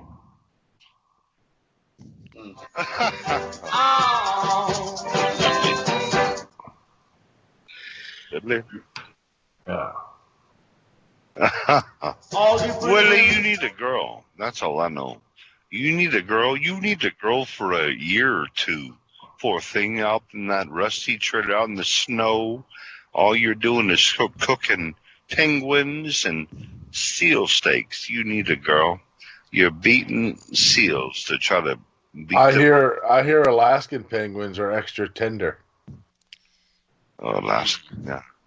He's what did I say? What state did I say? Well, Willie lives in Alaska. Yeah, he lives in a trailer, rusty in the middle of the snow, and he hasn't had a girl for a year or two. That's why he hums so much. Wait a second. Penguins don't live in Alaska. They live in the southern place. But you got I'm guys just like going by fucking Joe. whatever Kurt was talking about. Willie eats penguins. Fuckers over there, sweet talking ladies and shit. That's why. Penguins. You get cock blockers. That's the only problem I got. I got cock blockers like Joe. No. I got cock blockers like fucking Curtis. Don't think my fucking double wide's good enough for fucking You don't tail. even have a single guys. wide. You don't have a double wide. Sonny over there, retired, thinking he's work for the government and he's better than all of it. Fuck you. And you got Wolfman over here trying to say he works for a network, which I think Debi touched on that shit earlier in her show when she's saying that network is bullshit. That's not a fucking network. That's a fucking string with two fucking cans on each fucking end. I know, but this guy this guy's acting like, oh, he's going to get him on Sirius Radio or something, and you need to not say that, Art Bell only doesn't even allow ass on his network. Well, listen, you choir boy, I don't want to be on your stupid network. It's not a network. I've looked into it, and I don't understand what you're talking about, Darren. You can fuck off too, Darren, you faggot. How about that, bitch? Oh, be nice. He just told me to fuck off, and then he deletes his chats like the little girly sissy boy that he is. I don't give a fuck. I don't have a problem. I think It's Darren just, should call in. hey, I didn't call these think people you should let Stabby. Debbie I talk didn't on her fucking show. call these people Stabby, okay? It all fits in with Debbie's well thought out plan. I didn't call these people, okay? I tried to get along with Mike. I tried to get along with Darren. I've done nothing but be nice to these people. This fucking Joe who acts like he owns Mike comes in and says, well, I have 10 hosts and growing on the network. Network. Fuck your network, buddy, okay? You're owning Mike, and Mike was doing better before you came along. And besides, I went over to your network. It doesn't even let you listen. I mean, I don't know what you're thinking or doing here, I don't know you. I don't know who you are. Amen, sister. I have Amen. too looked in it. I know exactly what it is. You want me to show? Don't talk down like you talk to your wife. Okay, I'm not your fucking fat wife that you abuse. All right, so fuck you. You know what I gotta say to Mike and Darren?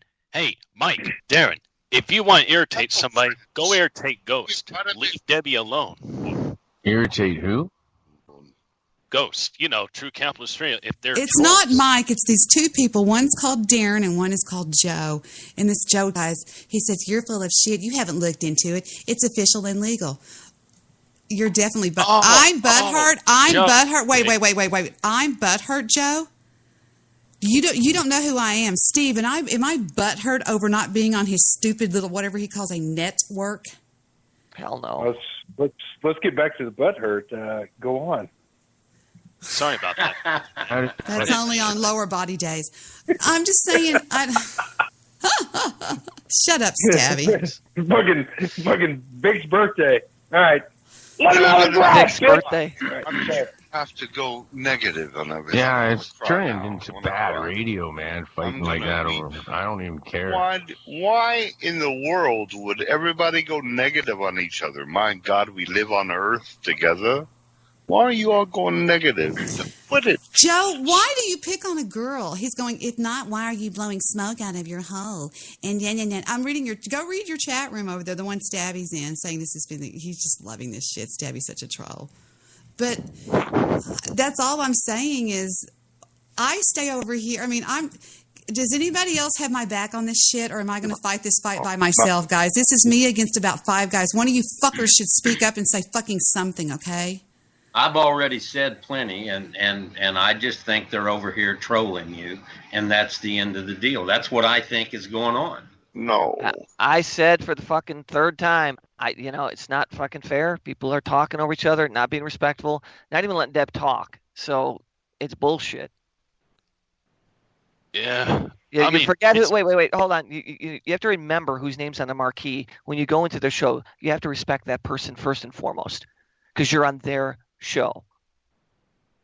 Anything you want to do that Well, they I think's cool, have that's no fine. respect for Debbie because she's a fucking woman. And she wants to talk to us men. Yes, one of us is a fucking man. This late a fucking night. I'm not going to fucking defend her, stand up Willie, here. hold I feel on. like Willie, I need you to hang on just 1 second. Hold on. There, I just made your yearly salary. So you suck it. Huh? Can y'all believe I just fucking said this? What's wrong with me? I'm nuts. Is he still on the line? Is he still on the line? I don't know. Yeah, I'm here, Debbie. I'm still here waiting for the fucking answer I called in with fucking 3 hours ago. Everyone's answered it but you. Even Wolfman said the other night, she answered you 3 times. Is it okay that I go straight from the snatch and give a smooch straight up? Absolutely. I said Fucking not go with, for it, not man. with the level of women that you have to purchase. Prostitution, it's not good. They don't kiss anyway, right? See, again, you deflect the questions. Fucking politician Debbie.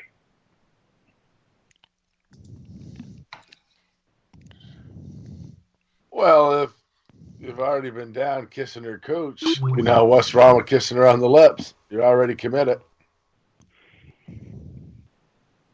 I figured I already got fucking herpes. I don't see what the fucking problem is. I just wanted to know straight from the fucking horse's mouth, which would be Debbie, what is the protocol? Because she's the only one on here who's got a fucking vagina. Well, I think that begs to be... No, Dr. B actually is closest to the horse's mouth. Wouldn't you say so, Dr. B? Well, Debbie. Well, I am like a fictional My Little Pony character, am I? A stallion. All right, there you go.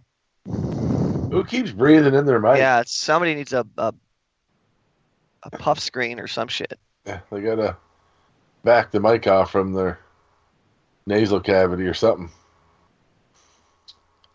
Debbie, You're a master at deflecting questions.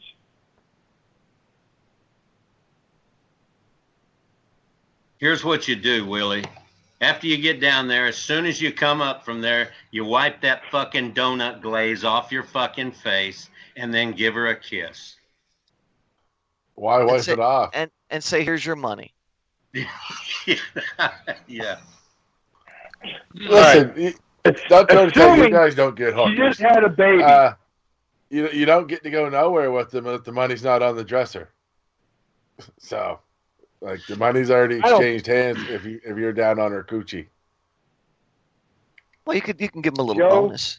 I feel for you, you bastard, because I don't know what it's like not to be a fucking handsome bastard, which I fucking am. I don't pay for shit unless I fucking want to. I look like Shrek. That's what the fucking Sonny makes it fucking simple. It's not so fucking simple. If it's a girl that just had a baby, and for the one fucking time the baby ain't sitting on fucking sucking on her tit, you go down there, the shit there, it's fucking slimy fuck. It's not like normal cooch. They're fucking slimy. It's weird. And I would fucking lie about the battery ass shit. You get the fucking battery ass fucking taste. I don't want to shit in the fucking eye. And then, just go from there. I straight up to her fucking mouth because they're still fucking up because she had a fucking kid. And you got fucking giant titties. She's got fucking milk shooting out of it. You don't pass up the fucking titty. You gotta make acknowledgement. Hey, there's a titty. Shit, there's fucking milk out of it. That's the most natural substance there is for you to drink on the planet. That's human mother's milk, man. You son of a bitches. It's different. You're not embracing the miracle of what that is, man. That's the miracle was that the son of a bitch was fucking mine. That's the fucking miracle. But it's not cut dry like Sonny, retirement, fucking Sonny makes it out to be. Yeah. Go around your fucking golf cart. Give me fucking my advice. Golf cart. I'm a man. Nice. Well, you know what, Willie? At least I'm not having to go fuck 65-year-old women. Good point. I'm living in the world like a man, you son of a bitch. Yeah. I go down. You find you a fucking 65-year-old bush woman that hadn't had any in fucking forever, and you've got to sneak over there and try to figure out how to beg for it? Sonny? Exactly. Is that a man, or is it just a conception of it? Sonny? What? That 65-year-old woman that I fucking nailed a month or two ago was not fucking rape. Because if you squeeze a girl, if she's that fucking old and shit fucking breaks, that's just the shit that goes. The girl I'm talking about now, she looked like she was acting like she wanted to do it before she passed out. Her last words were something mumbled, and they could have been, let's do this. She could have been Ghost Granny. You know what, though? Up there in Alaska, though, pickings may be slim. I'm not sure. Slim pickings. Why the fuck you think I would be eating out a girl who just had a fucking baby if there was fucking a plethora of fucking women around here? You got a point. Good native women. Yeah. It's okay. Prostitution's illegal in Alaska. Fuck you, Joe, you racist Wolfman prick. just said that he dumped me because I was being too negative. And Joe said, she just trashed everything that I've worked for and everyone that's a part of it. When the fuck are you going to take my advice seriously? You wait until it blows up in your face, and now it's blowing up in mine. Who said that? Joe, the producer guy. I don't know. What network is this that they're talking about? It's not a network, Sonny. It's a thing where it's a. I figured out what it is.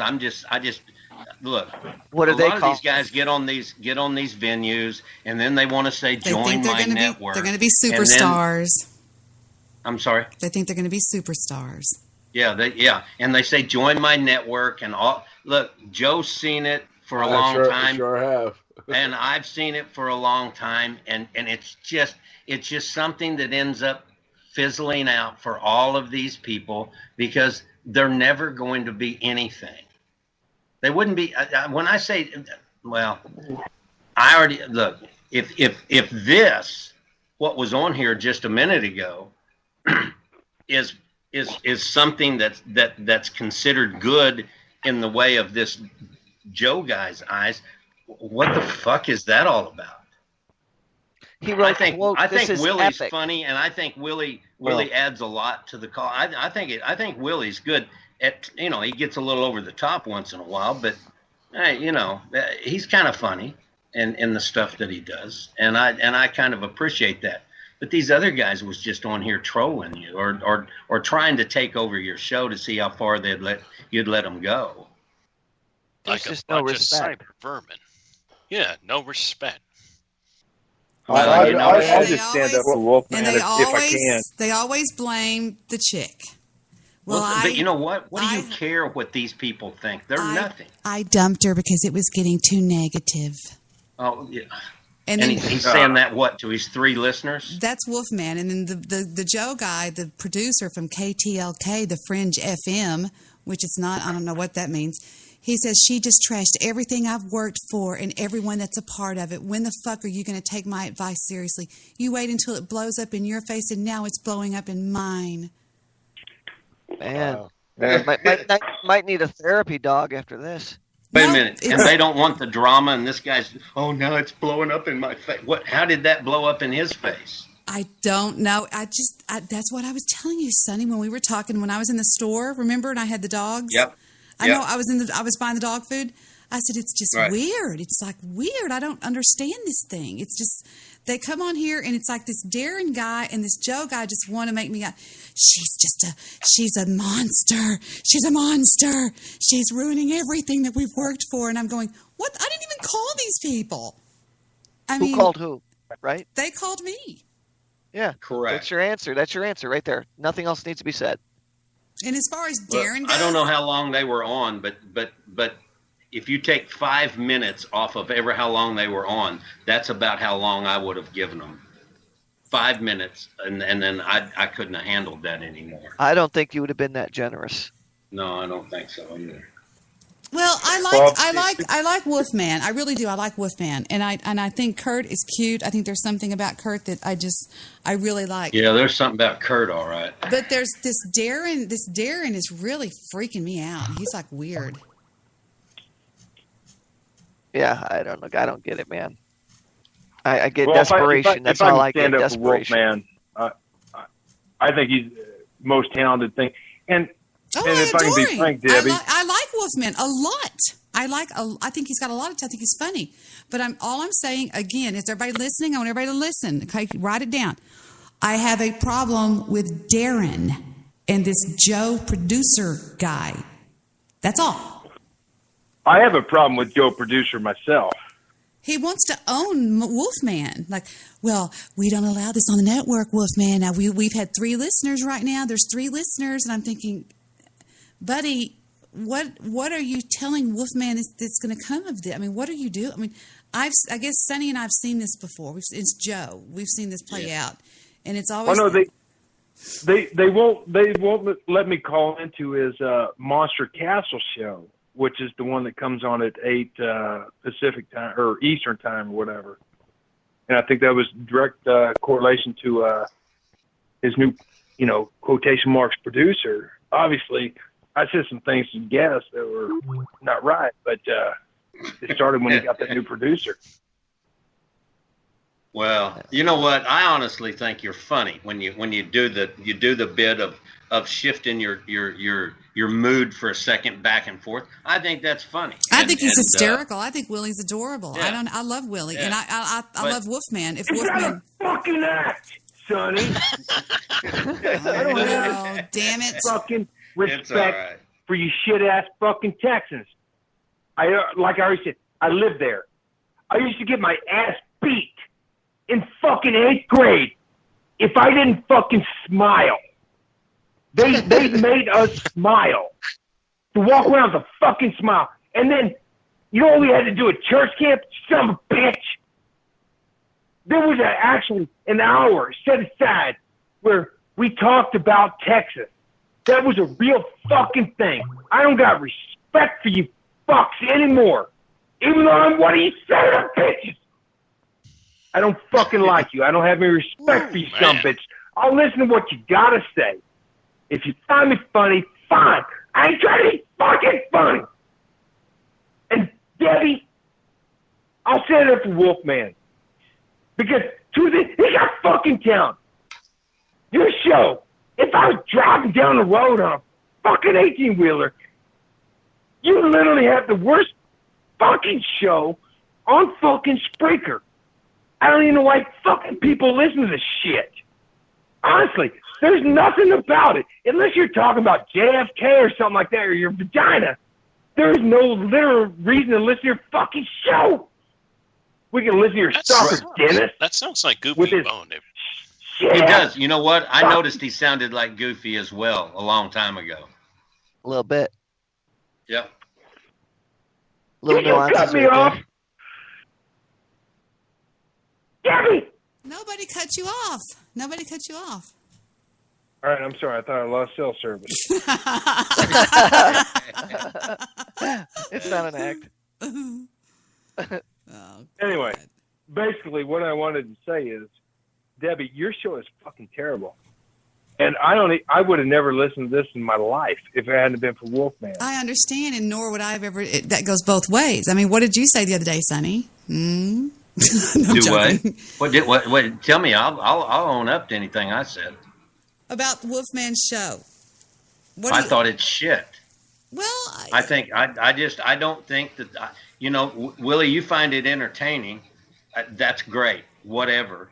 But I don't find somebody that just sits and plays fucking clips entertaining like that. When he's got guests on and then he starts running clips over the top of them, I don't know. You can find that entertaining all you want. Yeah, I don't. No, I understand 100%, Sonny, and I agree with you. When I first found him, I found him through Darren, through a different website, because I used to post pictures when I used to. Because I shit in, 18 packs of beer bottles, and I light them on fire. Yeah. And that's how I found Darren, through that website. And anyway, when he started out, there was like 4 of us just listening, and it was no holds barred. It was like Dirty Rotten Tarot the whole time. And now he's gotten to where he feels like he has to have guests and all this crap, and these alleged quotation mark producers, and I've talked to him, off the air and said, fucking don't change, Wolfman, but I don't know what the pressure is. I think he's trying to make it big, which I commend him for. I mean, shoot for the moon if he's going to do something, but yeah, I don't know, but I agree with you, Sonny. His show was so much better. Well, his show is still great. And now he's starting to put his comedy in there and stuff. But I don't know. Gotcha. It was the first one I've ever heard on Spreaker, so I'm biased. Well, I get it, and honestly, to be fair, I've only heard a little bit of several shows, so I just know that there was somebody on there or something, and all I kept hearing was these drops that kept dropping in on top of everybody talking. And yeah. I've been around radio a long time, and I don't know, but anyway, that's just me. And I'm sitting here looking. Looks like he's on Spreaker, on TalkStream.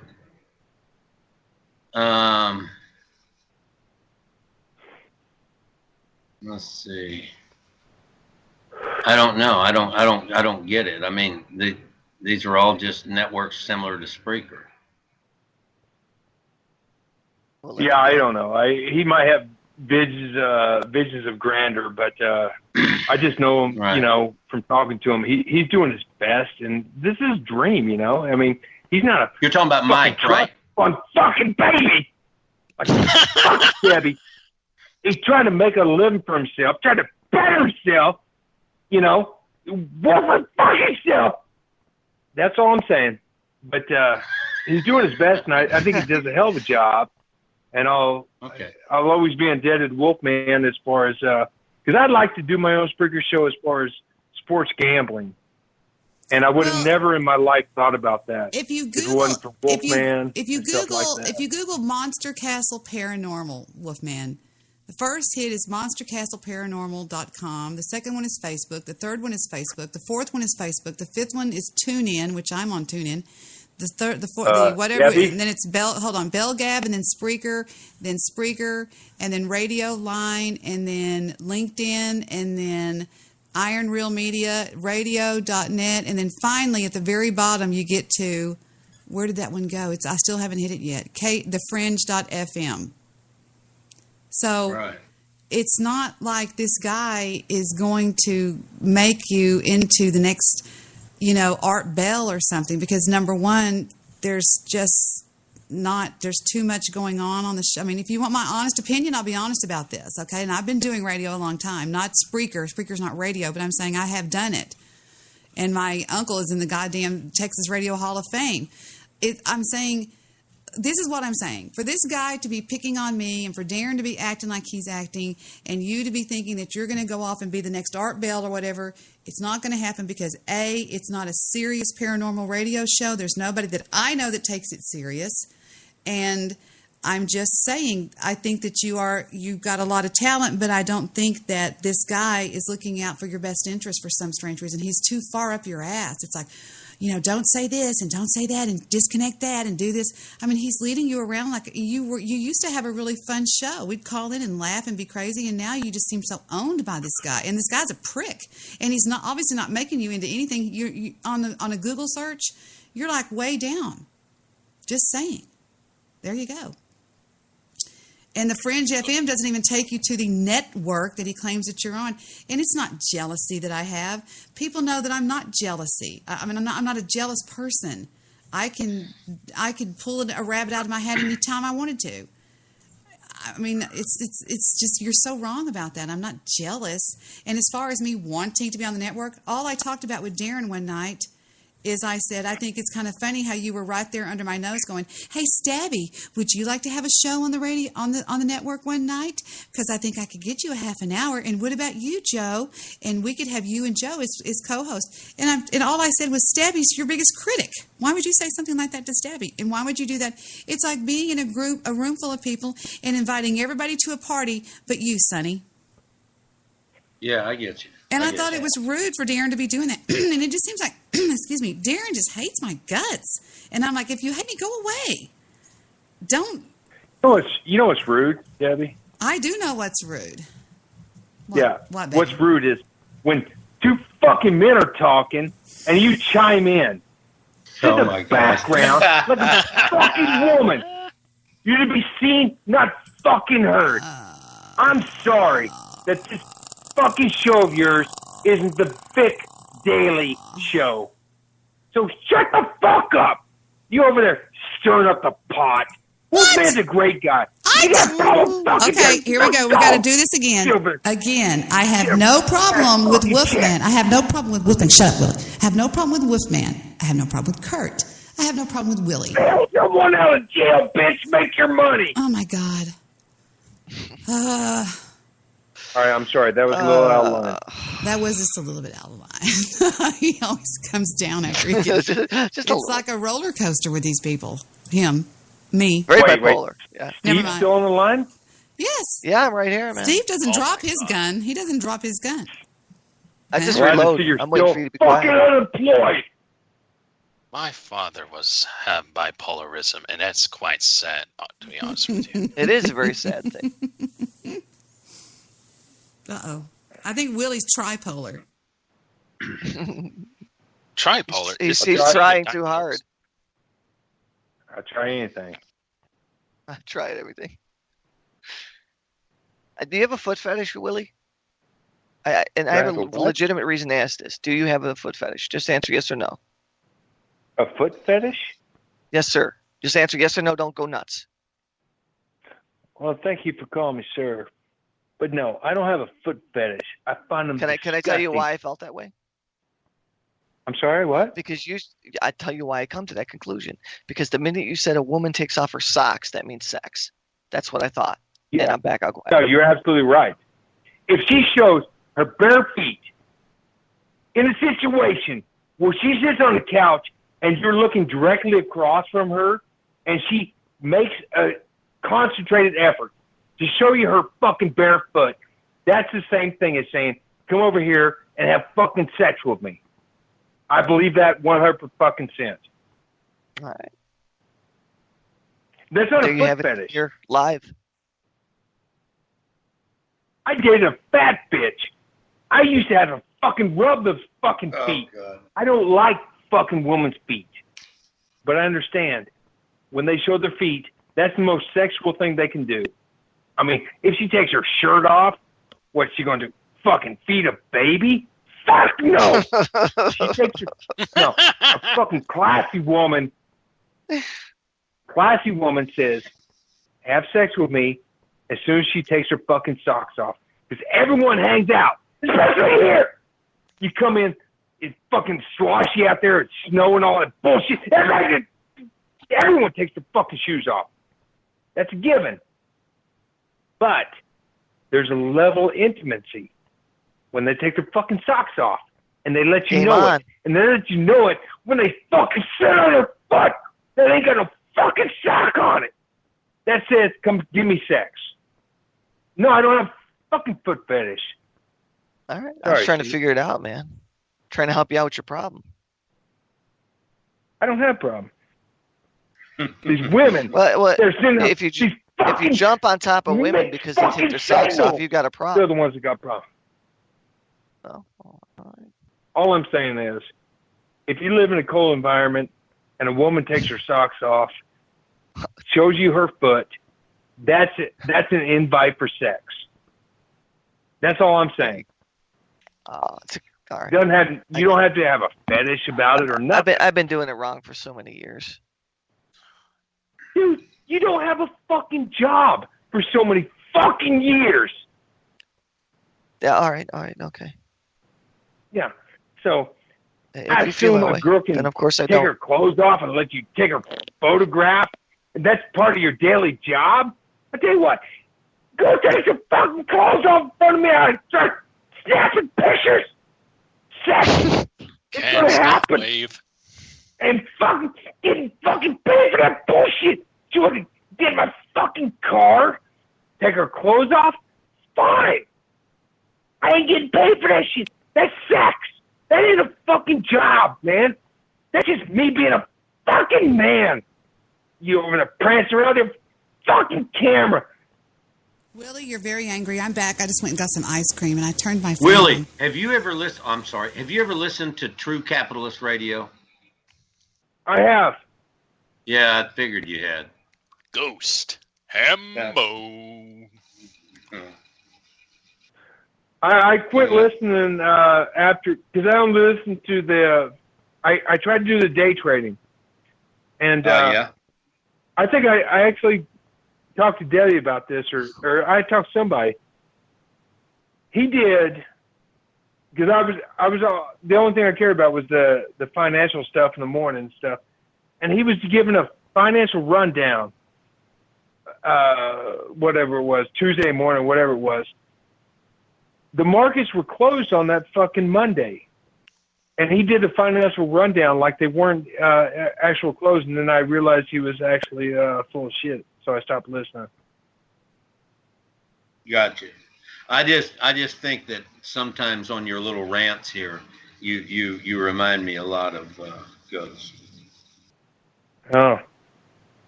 Well, I the times I heard him, I would actually take that as a compliment, because yeah, when I got turned on to him was a year ago or whatever, but the time he comes on here is not sometimes, it's really great for me to listen to, but it was the best radio I ever heard in my life, to be honest with you. Yeah.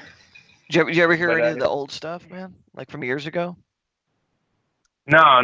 Like I said, I got into it because the financial stuff when I started trying to do the day trading stuff, and then when he did a market rundown, and I knew the markets were closed that day, I lost all respect, and I knew it was just a total act. Right. And it was hard for me to listen to him after that. But well, it's on a podcast. You can always listen to it at your leisure. It's on Blog Talk Radio.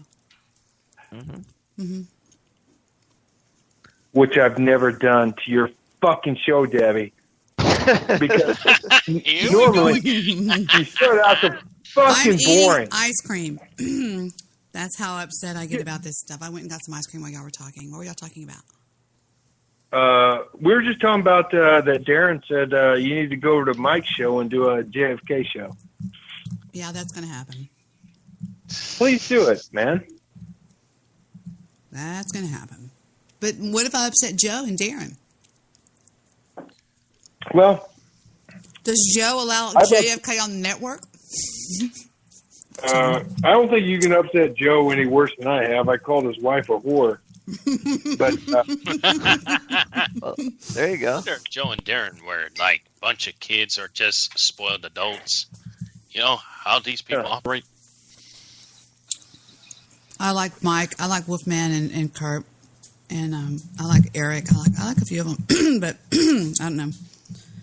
Darren and that Joe producer guy are weird as fuck. Eric's probably listening here, but I've had words with him too. That dude, if he's listening right now, creepier than fuck, dude. He's all about trying to get laid. And I don't know if you heard that show with Wolfman where he's pranced that fucking girl around the country, taking her to UFO conferences, had her little fucking bastard shit kid fucking call in, making you have to cuss out the little bastard. That's what you're dealing with. So I don't know if you want to love Mike or whatever, you know. Wait a minute. They had a guy. They had a girl on there one night that had a baby on at 4:00 in the morning, and she gave him something to go to sleep because he was real hyper, and she said, "Drink your drink."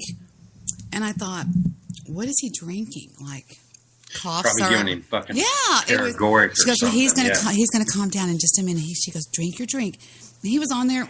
It was really weird, and that was when I kind of was like, that's not cool, you know, because this was really an R-rated show, and this little kid was talking shit to Willy and stuff. It was just kind of weird. That's all. Nah, that's messed up. She said, "Drink your drink," and then she said, "He'll be calm in a little bit." Yep.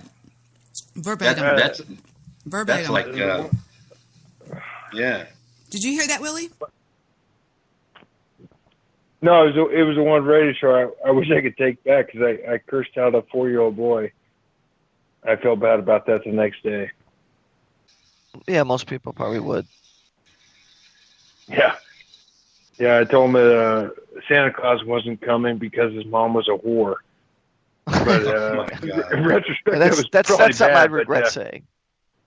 But that was Eric's girlfriend, and Eric has definitely got his eyes on you, Debbie. So you have a suitor coming after you. And I guess the guy makes a lot of money. He seems like a really cool dude. So I don't know. You know, Vic, if he ever gets out of the garage, he might have to, defend your honor. Money doesn't impress me. Money doesn't impress me. Well, Eric hadn't been around in a few days. I find that a little strange. He's in a UFO conference in San Francisco right now. So I don't know. How long's he been over there, you reckon? I don't know. I wish Darren would get on here because Darren knows all these guys. Because Darren's the only guy, that actually went to one of these conferences. And I was, talking with him or whatever, and he's like, literally spent 3 fucking days in a hotel with 2 fucking dudes. Like, dude, man, you're waiting for your wife. You're down in fucking Arizona where everyone's freaking hot. You're hanging out in a fucking hotel room with these fucking dudes over here chasing UFOs. But yeah, I don't know. He seems like a pretty cool fucking dude. Eric works for himself, and I guess he gets to, pretty much drive from coast to coast, where it's sunny and shit, selling, bounty castles or some shit like that. Yeah, he seems like a nice guy. I think he's a fucking creep, but I'm sure he's listening. But yeah, he's got his sights set on you, Debbie. So be careful. There you go, Deb. Another one.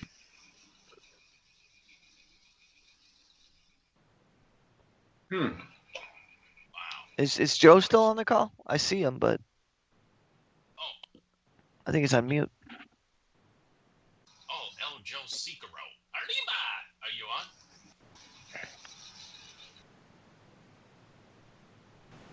Dr. Bristol, you're like way in the background, really low. We can barely hear you. Oh, sorry, fellas. Had my mic up too high. I was just You're saying. all good. Yeah, I was saying, El Joe Sicaro. Arriba! Are you there? Oh, he may be might have putting crashed wood in out. No, Yeah. I think he's probably putting wood in the on the fire. I know he was muted out for a while too, because But hey, Doctor, can you do that laugh again? Family Guy. Oh, yeah. Peter Griffin laugh. Yeah. That's Sounded awesome. like That's awesome, man. I wish the fuck I could do that. I could do a lot of voices. I can't do that. I gotta try. I gotta practice that. Hey guys, I'm gonna hit the sack. It's 4:30 in the morning. Yeah, I got a breakfast date with my girl at 8. So. Not a job. Surprisingly. No, I'm going for breakfast, dude. I'm I get taking 2 my days. boat out tomorrow. So. Oh, are you really? What's the weather like there, bud? It's been like in the 80s and low 90s. Oh, good for you. Good for you. Yeah. I just Well, enjoy- when I say I'm taking it out, I'm just going to take it up to my place at the lake. Oh, I see. You're not going to take it on the water. You're just going to prep it up. No, I think it's supposed to storm tomorrow anyway. What are you taking up the lake there, Sonny? I'm taking my my bass rig, and then I've got another boat up there already. What kind of power you got on the bass rig? I'm sorry. What kind of motors you got on your bass rig? I've just got an Evinrude now. Get this, I left it up there for like a month and a half, and somebody just stripped that son of a bitch. And I had I have a real nice Ranger bass boat. The insurance company, they decided they didn't want to pay for everything the way that they should have. So anyway, right now I've just got some Evinrudes on it, but I'm gonna replace everything the way it should have been. Yeah. Yeah, and then I've just got a little bayliner. It's funny when the Texans come up here to go fishing and stuff, because you don't sit here, and cast rods, get up to shore and stuff. You just kind of cruise by them. But I remember fishing down there for crappies and stuff. You got the little bass boat and stuff. It's a whole different deal, man. Right. Yeah. No, no doubt. I like to bass fish. And then, of course, right now it's coming into crappie season, and I love to eat crappie. That's the only fish I like to eat. But we're coming into crappie season. They'll be spawning soon, and then I don't know. I may fish for some of those, but I don't know. I like to spend a lot of time out at the lake, though. I do a lot of. It's relaxing, man. A lot of partying. I believe that's called being a lake rat. Yeah. How about that? Well, if I move back down there, man, I get a fucking pontoon boat, to be honest with you. Do y'all know what a nightingale is? Can I just say one thing and then I'll go back on mute? No, you don't have to go back on mute. There's a nightingale in our front yard, and some people call him a mockingbird. Have y'all ever heard one of those birds? Yep, I have. Remember the one show, Deb, you had that, and you opened up your window or something, and you played it. Yeah, that's what I was going to do. Amazing. It's amazing. I was going to go out there and do it again. Yeah. But I'll have to go. It's actually over in the backyard. I was going to take it. I was going to take my phone over there and record it. And one night, me and her were talking till like this time in the morning, and There was one right by her window. It goes all and night. She's like, this thing, and it just goes all night long. She says, "You hear that?" I'm like, "Yeah, I do," because it was just me and her. And she put the mic and she turned the gain up really, really high. You could hear that damn thing like it was in the room. It's pretty cool. I don't like them. My grandmother I shot that son of a bitch. No, my grandmother used to run them off because they're a bad omen. Anyway, there you go. I don't believe anything. Well, I'm going to tell you a bad omen. The bad omen's going to be when I find out who stripped my boat out there, and I swear to God, there will be no police called. There you go. That's a fucking fucking fact. All right. Have a good night, Sonny. Hey, you bet. All right, y'all take care. Good night. Good night, bud. Good night. Good night. Good night, Debbie. Good night, Dr.B. Good night. So, Debbie, since you're being a shitty fucking housewife, not sexing up Vic in the fucking garage, why don't you call Darren up? No, thank you. Darren, I think Darren prefers stabby. Yeah, they get along pretty well. Well, I guess I'll have to go see what's going on in the Monster Castle thing. Oh, well, whatever. I don't know. Have at it, man. All right. It'll just be that I'm the bad guy. You better delete that, Darren. I just saw you write that. You better delete it. You better delete it, Darren. Darren? I got to look on here. I haven't looked at chat. Where's the chat? Monster or yours? Monsters. Oh, I love Slayer 454. Oh, he's cool. Where's he been? He's there in the chat room. Has he been around? Okay. I think so. I haven't read all of the chat room tonight. I was trying to do something else, but I don't know. So did you cut Wolfman off, or was that a... No, I didn't cut anybody off. They said they hung up. They said that might be the allegation that comes up. They said, yeah, they're going to knows. say that I did that, though. They're going to say that I did that because they always want to take the female, which would be me, and they're going to make me out. Him and Darren are going to make, or Darren and Darren's going to make me out to be the bad guy. It's like a freaking witch hunt, and that is sad right there. There you go. And this guy is totally oblivious to what's going on, and he can feel it too. And that's what I was talking to other people about. It's just, what the fuck? I mean. No, Debbie. They see a female, they think weak, and they're going to take over, and they never fucking have and never been able to. I disagree with that. Good luck trying. Debbie? Debbie, your show is shit. You don't have any fucking personality. You get it's like a extended Skype call. And now you want to shit on fucking Wolfman's show because he tried to call in here and bring some gravitas to it. I'm not shitting on Wolfman's show. In fact, I said Wolfman's show is gravitas. Good. In fact, I said Wolfman's show is good. I said I have, again, this will be the fourth time. I have a problem with Darren and the producer. Willie, are you trolling? You think? I don't troll. I am what I am. If I was a troller, I wouldn't have fucking called in Debbie's show. I fucking sent you a heartfelt fucking message that you made public, Debbie. Thank you. We're still going back to that. That's not what a fucking troll does. Okay. Sorry. I can't please anybody. Yeah, you can. And I don't give 3 motherfucking fucks if I don't. Well. How about that, huh? I'm sorry, Debbie. Usually, I was just usually I'm don't trying give to catch 2, up so to chat now. I'm sorry. I just made your yearly salary. Woo! I knew you were going to say that, Dr. B. He always does that.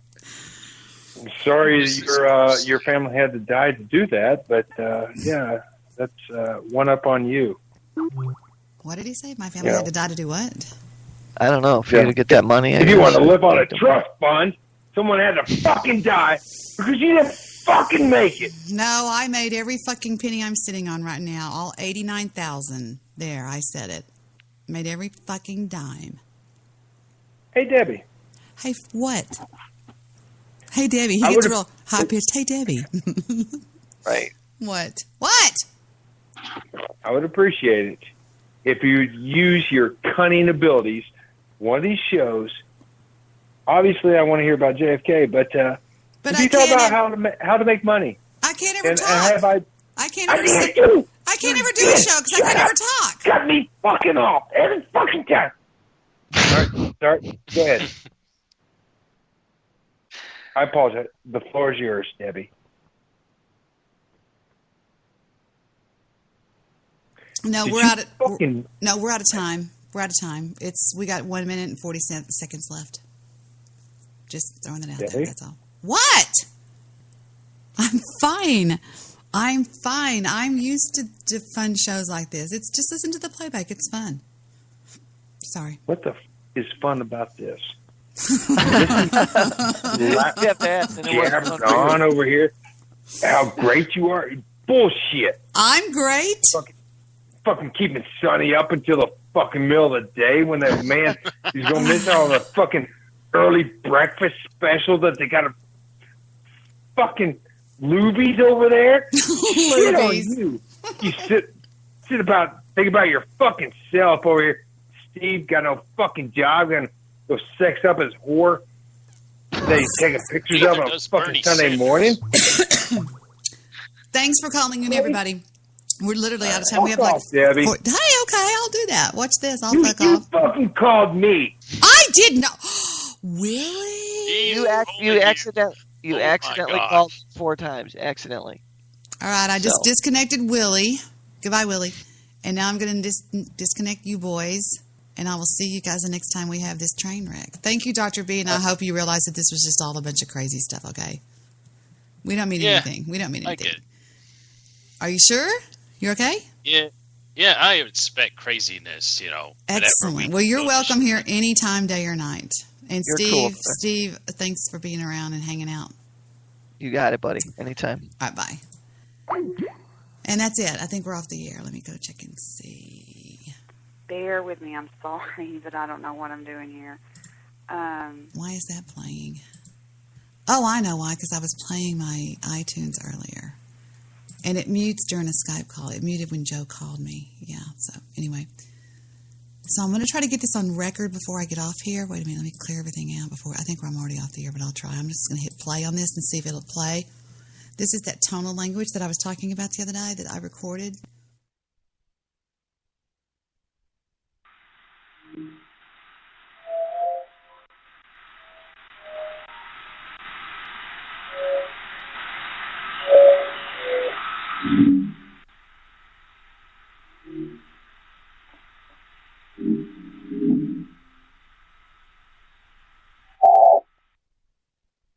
And that's what I recorded. I don't know what it is, but it was weird.